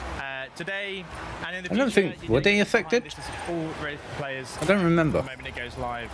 And with that, we've got some permanent rewards. So let's look at those. Yeah, let's do it. This is the collection journal that you mentioned, right, Ham? Yeah. Can you tell I have no interest in this? Cool was similar to Time Attack. You got kind of splits. Yeah. So you know which segments you're kind of improving. What you need to work on. too. Yeah. That's Absolutely, nice. yeah. I like that. You kind of see if you're Here doing we better. go. or Here we worse. go. Go on, Will. Yeah. There we go. Yeah. It's working. He's There we beginning go. to believe. Can I just say, by the way, the collection journals, I've not had a chance to speak to you since. I love them. I'm Great. hooked. I'm a tick box list kind of gal. I love that. And knowing what to go in and having some sort of direction is so helpful. Yeah. So you mentioned that Drift Attack has Drift. an element within the journal, right? It does. Let's take a look. So Drift Attack's permanent new mode, as we've said. So we've integrated it into the collection journal on the Horizon Festival campaign. So once you get your yellow wristband, you'll have unlocked it at the Shimano Yama circuit, and you can take part. So it's got a whole new category for Drift Attack. Beautiful. With its own collection items. Similar to Time Attack, you'll get them for completing laps, but instead of PI classes, we've kind of focused on different car buckets that make sense. I think that's drift cars, sports cars. the reason I enjoy the racing in the game. I don't enjoy. Actually, I enjoy the danger zones. And find someone else's tune and then go and do it, and then hey, well done. I Great. really don't enjoy doing the drifts or doing the speed traps. That's the Or challenge. I really like that. it's kind of why I kind of prefer Thought of Motorsport. But now apparently that team or the studio behind Motorsport has been like pretty much sacked, but the majority of the team have got fired. Coolest reward is a brand new So, Forza Edition, the Jaguar XJS Forza Edition. So and I this think is now they're our just gonna be a support studio for Forza Edition, Playground. similar to the ones we did for the game's launch. It's a complete kind of rework of the car. Yeah. You can see this is what we've been driving throughout the stream, so we can kind of see it in action. Yeah, here it is. Not bad looking. Yeah, bit you've here, done is all it? right there. Yeah. Yeah, well done. We'll confirm you've done all right with that. Well, I do wonder, like, Closer to it. the previous expansions they've done for Horizon have been sort of licensed. I think they did Lego, they did Hot Wheels. I wonder if they're doing another one for 6. I assume so, but I reckon it will take a little bit longer to show that off. Unreal. So yeah, let's see what the details are on the Jaguar. I'm trying to think, are there any other conventions team and handling team are incredible at Playground. And going on at the end of the year? with this car. So this was At the very end, do they usually? drift scene. So they wanted to build. Do showcases run them? Felt like someone had built it themselves and kind of had that personality to it. So yeah, they've got these amazing decals like this. The unit cat. Who's on the windows of the car. December We've got stuff like, you 2025. can see like they've taken out the side windows to reduce weight on the car, and they've taken off the door handles About as well. November Clips in there, you can see. 2025. If we go to the rear of the car and take the Oh, they did one in November, kind of boot off, but that was for third-party games.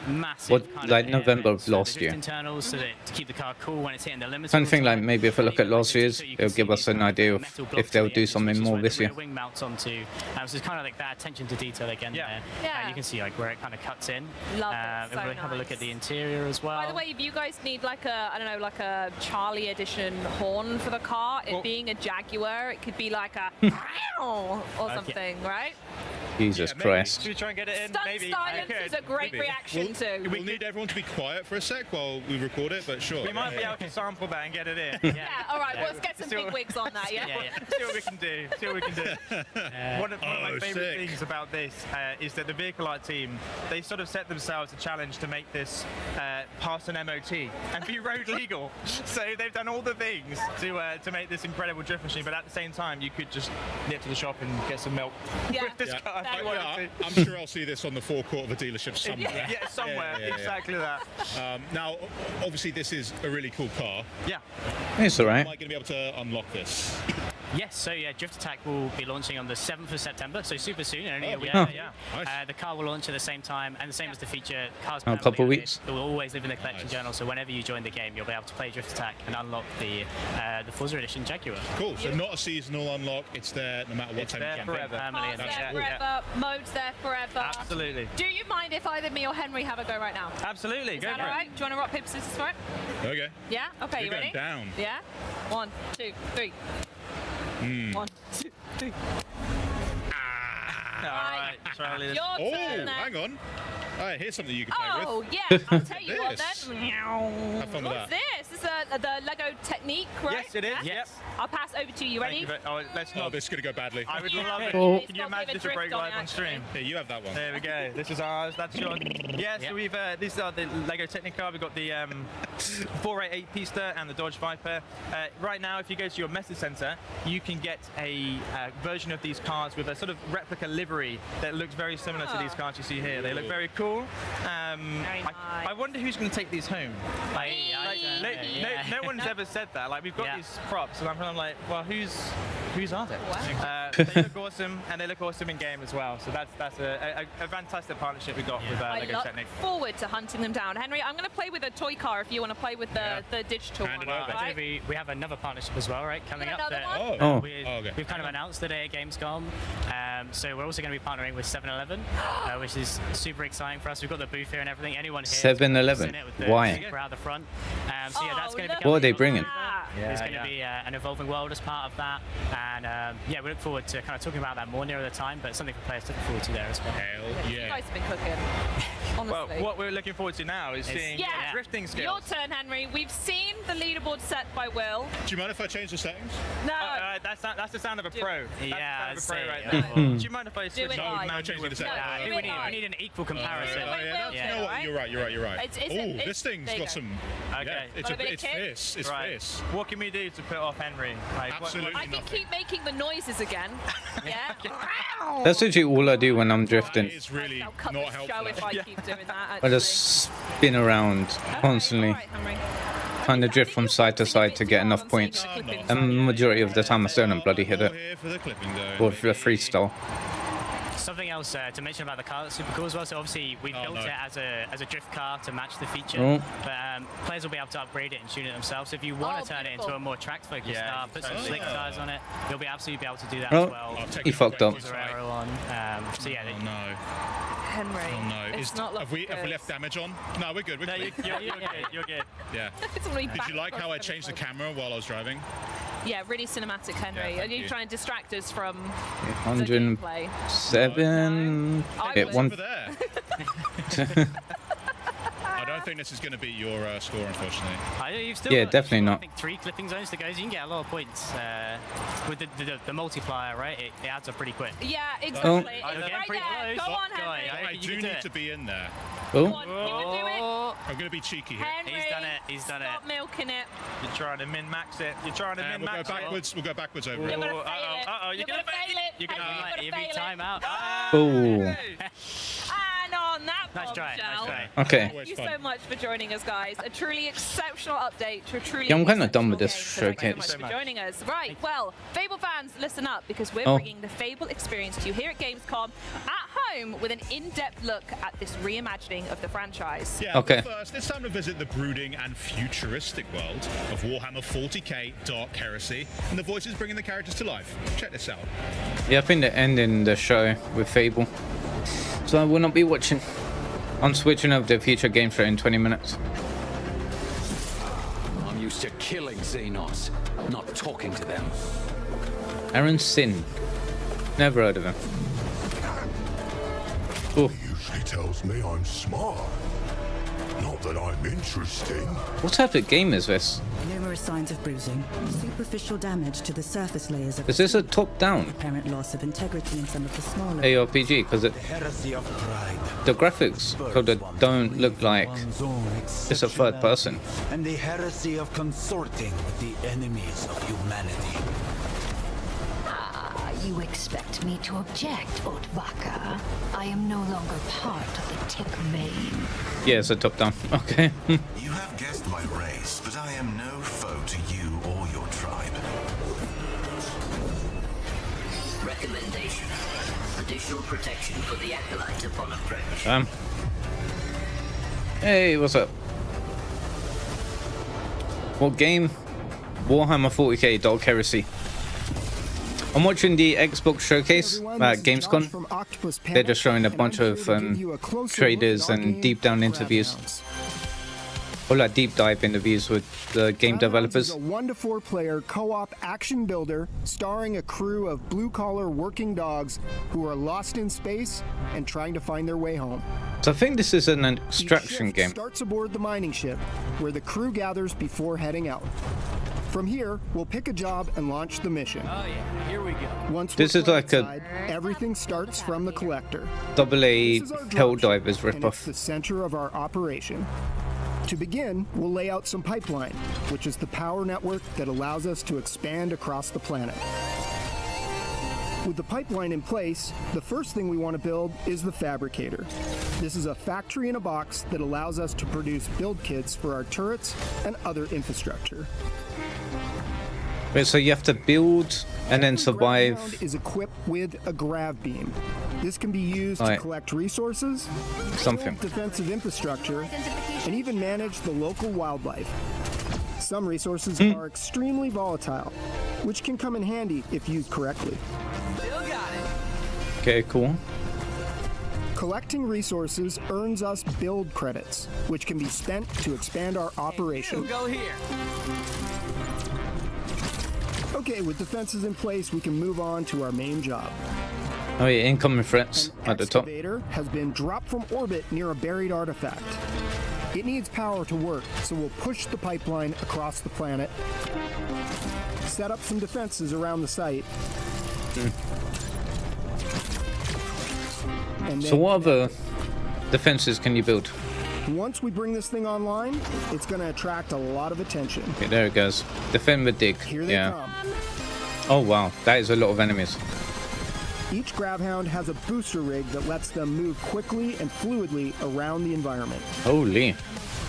As the pressure rises, so does our power. Our turrets earn experience Yeah, in that combat, looks... and they can be promoted to more powerful, specialized variants. Throughout each session, we earn reward pods, which contain randomized rewards that increase our combat effectiveness.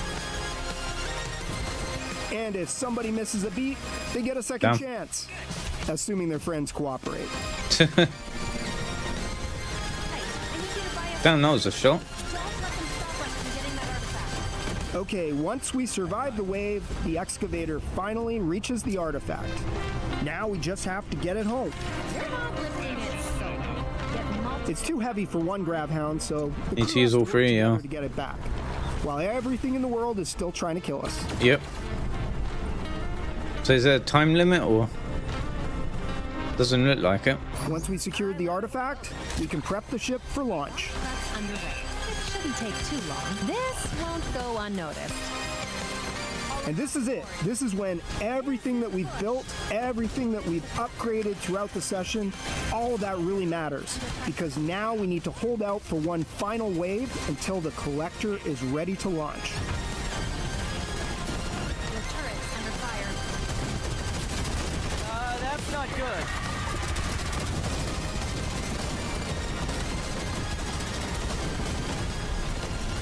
Once the collector's ready, everyone Oh shit, races to get waiting for the sub. take off and head back to the mine. 5 away from 600.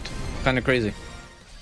Once we're back, we'll I appreciate it very spend much. some time upgrading our stuff and then choose our next destination. Each session you'll be exploring different planets, different jobs, different builds, different opportunities for disaster. And that's Gravhounds. Gravhounds is coming to Xbox and PC, and it's available day one. Helldivers Dog Edition. Well, Fable fans here at Gamescom are flooding to the Xbox Come on. booth for a special theater Show it, experience. show it, show it. Highlighting an early quest in the much anticipated game. And Okay, joining show me it. now to bring you guys at home through the demo experience, please welcome Fable game director Ralph Fulton. How are you, Hey, Ralph? big guy. Nice to have you. Super well, thank you for having me. How are you? I'm so good, thank you for asking. Having a great time at Gamescom. I'm upset that I haven't been over to the theater experience just yet, but maybe I can take a little sneak peek now with you. Absolutely, let's go through it. Sounds good. Now, set the scene for us. What can we expect to see from the demo? So, we are going big for Fable. Is it PS5? What, Fable? We have actually got not one but two demos I'm that not we're too sure. showing here today, but the one that we're looking at right now is one we're showing in a theater Hello. right here on the Xbox booth, which is a segment from a relatively early quest in the game. And we are bringing together all the disparate bits of Fable that we've been teasing people about for what seems like years now. Right, you're going to see cinematics, you're going to see story, you're going to see choices and consequences, you're going to see combat. Albion's bustling capital city, Bowerstone. Week and giving some folks hands-on with at Gamescom. Fable is no, it's out next year, February. Magnificent capital city of Bowerstone. So we are arriving in Bowerstone, not quite for the first time, but certainly early in the game, and taking in its sights. Oh, blimey, governor. It looks absolutely Yeah, it looks great. delicious. Now, you mentioned we're here at Bowerstone. Talk to us a little bit about maybe this city. Are you a as well as Fable some of fan? the other ones, and how they'll play a role on how the villagers interact or how our character navigates through them. To be fair, I played the Fable 1 or 2. I never played 3. City in Albion. I think there are some 400 Fable exclusive X Series X. Let me have a look. right here in the city. 130 houses that you can buy. I think there's No, about Fable's releasing on PS5 as well. so tons and tons to see and do and purchase and get involved with. And obviously that living population is really the sort of beating heart of our game. It's like in a Greek chorus that reflects the things you do back. Yeah, it's the first Fable game releasing on Our PS5. reputation system. That's cool. So the things you do build reputation, and these people will absolutely let you know what they think about the things you've done. Yeah, Philippa just there, mouthing off again. Classic. They are not backwards and coming forwards when it's about telling you what they think about the things you've done. They are very opinionated. What, do you have a PS5? Wow. That we're going to be playing on? Actually, my husband, that's Elliot. Oh. So Hello, Elliot. I have been to Bowerstone before, and we got married. This is where we live. This is a house all the How much can you customize the house? Indeed, the game, you can go inside. They all have fully realized interiors. The design, the level of detail is just incredible. We live here, Elliot and I, with our daughter Daisy, who's just round the corner here. Oh, congratulations. Thank you very much. Oh. Yeah, we're going to leave our father to deal with that question. Probably. That's easier. The interior is absolutely gorgeous, Raoul. Yeah, it does look good. Incredible work from our Can you artists, customize it, though? work from our technicians. Or no? A really, really beautiful game, and very varied within Burstone. We're going to see a variety of different parts of the city, which will all reflect the different statuses of the people who live here. Gorgeous. I'm going to do an evil run. So whereabouts My first playthrough. off to? What is our hero A up to on capitalistic piece of shit that buys all the houses, What has brought us here raises is rent. obviously that terrible event that happened at the start of the game. You'll remember from Dev Direct, I hope that your village was turned to stone, including your grandma. Very sad. You grew up, you have left the village, and you're now looking for the help of the legendary heroes of the Heroes Guild, because Grandma said that if you're ever in trouble, that's where you should go to get some help. We couldn't quite get into the Heroes Guild earlier. We went and got a key from our brother Connor, and now we have used that key to access the Heroes Guild. We're looking for Humphrey the Golden, who you might remember from a trailer we did a couple of years ago. Yeah. We believe he's the guy that can help us save our grandma and our village, and we're about to meet him right now. Let's find out. Okay. Poor grandma. Indeed.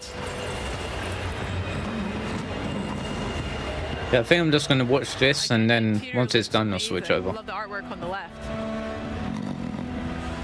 Oh, he's asleep.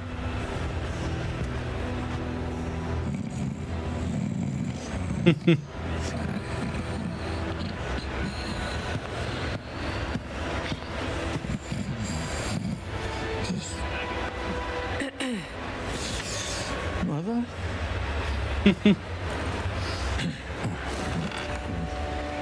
Can I get a large beer, please? Thank you.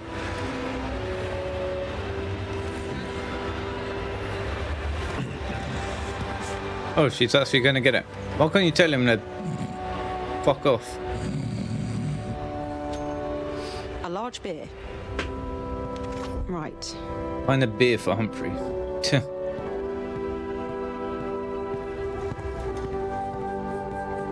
This will do.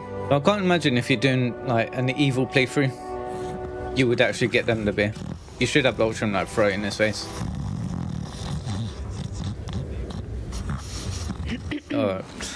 Nah, throw it. Oh, you do get the choice. Perfect. Throw it, throw it, throw it, throw it. Throw it over him or just hand it over. We've been asking the crowd in the theatre what they think. Right. Just generally throw it over him. Yeah. I think that's what we go for here. Oh, you took your bloody That did not look good. Arsehole. All right. Hero. Yeah, of course you are. I need your help. Now I'm finished. Guild's closed. My nan used to tell stories about you. She Your said... nan? If you're some kind of mega fan, I think I've still got some merch out the back. Got shields with my face on. Sort of tabard things. She's trapped. They all are. My whole village. There was a woman in red. But she could have been a hero or... You're I like the camera work. You'll work it out. And what about you? You're being evicted. It's almost like it's in a handheld camera, which is like swinging round. Particularly proud of it, but I ran up a few debts. I don't like to talk about that. I reached out to a local sculptor in town, commissioned him to capture my image in a raw and marble. Anyway, I don't know what I did wrong, but he wouldn't pay me in the end. I did what anyone would do, and I went down to Ronnie's place. You lost the Heroes Guild on a bet. Wow.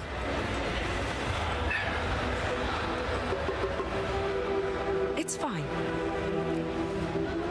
I'll get it back. And your gold. You're not listening. I meant what I said. I'm done. I'm not doing it for you.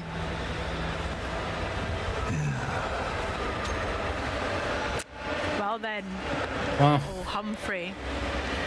Yeah, they say never meet your heroes, right? What a letdown. Yeah. So we saw a choice there. Obviously, that's not a massive choice in the scheme of things, but it does result in a reputation. Humphrey now thinks you're an arsehole. What can you do? It's fair. Yeah. Throw a beer. You will have millions of little choices like that, and they will scale up in importance and repercussions throughout That's cool. the game, culminating right at the end of the game in some really earth-shattering, permanent decisions you'll have to make, which will change the face of the world forever. Okay, wow. Okay. I don't know if I'm ready for those. I take a lot of time deciding if I want tea or coffee, so we'll find out about how I get on there. Going back a wee bit of the cutscene we've just seen and the trailer that you mentioned when we introduced Humphrey, where did this idea of the cutaways and the talking heads come from for the interviews? I think we're done. Gameplay is so interesting and gives us like a real insight into some of the more important characters. I'm really curious.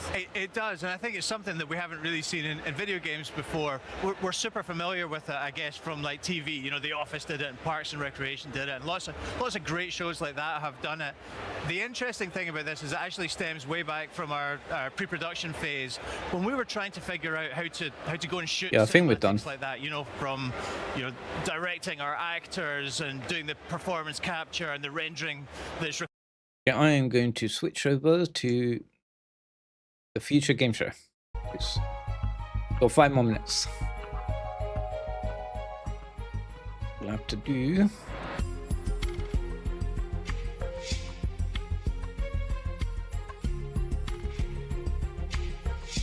The title. Wait.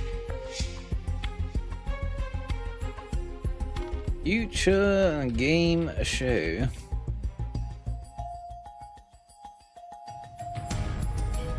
Gamescom showcase reaction. We're watching the future game show showcase from Gamescom. Blah blah blah blah blah. Okay. Let me save that and go over to Twitch. Boom, boom, boom, boom, boom, boom, boom, boom, boom. Then go back to split screen. Lovely jubbly. Analytics. There you go. Screen. I need a pee.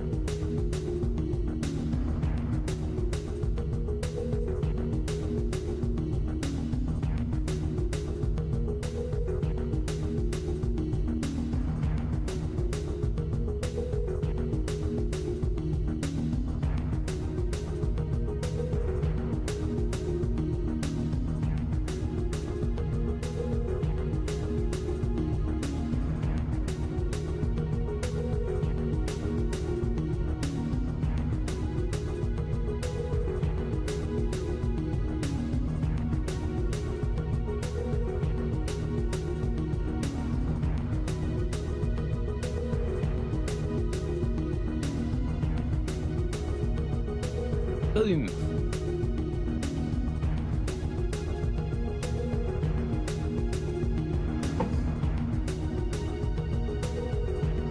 Two and a half minutes left. Jubbly jubbly. Oh.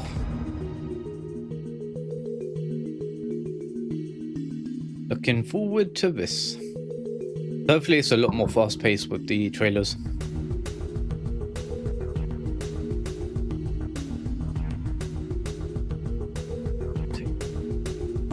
This.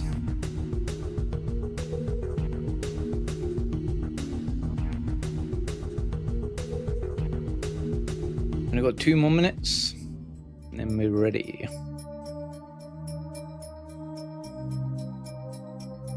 Yeah, hopefully they don't have a bunch of like deep dive developer interviews. I mean, I appreciate them, but I'd prefer it was separate from showing off new gameplay.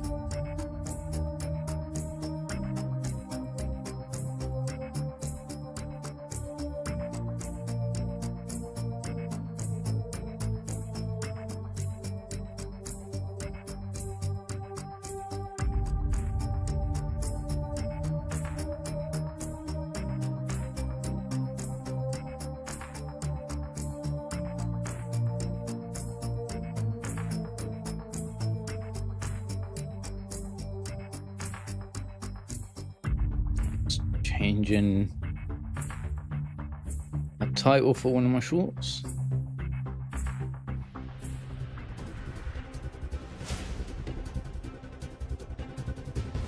Okay. Okay, select. Go from here. Copy.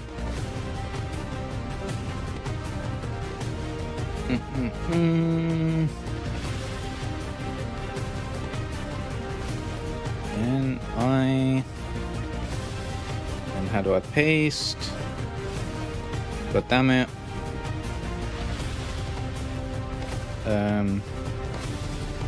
Not that. Clipboard. Can't wait for control resonant. There you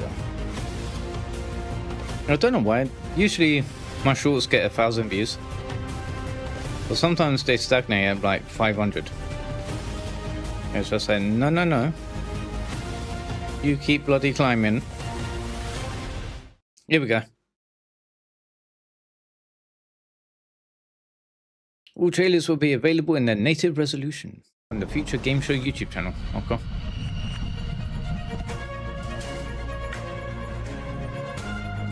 So we're going to see a lot more indie games in this. But they're sort of like AA to indie.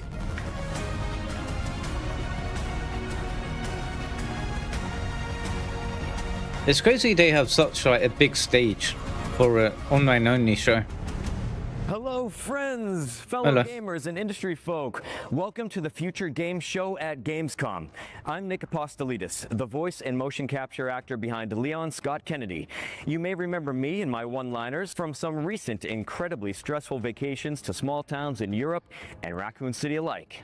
And I'm Anja Santalbano, though you probably know me best as Grace Ashcroft in Resident Evil Requiem. I was the one hanging upside down, hyperventilating in a Velcro suit, while he was pulling up in a Porsche and doing roundhouse kicks. Hey, remember when I gave you that really cool gun, though? It had one bullet, Nick. One very powerful bullet. Inventory management is my love language. Well, let's put the trauma behind us for now, because we're joining forces to get you up to speed on the latest and greatest gaming news. We've got a ton of exclusive trailers and developer deep dives, as well as some world premieres that will make you want to punch a boulder inside a volcano. So if you want to keep track of everything, head to the dedicated Future Game Show Steam page to wishlist all of the games from today's show. Once we wrap up, you can also visit GamesRadar.com for follow-up coverage on everything we've got in store for you, including what's lurking behind this trailer-shaped door.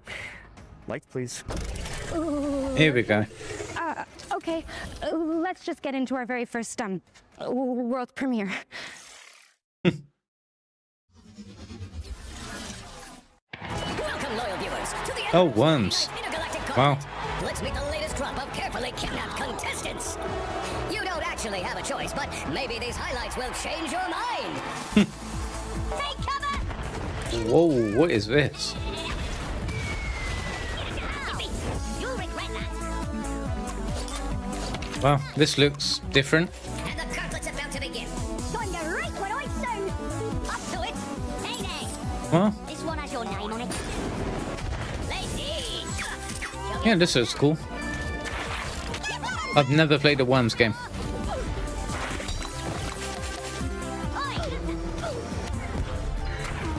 Although I did used to watch a lot of Achievement Hunter playing Worms. That was brilliant. Galactic Tactics, coming next year.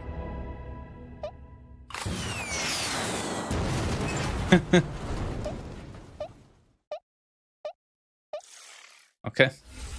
The worms are back, and not the kind that hijack your nervous system. No, these are the cute British ones with the holy hand grenades. Worms Galactic is a tactical spin-off coming soon to PC and consoles. But if you're a fan of the 2D style the series is known for, a brand new Worms game is also on its way. And now it's time for some news from our good friends at Capcom. Here is a brand new trailer for Onimusha. Way of the Sword. Okay.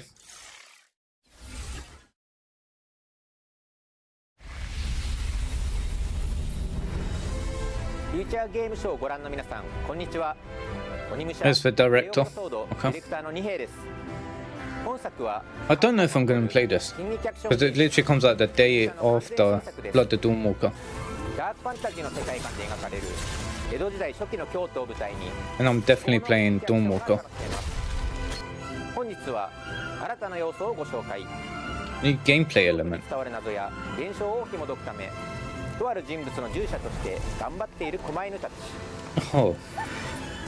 早期によって身動きが取れなくなって Get bloody dogs. Okay. 助けを待っています。さらに新しいシネマティックなトレーラーをご用意しているんですが、その前に改めまして本作は September 4th. 水曜日に発売予定です。What's that? 2 weeks from now? それでは特別なトレーラーをどうぞご覧ください。If you live by the way of the sword,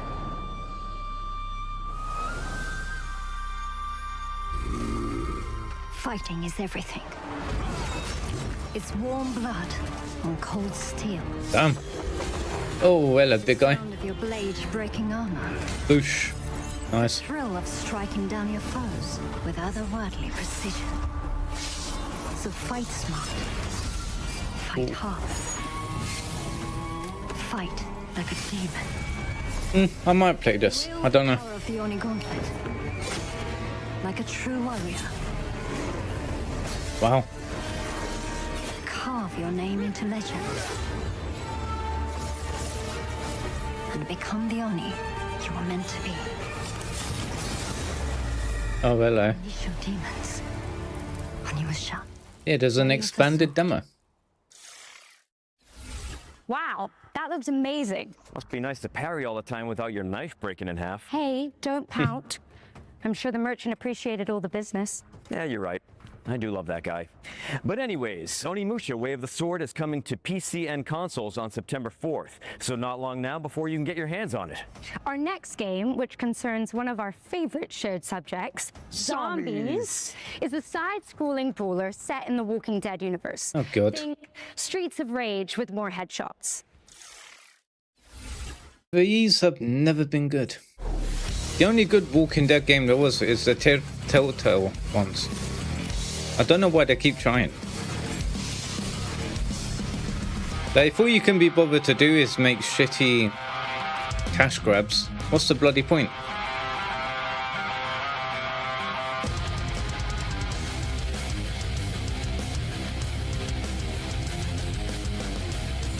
Oh, woo, you can play as Negan. Oh, so what?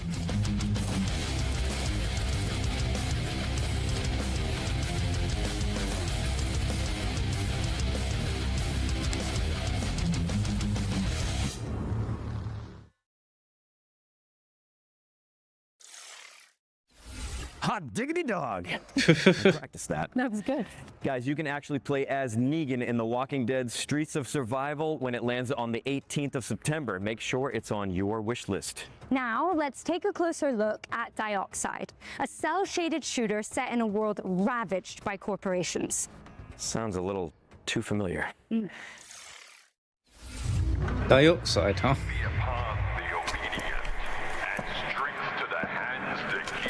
I do like the cel-shaded art style. To the ruined heavens for salvation, for grace is no longer given, it is provided.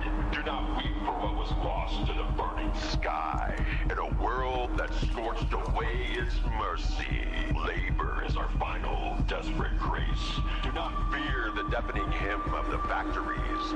Listen to it, listen. It is the only heartbeat this shattered world has left. We bleed, we sweat, we build, if only to forget the sky once knew the sun. Remember, The corporation. Work is salvation. Oh, hello. Here we go. Post-apocalyptic. Tactical. First-person shooter, of course.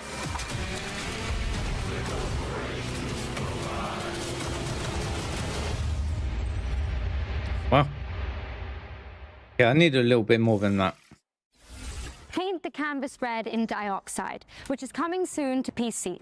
Oh, and while we've got you, a quick reminder to stay tuned for FGS Live from Gamescom, our sister show which airs directly after we wrap up. We'll be passing the baton to the FGS editorial team for even more exclusive trailers and world premieres, so make sure you stick around for that. Here's a little teaser of what you can look forward to. Thank you very much, Angela and Nick. I'm Jules Gill, and I'm also the host of FGS Live from Gamescom. You can join me and Nathan immediately after the Future Games Show for more world premieres, release date reveals, and, of course, brand new trailers. It is genuinely our best show ever, so make sure you stick around for it. Make sure you stick around after the show for even more amazing game reveals. And speaking of world premieres, we've got our second one coming up right now for the sequel to a dark fantasy action RPG. Let's check it out. What is this?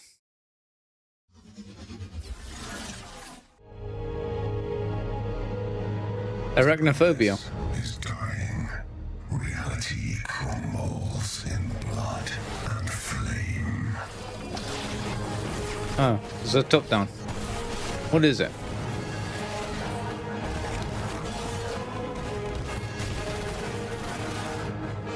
Hey Kerem, how are you? We're currently watching the Future Game Show from Gamescom.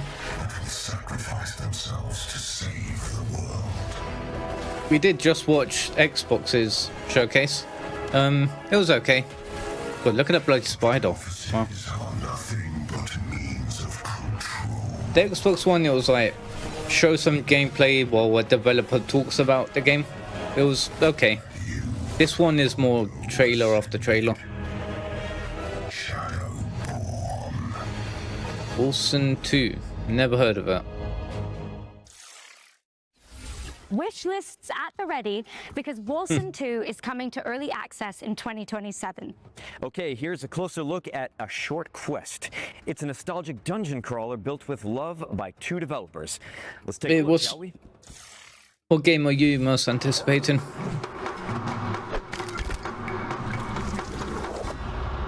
Wow.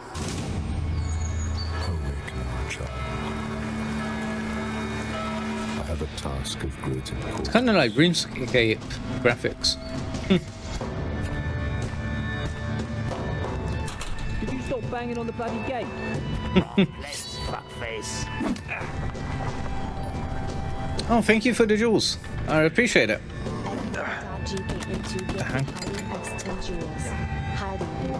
Yeah, thanks. Come, stranger, rest by the fire. I mean, it seems okay.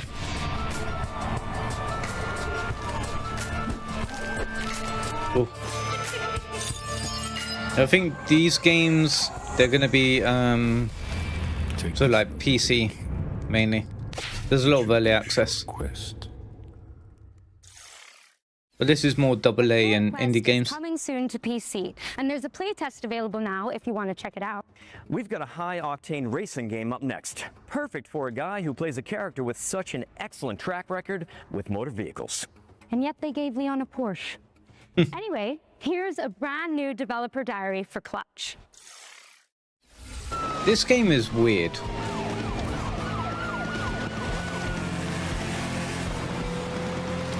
Hello, Future Game Show. Hello. I'm Mike Brown, creative director here at Maverick Games.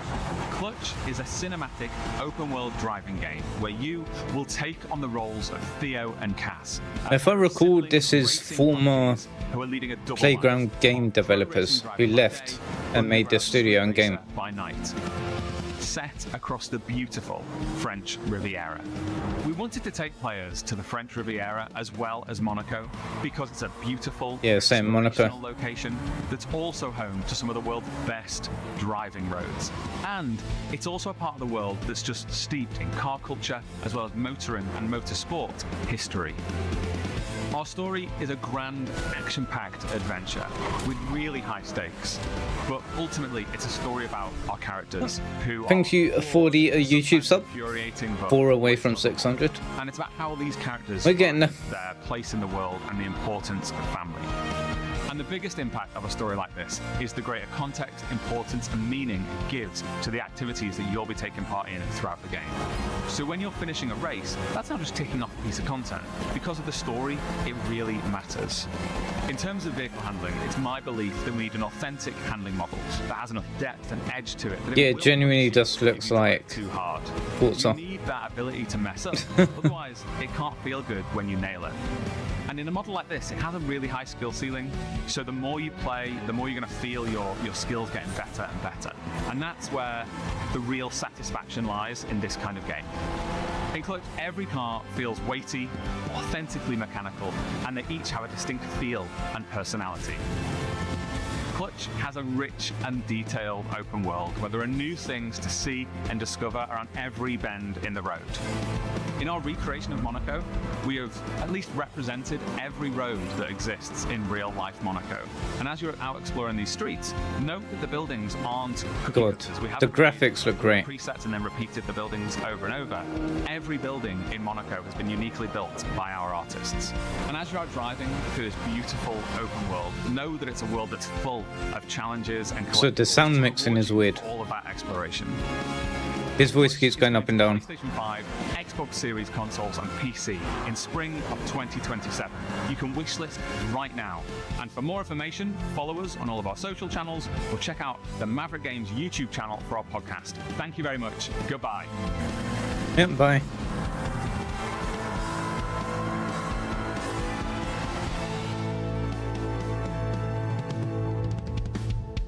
Okay. Oh, it's Focus Entertainment, really. Clutch is coming to PC and consoles in spring 2027. Ange, what's up next? Well, let's change the lighting again. Because it's time for another world premiere. And this one is a sequel to an atmospheric puzzle platformer.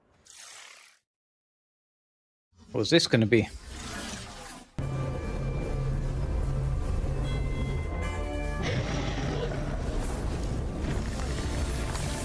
Co-op Metroidvania. Wow. It works! In a land with parallel dimensions.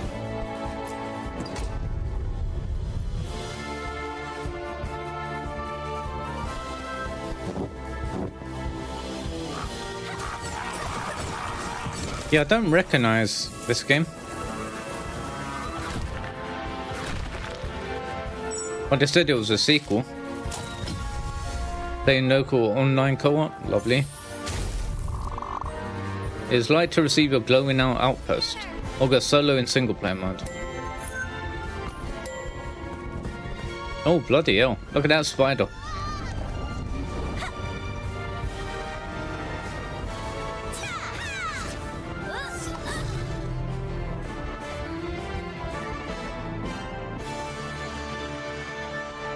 Yeah, what's it called? Greek 2 Alliance of the Storms is a stunning cooperative Metroidvania launching in 2027. And now we're taking a look at the latest trailer for Serious Sam Shatterverse, a roguelike shooter set across a multiverse of mayhem. Ooh.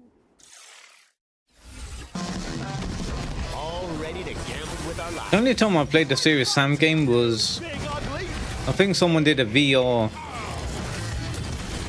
port. I remember playing that. Really fun, but it was hectic.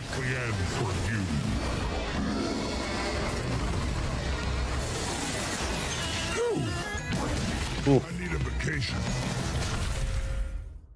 August 31st. Oh, literally 5 days. Serious Sam Shatterverse is coming to PC and consoles on August 31st, 2026. I'm so burned out with multiverses. So soon. But you know what else is coming soon? And to us all, eventually. death. Oh. Graveyard Keeper 2 is a cozy cemetery simulator where you manage a medieval Graveyard Keeper business, 2. bury the locals, and If I recall, the first one was just a occasionally really harvest their shitty rip-off of Stardew Valley. Welcome to Have they actually changed up enough? Step 1. Plant your first seeds. Perfect. Step 2. Take care of your adorable animals. They'll pay you back 100-fold. Step 3. Harvest fresh resources from the garden. Organic and locally sourced. Step 4. Send your helpers on a lovely field trip. Look how much they've grown. Meet your charming neighbor. Does she even know I'm a skull? What a chatterbox. And your loyal companion will help you with every task. Restore your little town, automate your production, and watch your community bloom. A peaceful, relaxing life sim. Another mocking lie? No wonder they're all getting fired. Have fun. Wow. Prime your shovels, folks, because Graveyard Keeper 2 is coming to PC and consoles on September 22, 2026.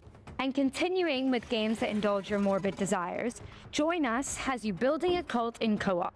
Here's the latest trailer. Okay, this looks great. It begins innocently enough. Building, harvesting the communal garden, making just one sacrifice. But before you know it, your friends will have you stockpiling firearms, riding farm animals into battle, and praising the ancient ones. If your friends tell you, be cool, man, do not be cool. Be skeptical, be vigilant, be cult-free. Friends don't let friends join cults. March 27. Citizens Against Join Us. Join us. Okay, that was a terrible trailer. In March 2027. What's next, Angela? Got some gun fu for you, Nick. This next game is a kinetic cyberpunk shooter starring a sentient combat implant. Feast your eyes on the latest trailer for Spine. This is gun fu. Really? In this city, you're never really alone. Ooh. They say the AI keeps you safe. I used to believe that. No, obviously not. But I learned better. Tensor calculates, gangs execute. And people like me, we pay the price. Their strongest weapon is called Spine. Combat mode activated. Oh, okay.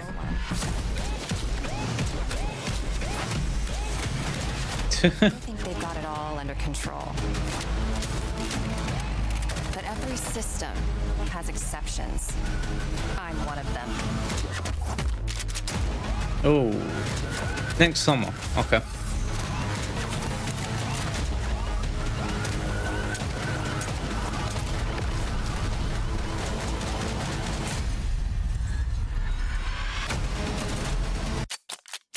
Oh.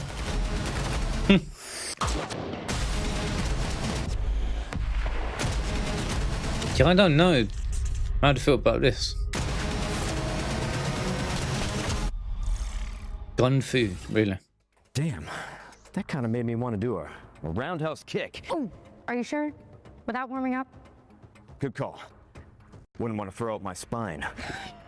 Which is coming to PC and consoles in 2020. That is Leon Kennedy's voice actor. The trailer, not Nick's comment, was totally worth a wish list, right?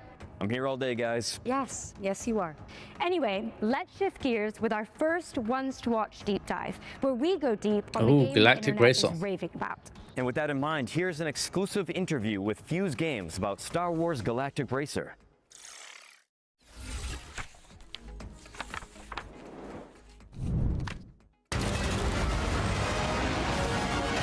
Yeah, this looks great. Hey Future Game Show, my name is Matt Webster and I'm a co-founder and CEO at Fuse Games, and we're here to talk about Star Wars Galactic Racer, the high-speed runs-based reinvention of racing set in the Star Wars galaxy. We're combining our love for racing games and Star Wars, and we're doing this with a fresh take on the racing genre. We've got a uniquely innovative run-based campaign mode. It's a campaign mode with real consequence, depth and breadth. And we think that, combined with racing, is a match made in heaven, because racing games thrive on replay. Yeah, I think there's former developers of Burnout working on this. I can drive for mastery at a second-to-second level. You're racing with 3 speeders on the track at the same time, cutting each other up, taking different racing lines, using the different features of the vehicles. You're probably familiar with land speeders, which we have in there, and in our game they're all about drifting and boosting. It's all about keeping your foot on the gas, holding speed through corners by drifting around them.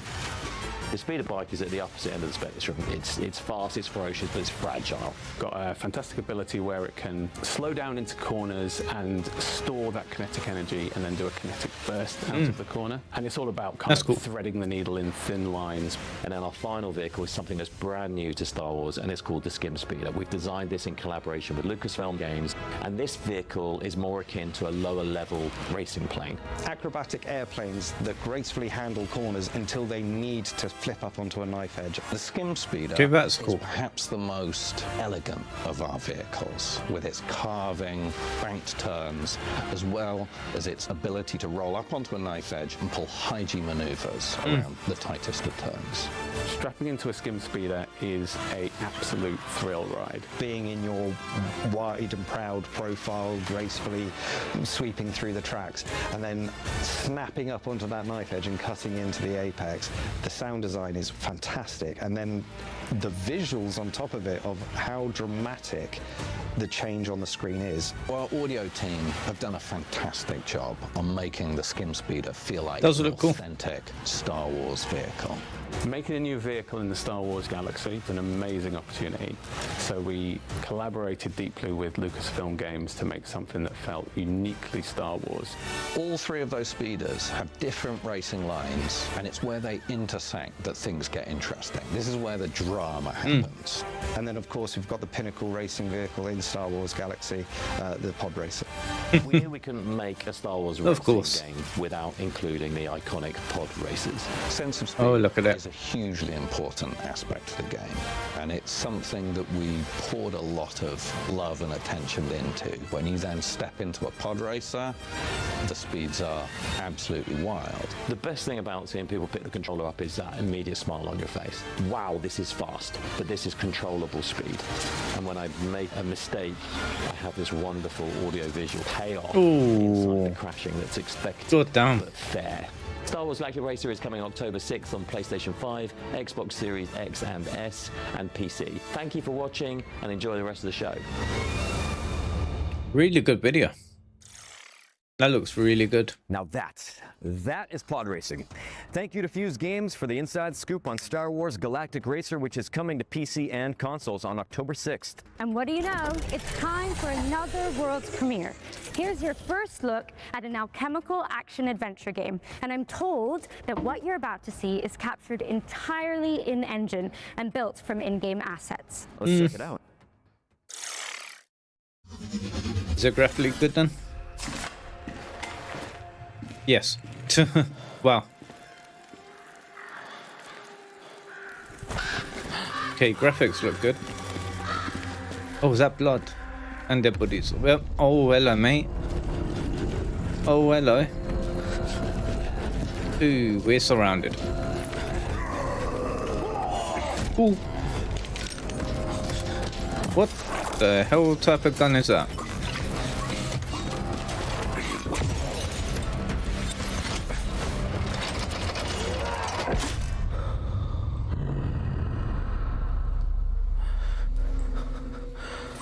Something's in there. Hello.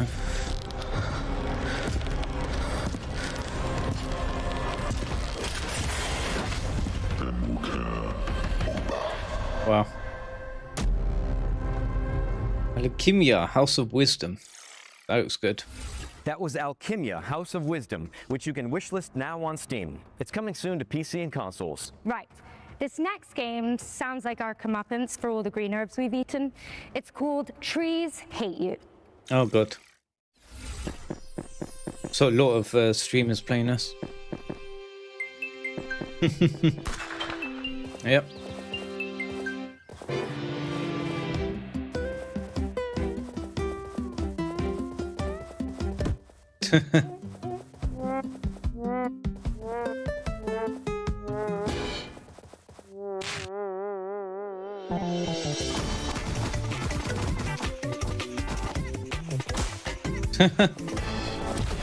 Oh my god.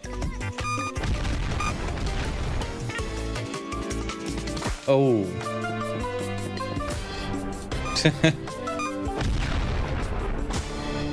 Wow.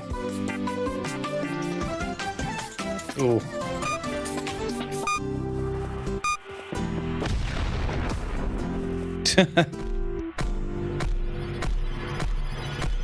November 16th. It's one of those games where you have to constantly fail over and over. I don't go to the woods unless I know there's a cabin with a typewriter in it. Precisely.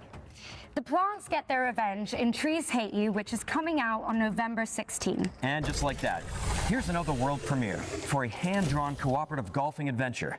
Let's take a look.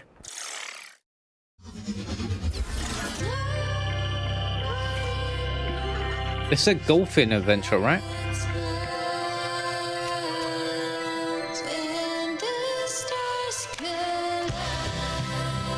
Wait, what? What is this game?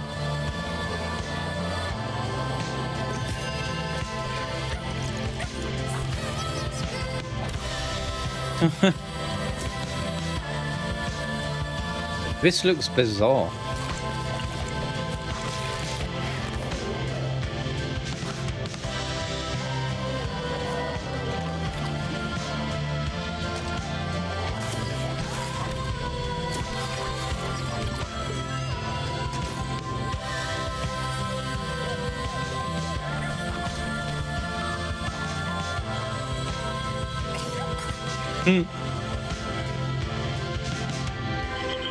Bye Bye Bonnie. Bye Bye Bonnie is coming soon to PC. Nice. And we're following that with a new trailer Right into a for trailer. Arizona Sunshine, a flat-screen remake of the beloved VR zombie shooter. Yeah, that's a remake in flat because VR games don't make enough money. Unfortunately. Go get him, buddy. I just feel like there's so many VR games that just feel like Is Arizona Sunshine. like demos that you play in a store to test out a VR headset.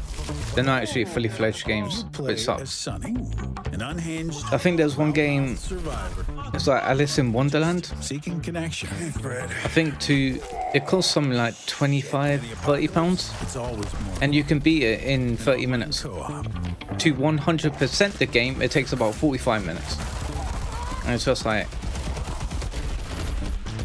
when you have VR games like that, no wonder it's not selling like in the tens of millions.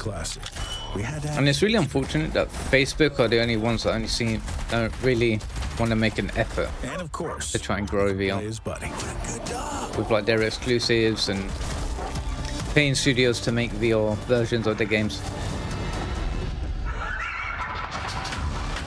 What the hell have they been doing here? You are a little man with no power whatsoever. Arizona Sunshine. Wish list now. Gotta love split screen. Take the scenic route through the apocalypse in Arizona Sunshine, which is coming soon to PC. Or perhaps you'd rather wind down with some virtual manual labor and heavy equipment operation?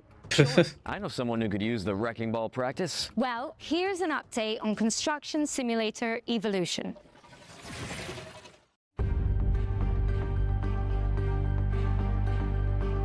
Every place. The problem with these simulator games, there are so many of them on Steam now. But not every story is meant to last. And they all have like the same UI, the same graphics. Sometimes they're so similar. Progress means it looks like they're all made by the same development studio. piece by piece, what once stood comes down. Not out of destruction, but out of choice. Yeah, this looks clunky. Because every new beginning needs space. We tear down to reshape the future.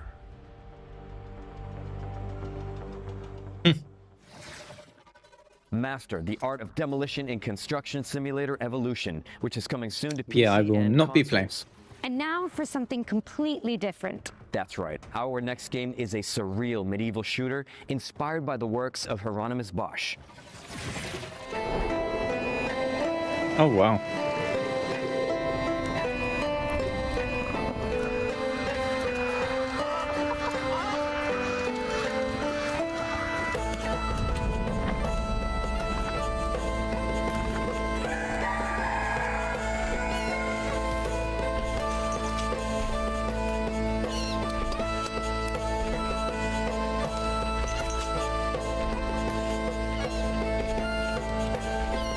Alright, definitely playing on a controller. That bloody thing, Jesus.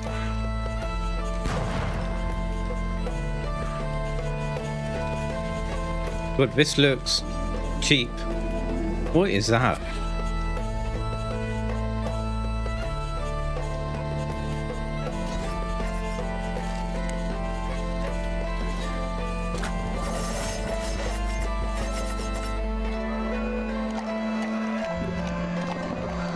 Yeah, this just looks weird.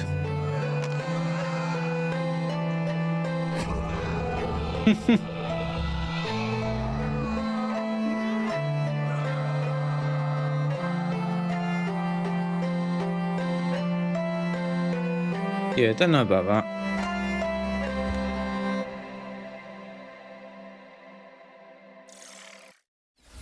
Survive the Garden of Earthly Delights in Hieronymus, which is coming soon to PC. Get it on your wish list ASAP, but don't close that tab because it's time for yet another world premiere. It's the next game from a beloved Kyoto indie studio. Yeah, we're going Japanese. Is this that Don't Scream?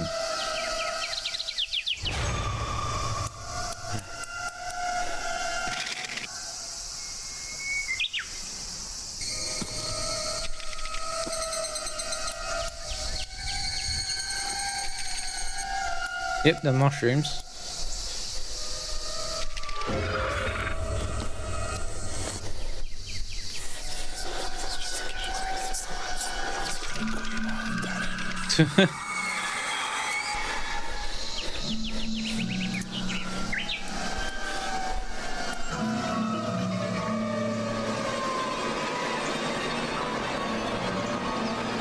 Well, it's definitely not Don't Scream, but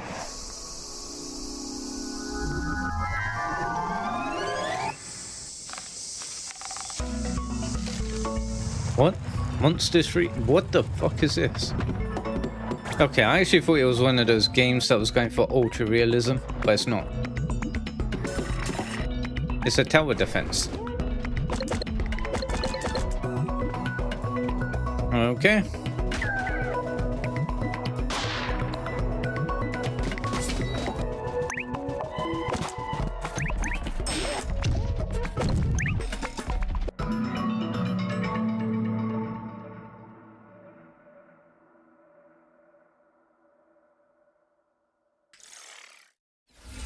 Repel the hand-drawn hordes in Pixel Junk Monsters 3, which is coming soon.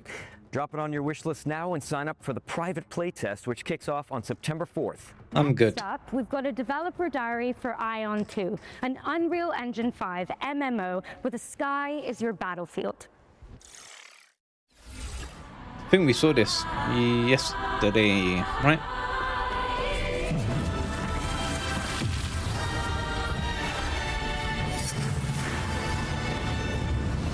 안녕하세요. 아이온2의 개발을 총괄하고 있는 백승욱 CBO입니다. 완전히 새로운 MMORPG를 만든다기보다 기존 MMORPG 플레이어들이 아쉬워했던 부분을 그동안의 경험과 발전된 기술을 결합하여 해법을 제시하고자 하였습니다.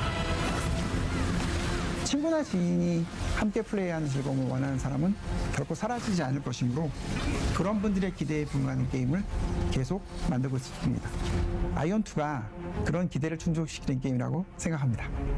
아이언2는 자유로운 비행뿐만 아니라 하늘과 땅, 물속까지 눈에 보이는 모든 곳을 직접 가볼 수 있다는 것이 핵심입니다. 단순히 넓기만 한 필드가 아니라 공간의 제약 없이 세계를 직접 탐험하면서 진정한 오픈 월드를 경험할 수 있도록 만들었습니다.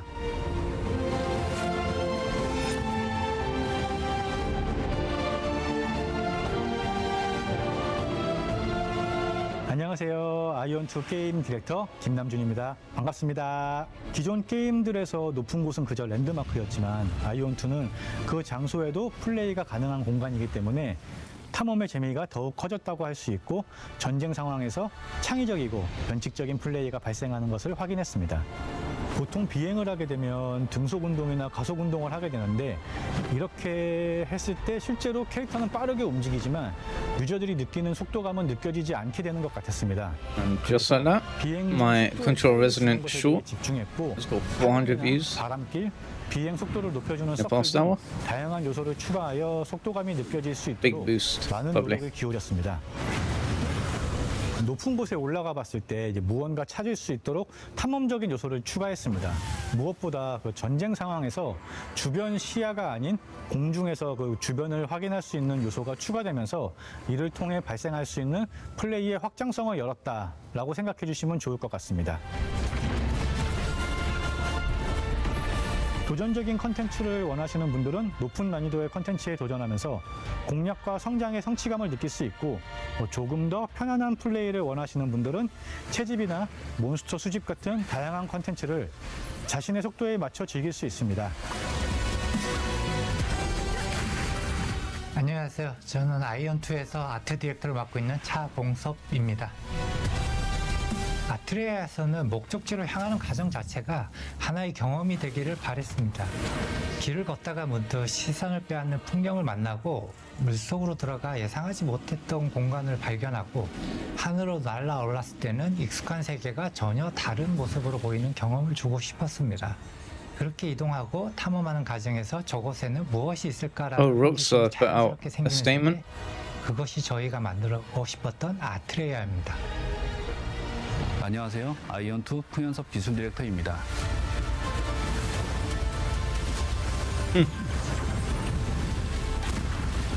언리얼 엔진 5의 새로운 렌더링 기술을 활용해 더 많은 오브젝트를 효율적으로 렌더링했고 넓은 월드에서도 자연스러운 그림자를 표현했으며 시간과 환경 변화에 따른 조명도 사실적으로 구현할 수 있었습니다.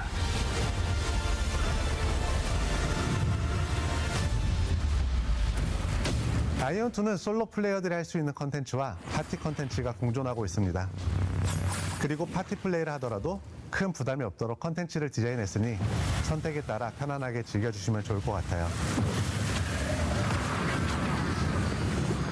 런칭 이후 플레이어 분들의 컨텐츠 진행 속도와 플레이 패턴을 면밀히 살펴보면서 업데이트 시점을 결정해 나갈 계획입니다. 특히 글로벌 서비스는 다양한 지역의 플레이어 분들이 함께하는 만큼 실제 플레이 데이터와 피드백을 다각도로 살펴보며 글로벌 환경에 맞춰 가장 잘 맞는 업데이트 계획을 만들어 나가는 것이 중요하다고 생각합니다.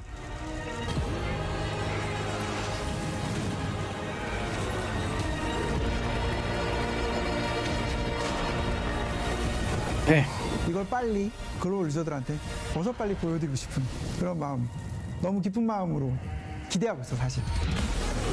지금 바로 스팀 위시리스트에 추가해주세요. 9월 17일과 18일 이틀간 진행되는 런칭 스케일 테스트에도 꼭 September 17th and 18th. Okay. 플레이해보세요. October 5th official launch. Okay. Cool. Yeah, I don't really play MMOs though. I just want single player only games. For September, when you can finally get your hands on Ion 2. Okay, Ange, let's give the good people another trailer. You got it. Here's the release date trailer for Star Trek Outposts Unknown, a Starfleet city builder where you chart alien worlds.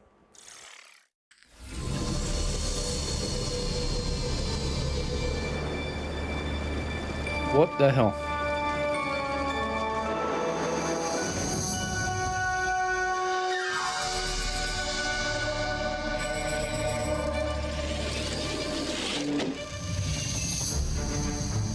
Be the captain. What exactly are you doing? Are you just like building different camps and stuff to mine resources?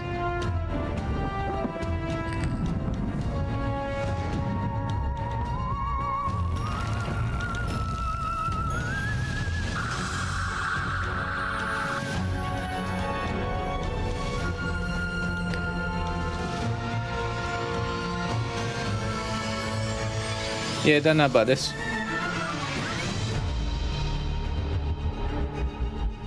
Not a very good trailer. You heard it here first. Star Trek Outpost Unknown is coming to PC on October 20th. Next up, we've got a brand new trailer for the tactical shooter War Dogs, and I think it's about time we find out the release date for this game. Don't you? You know it. Oh, release date, yeah. 100 players. 3 teams. 1 control zone. So I never played the beta for this. Tactical, right? All out warfare. Bam. Looks hectic. Gives Battlefield vibes.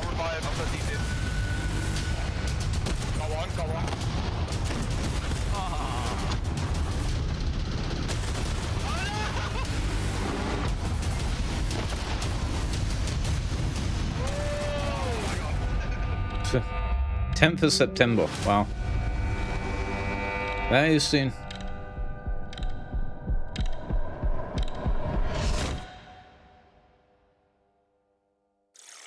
Cool. Pre-order and wishlist it now because War Dogs is launching into early access on September 10th. And now it's time to check out The Journey Home, an atmospheric puzzle platformer written by the best-selling author Sophie Lee Robbins.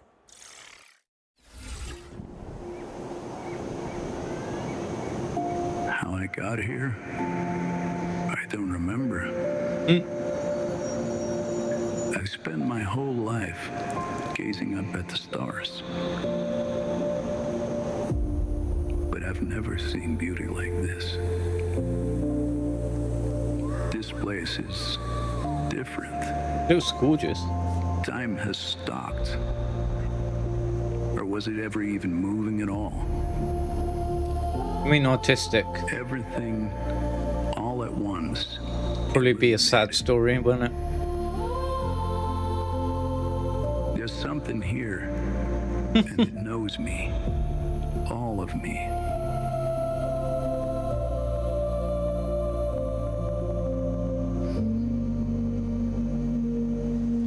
Just beyond my reach, there's a face, a voice I know better than my own, pulling at me.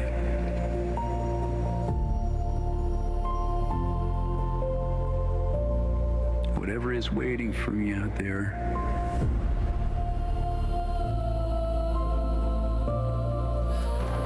has been calling me my whole life. Ooh. I have to find out what it is.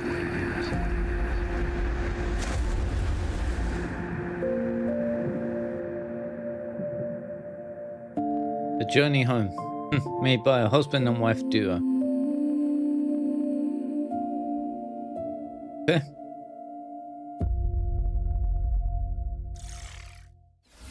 The Journey Home is coming soon to PC, but there's a demo out now on Steam if you want to check it out.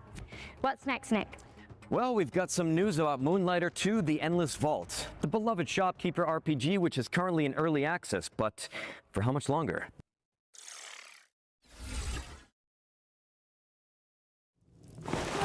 This shop isn't your choice. It's your duty, your legacy, and it gives you a chance to learn how to read the room, to pick your battles, to know exactly what's worth keeping. You learn that not all fights are won with steel. Some are won with patience. Some with care. Because greed will fill your pack. I mean, this looks cool. But only wisdom brings it home. Driven by heart. You balance both worlds. Not to escape your legacy. That's kind of cool. But to own it. This is who you are. Moonlighter 2. That's the game I was thinking. That shot behind like the protagonist looking at the enemy. I remember that shot. The Endless Vault 1.0 release lands on September cover. 2nd for PC. Can't remember what it's called, but yeah, Moonlighter. For this next trio of trailers, we're going Very to cool. pass over presenting duties to some awesome HoloLive creators. So, while we go hit the safe room for some green herb smoothies, please welcome Shiori Novella and Vestia Zeta to the Future Game Show. How's it going? Thank you, Leon and Grace, or Nick and Angela. I'm Shiori, and this is... Hi, I'm Zeta. And we're so excited to be here with you guys. Alright, let's get into it. First up is Everwind, a first-person survival game where you and your friends command a flying ship across a shattered sky. Super cool.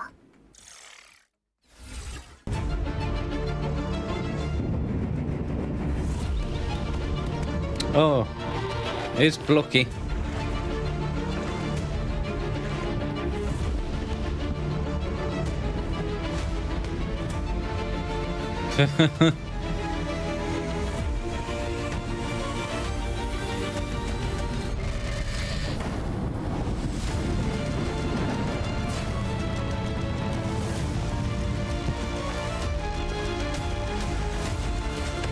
Well, it actually looks like they made an effort to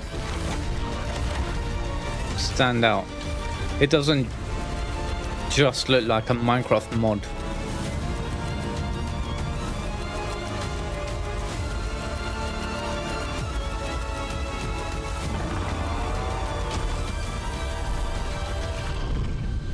Everwind. Everwind is coming to consoles in 2027 with a major update coming in September. But, what's next? Next is... Ooh, this one's a good one. Sword Sage Awakening, a third-person action RPG where you take down beasts from Chinese folklore. Even better, there's even a cute red panda friend. Oh, cool.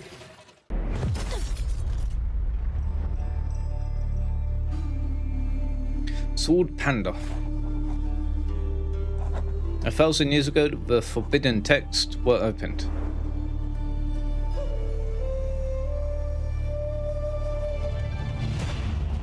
Unleashing monstrous Yaogai and natural disasters. One disciple of the Yangon sect must fight back.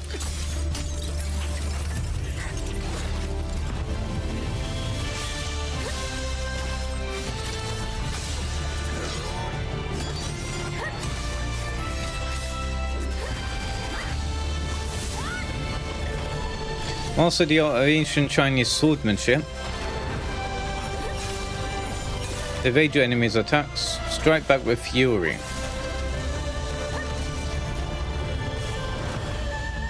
Learn new skills. And wield powerful weapons. Explore a beautiful Zhangjiang world.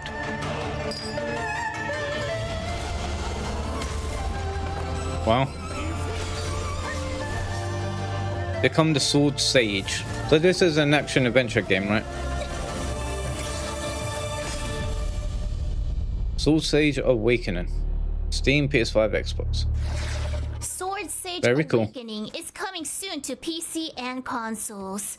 But you can wishlist it now on Steam. And you could because it looks really cool. It does look really cool. We have one more game to show you before we hand it back to Nick and Angela. Oh, Sinking City Here's 2. a new trailer for the Sinking City 2, a survival horror game set in a creepy Lovecraftian world. Yeah. This was great. Well, good. I did feel good knowing I would watch other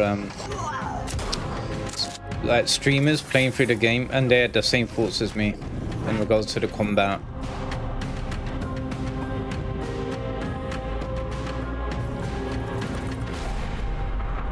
Oh, Switch 2. Well. Oh, that looks so cool and spooky. The Sinking City 2 is out now, and it's coming to Switch 2 in 2027. Enjoy the monsters then. And with that, we're out of here. Thanks for having us, Future Game Show. Thank you for having us. Now back to Nick and Angela. I mean, Leon and Grace. I love you! Thanks for stopping by. And as for what's next, we've got our second Ones to Watch deep dive. Here's an interview with the team behind Tides of Annihilation, a fantasy hack and slash set in a fractured London and inspired by Arthurian legend. Yeah, this game yesterday, I'm pretty sure was the game that trailer was like constantly dropping FPS. Demo countdown. Are they releasing a demo for it? My name is Ari Chen. I am the co-CEO of Eclipse Glow Games and the game director of Tides of Annihilation. Tides of Annihilation tells a story inspired by Arthurian legend. However, we did not want simply to reproduce the existing mythology of King Arthur in its entirety. We wanted to approach it from the perspective of Chinese developers and transform it into a fantasy game. Although the game is based on Arthurian legend, the entire story has been reinterpreted from our perspective as developers. I mean, graphically looks good. Gwendolyn's background is one of the main. His name's Kung Fu. Story, so I can reveal a little about who she is at the beginning of the game. At the start, Gwendolyn is an ordinary person from the modern world who becomes caught up in the disaster caused by an invasion from another dimension. As a modern person, she's thrown into a hostile and malicious other world. While she's there, she receives encouragement from her companions and gradually grows into a commander capable of leading the knights. Use it to command your spectral knights. We wanted to present a point at which the game has settled into a relatively stable rhythm, and the combat systems are being used more fully. As a result, the section being shown takes place around the middle of the game, and features a relatively high level of combat intensity. Yeah, that looks hectic. Mordred. Oh. Wow. That actually looks great. Combat is at the heart of the experience, because this is ultimately an action game. We want as many players as possible to experience the enjoyment of action games when they play it. For that reason, we have carefully refined the combat system. This includes the Knight system, which gives players access to a greater variety of character builds. Players can combine these elements to create many different combat styles. The concept we developed is something I call the dual frontline battle system. This system allows the protagonist to fight alongside the knights she summons, working together with them in battle. I wanted to introduce more companions into combat, so that the player would no longer feel alone and would have the sense that other characters were actively supporting them. Our game is primarily an action-adventure game, so it has two central elements. The first is, of course, combat. The other is exploring and adventuring through another world. Okay. The Sounds adventure good. side of the game also builds on the important feature of the combat system, the knights. During exploration, the knights provide the protagonist with a wide range of abilities and assistance. The main purpose of exploration is ultimately to support the combat experience. At its core, combat remains the game's most distinctive feature. Exploration gives players additional resources, more room for error, and a wider variety of builds to discover and develop. To give an example of how the knights fight, we currently have the main knight, Bedivere. His design is centered on speed and fluid connectivity, allowing players to perform combinations easily and smoothly. He therefore has linked light and heavy attacks. Palamedes, the first knight, is primarily built around charged attacks, so the player has to recognize and take advantage of the right opportunities. And Kay, the time knight, needs to deploy time bombs at crucial moments. These can interrupt enemy attacks and also temporarily stop time. Each of our knights has therefore been carefully designed. We wanted each knight to feel different to control and to offer the player a distinct kind of enjoyment. How is this possible? Damn. This is the first time we're formally introducing the knight Lancelot. He's a very important character within the game's story, and he also has a highly distinctive presence during combat. He can closely follow Gwendolyn's movements and perform coordinated attacks with her, creating the feeling of a sword dance between the two.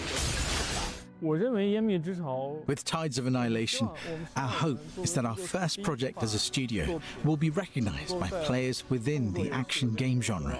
We hope that, in the eyes of players, our finished work will be considered a worthy and accomplished action-adventure game.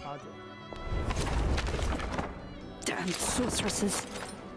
As for when the game will be completed, I think we simply need to continue working harder so that we can finish it and bring it to players as soon as possible. Thank you all for your interest in Tides of Annihilation. We sincerely hope that players will enjoy the game when it comes to PlayStation, PC, and Xbox. Thank you.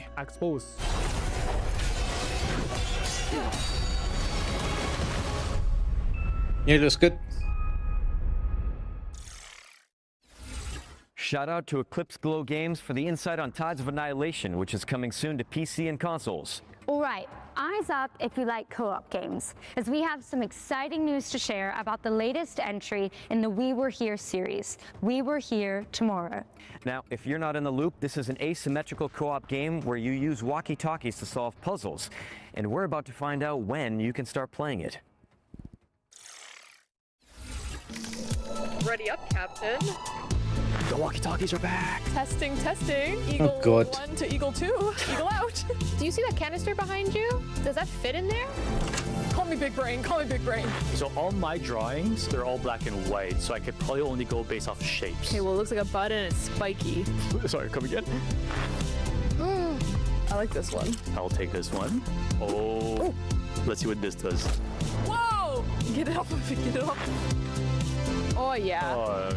Oh, yeah. Oh, no. Hey! We sent the lasers through these lasers, which sent all the way to the other lasers, down back to these lasers, and boom, we're out of here. Let's go! We did it! Check this out. Wait, did we do that? Fantastic progress, team.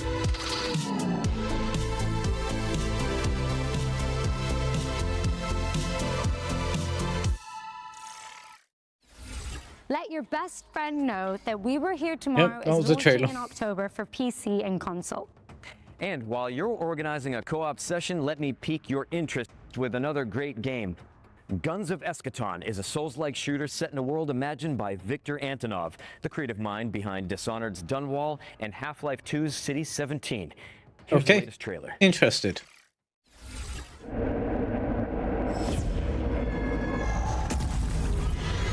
Oh my god. This place is an inevitable confluence. A new and lost world. It approaches. This world will burn. By Viktor Antonov. It starts with you. Oh. And ends with you. God damn. What the hell was that?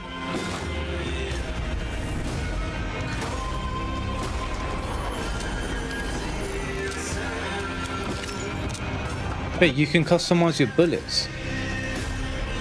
Wow.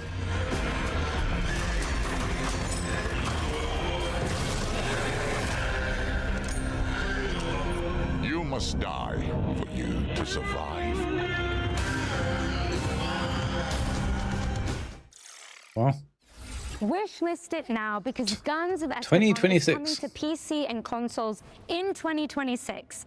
Now, what have you got for us, Nick? 4 months left Well, I think another of the year, mysteries and in it's the still cards, saying quite literally. 2026. Thorn is a card-based detective game where knowledge equals progression, but don't take my word for it.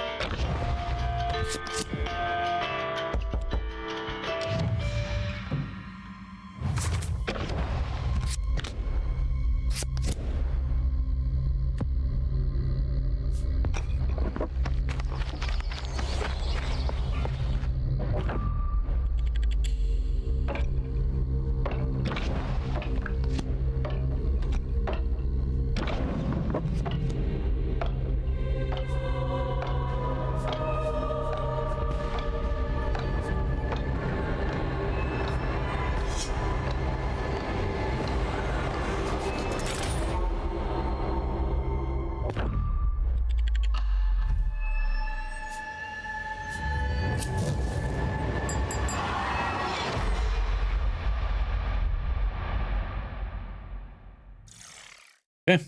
If that trailer made you want to unravel the mystery of Hillthorn, great news. It's launching in November and a demo is out now on Steam, so you can go check it out after the show. Now you're probably wondering why we're suddenly in a broadcasting studio. Kind of.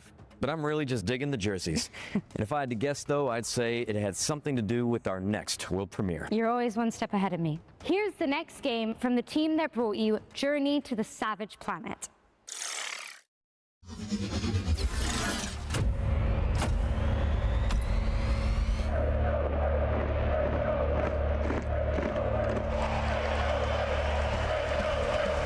Team-based, competitive, hockey. Okay.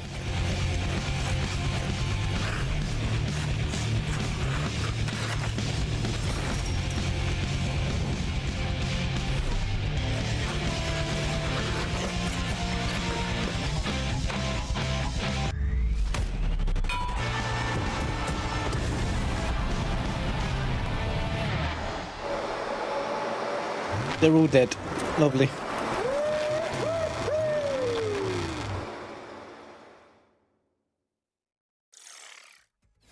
Now that is a play no one saw coming. Breakaway Hockey League is the first modern hockey game coming to PC in nearly 20 years. It's a fast, skill-based 4x4 hockey game where every player controls a single skater.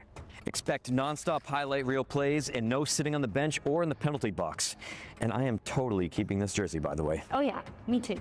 Anyway, it's coming soon to PC, so slap it on your wish lists and sign up for future playtests. Now, we need to get changed and make our way out of the studio. So, for this next part, we're going to throw it over to a series of back-to-back trailers, starting with a world premiere. Nice. What you got?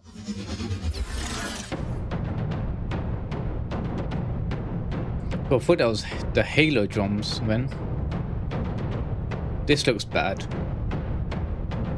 This looks really, really bad. What is the resolution of this? What is up with the music?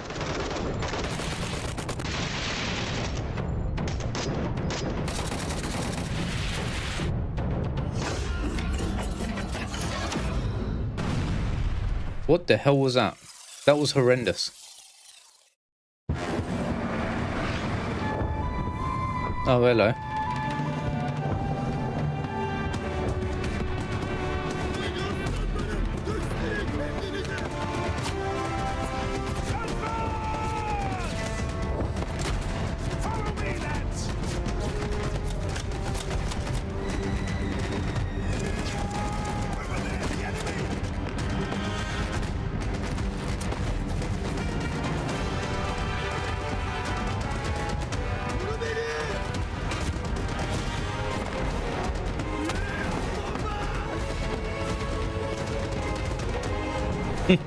This is gonna be one of those like massive multiplayer games, isn't it? I doubt this is story driven. Yeah. Oh, on Gallipoli. Oh, it's out now. Okay. Never heard of it.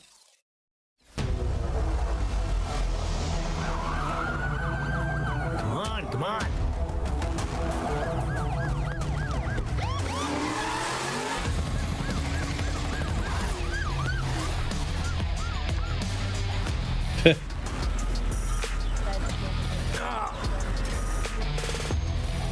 Oh, it's another simulator, ain't it?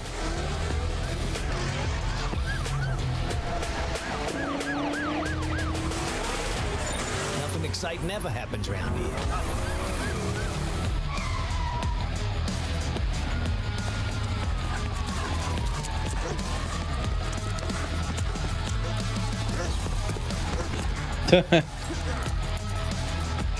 This like police officer simulator or crimes, yeah. Police simulator. Police simulator. Your Okay. badge awaits. Wishlist now. I thought that was already out on Steam. But did someone already make that type of game? Oh, hello.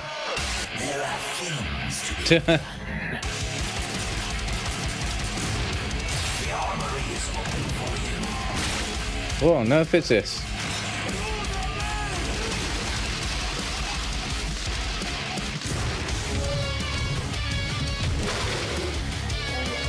Well, he's not got very good aim, does he? Jesus.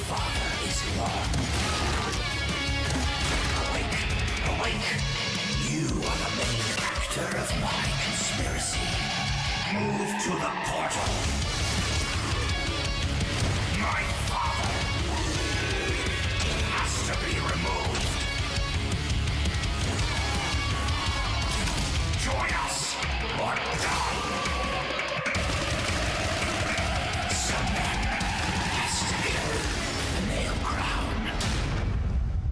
Nail crown, well. Nick, I just saw this in that green room. What do you got? Ran out of coffee, morale is gone, everyone is exhausted, itchy, tasty. We should probably be worried about that. Yeah, let's just play it by ear. Ooh, camera's still rolling. Oh. Welcome back, everyone. Here's a new trailer for Resonance, A Plague Tale Legacy. Comes out tomorrow. Let's have a look. I'm really unsure about this game. I know the entire game has leaked online. I haven't played it, but I saw a Reddit thread about it. And a lot of people were saying it looks really bad.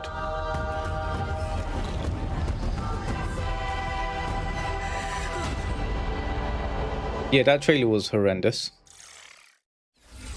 Resonance of Plague Tale Legacy is out tomorrow, August 27th for PC and consoles. Don't miss it. And speaking of plagues, we're following that trailer with a closer look at Exterminauts, a cooperative shooter where you play as a pest control crew. Showing this Exterminauts again. was revealed yesterday, Jesus. but we've got the inside scoop direct from the developers.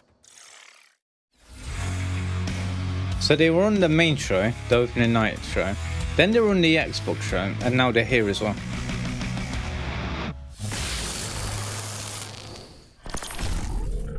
Hey, Future Game Show. I'm Vincent from Behavior Interactive in Montreal, Quebec, and I'm creative director on Exterminauts. So why is this game being pushed so much? Shooter where you're part of a blue-collar crew whose job is to repair and exterminate. It's fast, relentless action that rewards teamwork, creativity, and skill to get the job done. Thankfully, you have all the weaponized power tools at your disposal on your work shift. This includes not only guns, but a variety of special weapons to deliver crazy elemental damage, and a special power clamp that activates your overdrive system to use in all sorts of utility and combat situations. Exterminauts takes place on planet Tien, where a new miracle energy source was discovered called polymorphic plasma. So it's just one problem: alien pests. This plasma is like honey to them. They'll tear through infrastructure, machinery, and entire facilities to get at it, causing chaos across the planet, and this is your problem to fix. You might have seen the trailer we released yesterday. We wanted to kick things off by showing the tough, blue-collar style the Exterminauts have and focusing on the gear and the tools they use. Even if they have a job to do, we wanted to show off the frenetic action right away, but also the comedic undertone that's always ready to creep up.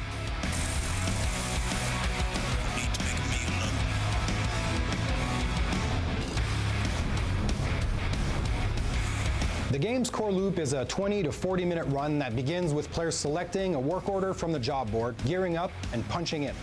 Once deployed to the work site, the mission is simple: fix, fight, and collect.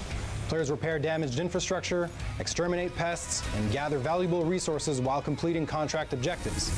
Every job culminates in a hectic final stand, holding the line against waves of pests while waiting for extraction.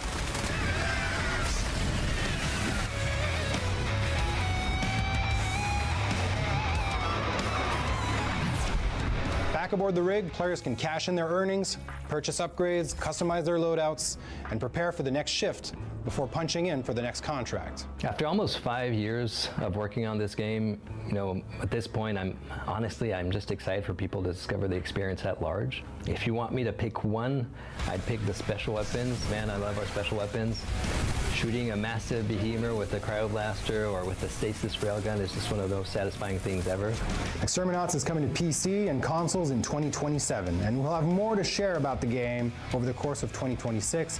And in the meantime, you can wishlist, pre-order, and check out our social pages.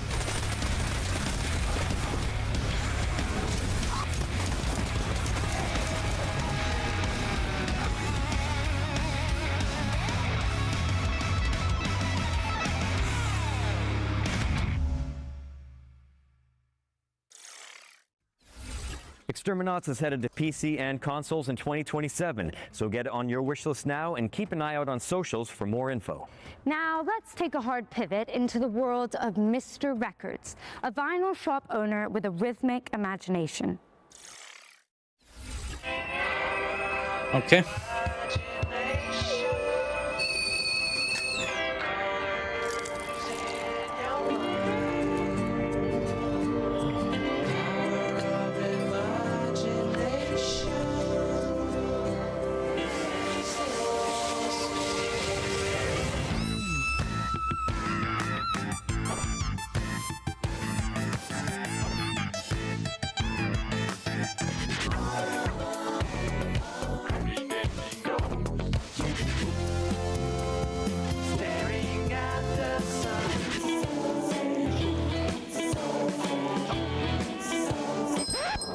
Good morning. Saya.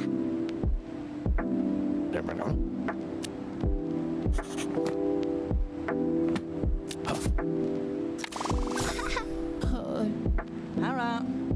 Tapi du. Oh.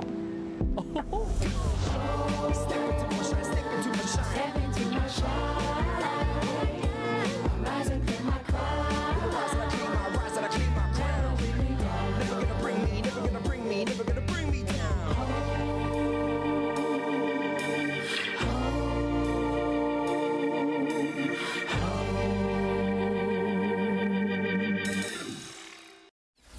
The adorable Mr. Records is coming soon to PC and Nintendo Switch too. Now we're closing in on the end of the show, but don't let that fool you into thinking we're out of surprises. Nope.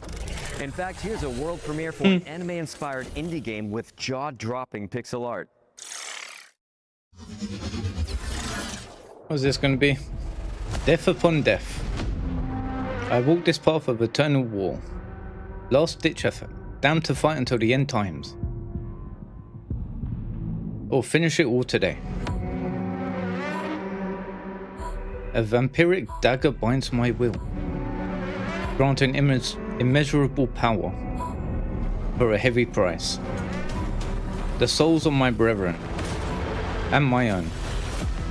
One last death. Ooh.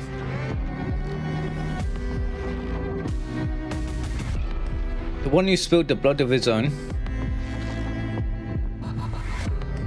robbing us of victory, robbing me of my life. I will drag him to hell, no matter the cost. Death upon death, for all eternity, until it's done. Well, Nikolai, free us all from this curse. That was mid. That was your first look at Last Ditch Effort, which is coming in 2027, but you can wishlist it now on Steam. And now we've got a gameplay presentation for Into the Wind, a dreamy delivery simulator where you pilot a sentient motorcycle. A sentient motorcycle, yeah? Hi, I'm Robin from Bloom and Gloom Games, and this is a gameplay sneak peek at Into the Wind. A cozy adventure where you take over your missing uncle's delivery firm and drive, fly, and run deliveries together with your trusty sentient motorcycle plane, Hermes. Let's get started. Okay. Julia. Why are you still here, Sleephead? Get out there and deliver some packages. We are saving up for some engine upgrades for Hermes for a race in a few days. So let's go down to town and see if we can find some packages to deliver. Different types of cargo affect driving and flying in different ways, and more challenging deliveries means more pay for your efforts. Today, we're looking for something fairly chill. This red sign means they're looking for some delivery help. Let's see what they have for us. Okay. Ciao. Looks dangerous. It's Too lively. What? Some heavy ones. They'll bring in a good deal of money, but the weight will make it hard to fly. So let's pick a good route and stick to the roads. As with cargo, there are different kinds of jobs. You have petrol, you have health. The job we picked up is a standard delivery to Falco Homestead, meaning we can take our time. We could also stop in the villages we pass through to pick up new jobs or browse the shops for new parts. Jesus Christ. Currently, we're fully loaded, so we'll just refuel before we continue. Okay, this seems like a chill With game. our current load, we would have a hard time fighting back or flee without damaging our cargo. Better to pick a way around instead. And here we are. Let's just pick up the right thing and head inside. How do you know which one's right? After delivering our heaviest package, we're now light enough to fly. Launch pads are not necessary to take off, but they sure help. Let's go back to those pirates and chase them off for an extra reward. Flying offers a great deal of freedom and potential for aerial This is it. and we will use what we can to get behind the pirate airplanes for a better shot. Our weapon today is the machine gun, so we have to get up close and tight dogfights to get in a fast burst. Oh my god. Come in packs, and we need to take them down one at a time while the rest are bombarding us from several directions. If we take down the leader, the whole bunch will flee, presumably back to the hotel bar where we could visit them later if we wanted to. Phew, finally got rid of them. But pirates are not all you have to watch out for in Santa Rosa. Occasional Oh my god. landslides, the weather, and not least of all, thunder. local traffic. Oi. As the day is coming to an end, we head back home for some upgrades and rest. This With that, actually seems we are cool. at the end of our gameplay sneak peek of Into the Wind, and now we need your help. The game is still very much in development, and we are preparing for playtests in the near future. Head over to our Steam page to wishlist and sign up for the playtest now, and come join our Discord to follow Into the Wind's development up close. Cheers! Okay. Into the Wind is coming soon to PC, but you can sign up for the playtest now and join the official Discord to chart its development. Okay, what's next? You guessed it. World premiere. World premiere. Here's a brand new entry in a beloved series of strategy games. I think this show is only 90 minutes long. So we've only got about 10 more minutes. Of a world once whole, before the shattering plunged it into darkness. Yeah, what strategy game is this? Guarding the memory of all things.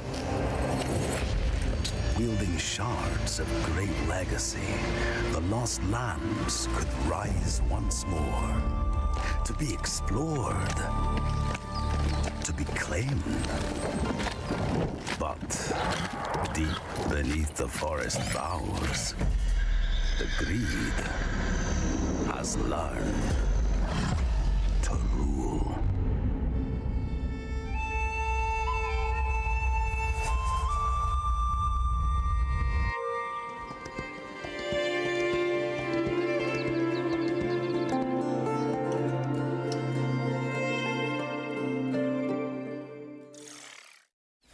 Reclaim the land in Kingdom 3 Rising Realms, which is coming soon to PC and consoles. And continuing the fantasy theme, this next game has you catering for weary heroes in a cozy tavern. Ooh, I've got a great recipe actually. You take a red herb, mix it with a green herb, add a little seltzer water, and it fixes everything. Hangovers, chainsaw wounds, trust me, it's awesome. Let's hope this place can do better than Raccoon City hospitality.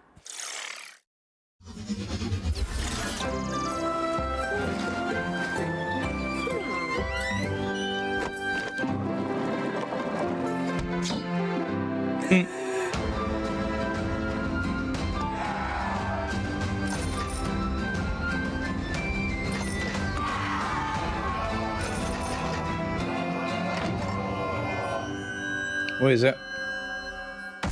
Oh.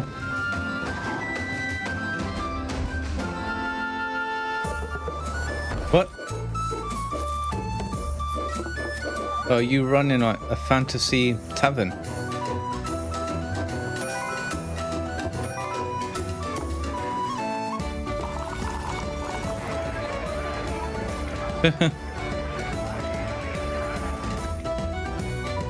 Long Rest Tavern, yeah.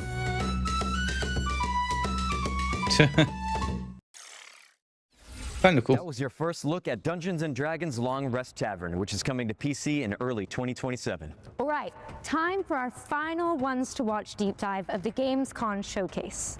Now this time we're focusing on No Law, a cyber grunge revenge thriller from the team that brought you The Descent. In fact, here's Neon Giant themselves to tell you all about it. Okay, deep dive. You hear about this Gardner guy going after the mayors? I'm Tor Frick, and I'm creative director here at Neon Giant, working on No Law. No Law is a cyberpunk immersive sim. By that we mean it's a game where player agency is at the game's core. The player is free to play and explore the city of Port Desire however he pleases. We provide you a toolbox, we provide you with abilities and actual tools to use. And instead of building a problem, a puzzle, if you will, where we design a solution for playstyle A or playstyle B, we just lay it all out for you in a more loose manner, and we just say, you go have fun, and we will just try and build a world and systems that will just handle whatever you're attempting to do. Nobody sees him go in. So in our recent trailer that we showcased at ONL, we wanted to showcase how the player can approach playing the game in various different ways. It doesn't matter if you want to play the game balls to the wall, guns blazing, or shotgun to the face, or if you want to tinker more with explosives, hacking. Any of those things are viable ways to play the game. It's a narrative-driven game, but we also want the game to narratively react to how you are playing it. And take out the lights. Desire is perfect for our kind of game, humor, attitude, spectacle, in the sense that there literally is no governing set of laws. There are rules, there are consequences, which fit right into our gameplay of whatever you do, there will be follow-ups, there will be consequences, which is very exciting for us. Not only did we want to create a city that felt grounded, it also needed to be the kind of place where an adventure and a game like this can take place. We've chosen to build a smaller city, but just make sure that it's super interesting and super rewarding to explore. This is the kind of game where you go into an apartment and you try to find the clues. You go like, what happened here? We don't want the world to feel overwhelming. We want it to feel big, but we are much more interested in making something that feels layered and dense, where the player on the way to that apartment is like, I'm gonna go here, I'm gonna investigate this missing person. And you go like, ooh, wait, there is something around the corner. I can see that there's a door ajar in this apartment building, and there's like a dead body in there, but I can't get in. How do I get in? We want that kind of distraction where as you're moving on your feet through the city, if you see an open balcony, you can probably get up there. And again, we're not telling you how or where to go, but we want you to kind of choose your own approach, choose your own playstyle, and choose how to get there. The guns are big and heavy. If they jam, it's the kind of... Went from that calm talking to boom. Right? Like, we want that feeling in everything we do in the game. No matter if it's, the chunky computers to the, the weapons to the mechs. All throughout the game, we wanted to have that grounded physical feeling. Good damn. And a mantra we had from day one was, if 100 people play this game, there should be 100 different user stories. We really want this to be your story. We don't want to force you into... So it's like choices matter. This is how Gardner solved all the problems. It's much cooler if you tell us, how did you do it? So every single NPC in the entire game can be killed. Not saying you should, but death is always permanent. So if you kill a shop owner, that shop is pretty much effed and has to close down because there's no staff around. If you Very cool. take out every single weapon vendor in the city, you no longer have a way to buy guns. This can definitely put you in certain predicaments as far as knowing what to do. So we have put one safeguard in places that if you kill some of the absolutely most major characters, the game will tell you, it's like, just so you know, you did this. You're free to continue your adventure, but this character won't be able to help you. Are you sure you want to carry on? And that's just our way of saying, it's your responsibility now. You can't go on Reddit and say, I don't know what to do. No Law is coming to PC and consoles in 2027. Thank you so much, and enjoy the rest of the show. A lot of stories about how you operate, Gardner. Is that the last trailer? Are they all true? Might be an end now. Yeah, this looks really good. Thank you to the folks at Neon Giant for that window into the world of no law. Wishlist it now because it's coming to PC and consoles in 2027. And let's keep things moving with an action game set in the Warhammer universe. No. Here's the latest trailer for Age of Sigmar Deathmaster, a Metroidvania where you play as a sneaky little Skaven. Rinnick escapes cage. Smell your fear. Okay, sure. So I think the company that owns Warhammer, they just constantly they allow any sort of like development studio to use their IP to make a game, which is cool of them.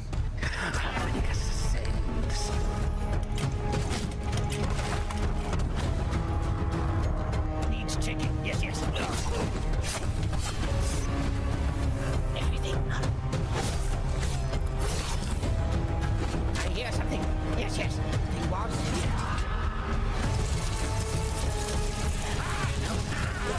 Head high now! Keep saying that. What's that sound?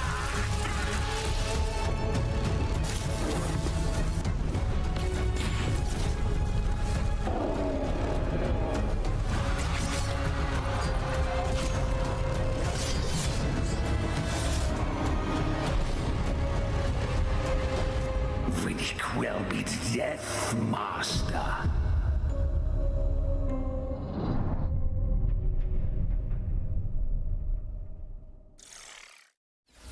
Rise through the ranks of the Ratmen in Warhammer Age of Sigmar Deathmaster, which is coming to PC and consoles in 2027. Now, fair warning for all you horror fans out there, this next game is no joke. That's right. Ritual Tides is set on a remote British island full of Horror? Lovecraftian creatures. Hello. And the team at VertPaint have put together one hell of a trailer. You ready for the grand finale, Edge? Ooh, Oh. whatever it takes. Count me in. Last trailer, here we go. Cool.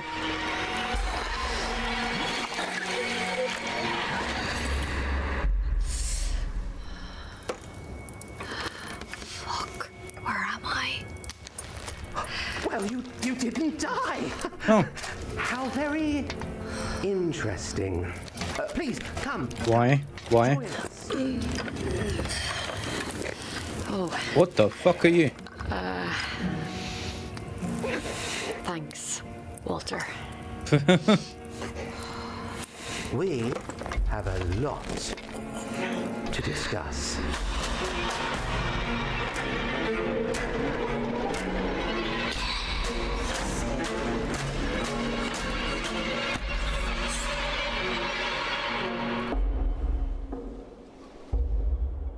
And the graphics are top notch.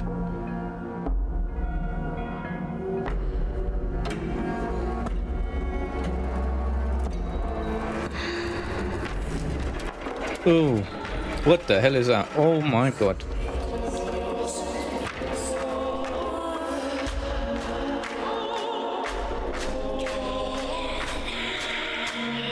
What type of game is this?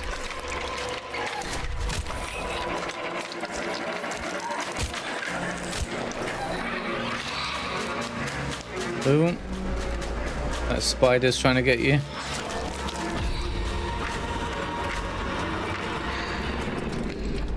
Oh my word.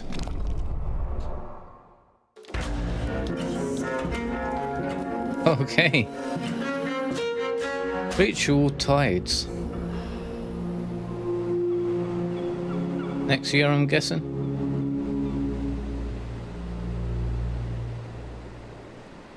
Oh, not even a release year attached to it. Wow. Maybe 28 then. As well as your nightmares, Ritual Tides is coming to PC and consoles, and you can wishlist it now. The great work continues with new hands. Ange, what's going on? I thought this was the end of our show. One more? This place looks like an abandoned toy factory. Oh, they're building something big out there. Whatever it is, it's not Poppy, is it? Listen, so while you guys watch our final trailer, let's me and you look for some animal medallions, chest plugs, precinct keys, I don't know. Oh, a crank. There's always a crank. Always thinking. Enjoy. What is this? Yep, Poppy.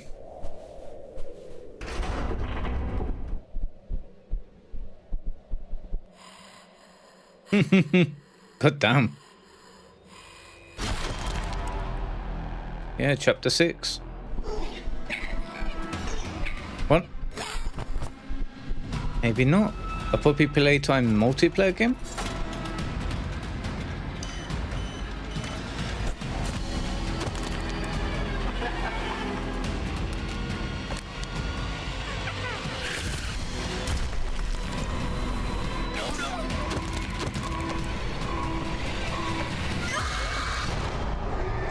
Escape from Playtime.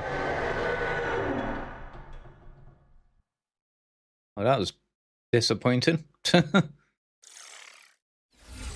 Experience the Poppy Playtime universe from a new perspective in Escape from Playtime, a co-op survival horror game where you play as a crew of misfit toys. Hit that wishlist button and tell your friends, because Escape from Playtime is coming soon. But with that, we've officially reached the end of the Gamescom showcase. Okay. Mission accomplished. But guys, really, don't go anywhere. FGS Live from Gamescom is airing right after this with even more exclusive I will not be watching premieres that you don't want to miss. And the fun continues on I will August be missing 30th for the FGS Best of Gamescom, where our editorial team is taking you onto the show floor for a debrief of the biggest news from the event. And in the meantime, remember to head over to the official Future Game Show Steam page to wishlist everything you saw from today's show. And you can also check out GamesRadar.com for all the follow-up intel. I'm Nick Apostolidis. And I'm Angela Santalbano. And this has been the Future Game Show at Gamescom 2026. Look at that. Yeah. Okay. And with that, I'm going to end today's stream. Thank you all very much for watching. I hope you've enjoyed. If you did, please leave a like and subscribe. It'll really help me out. I'm 4 subs away from 600, which is insane. The past couple of days had like a ton of subs. I really appreciate it. Or if you're watching on Twitch, hope you can leave me a follow. I will be back tomorrow, not with Red Dead Redemption, but with Metal Gear Solid 4. The Master Collection is out tomorrow, so I'm gonna start with MGS. We'll get back to Red Dead after. But yeah, I'm excited for Metal Gear and hope to see you all there. Thanks for watching. We'll see you tomorrow. Bye.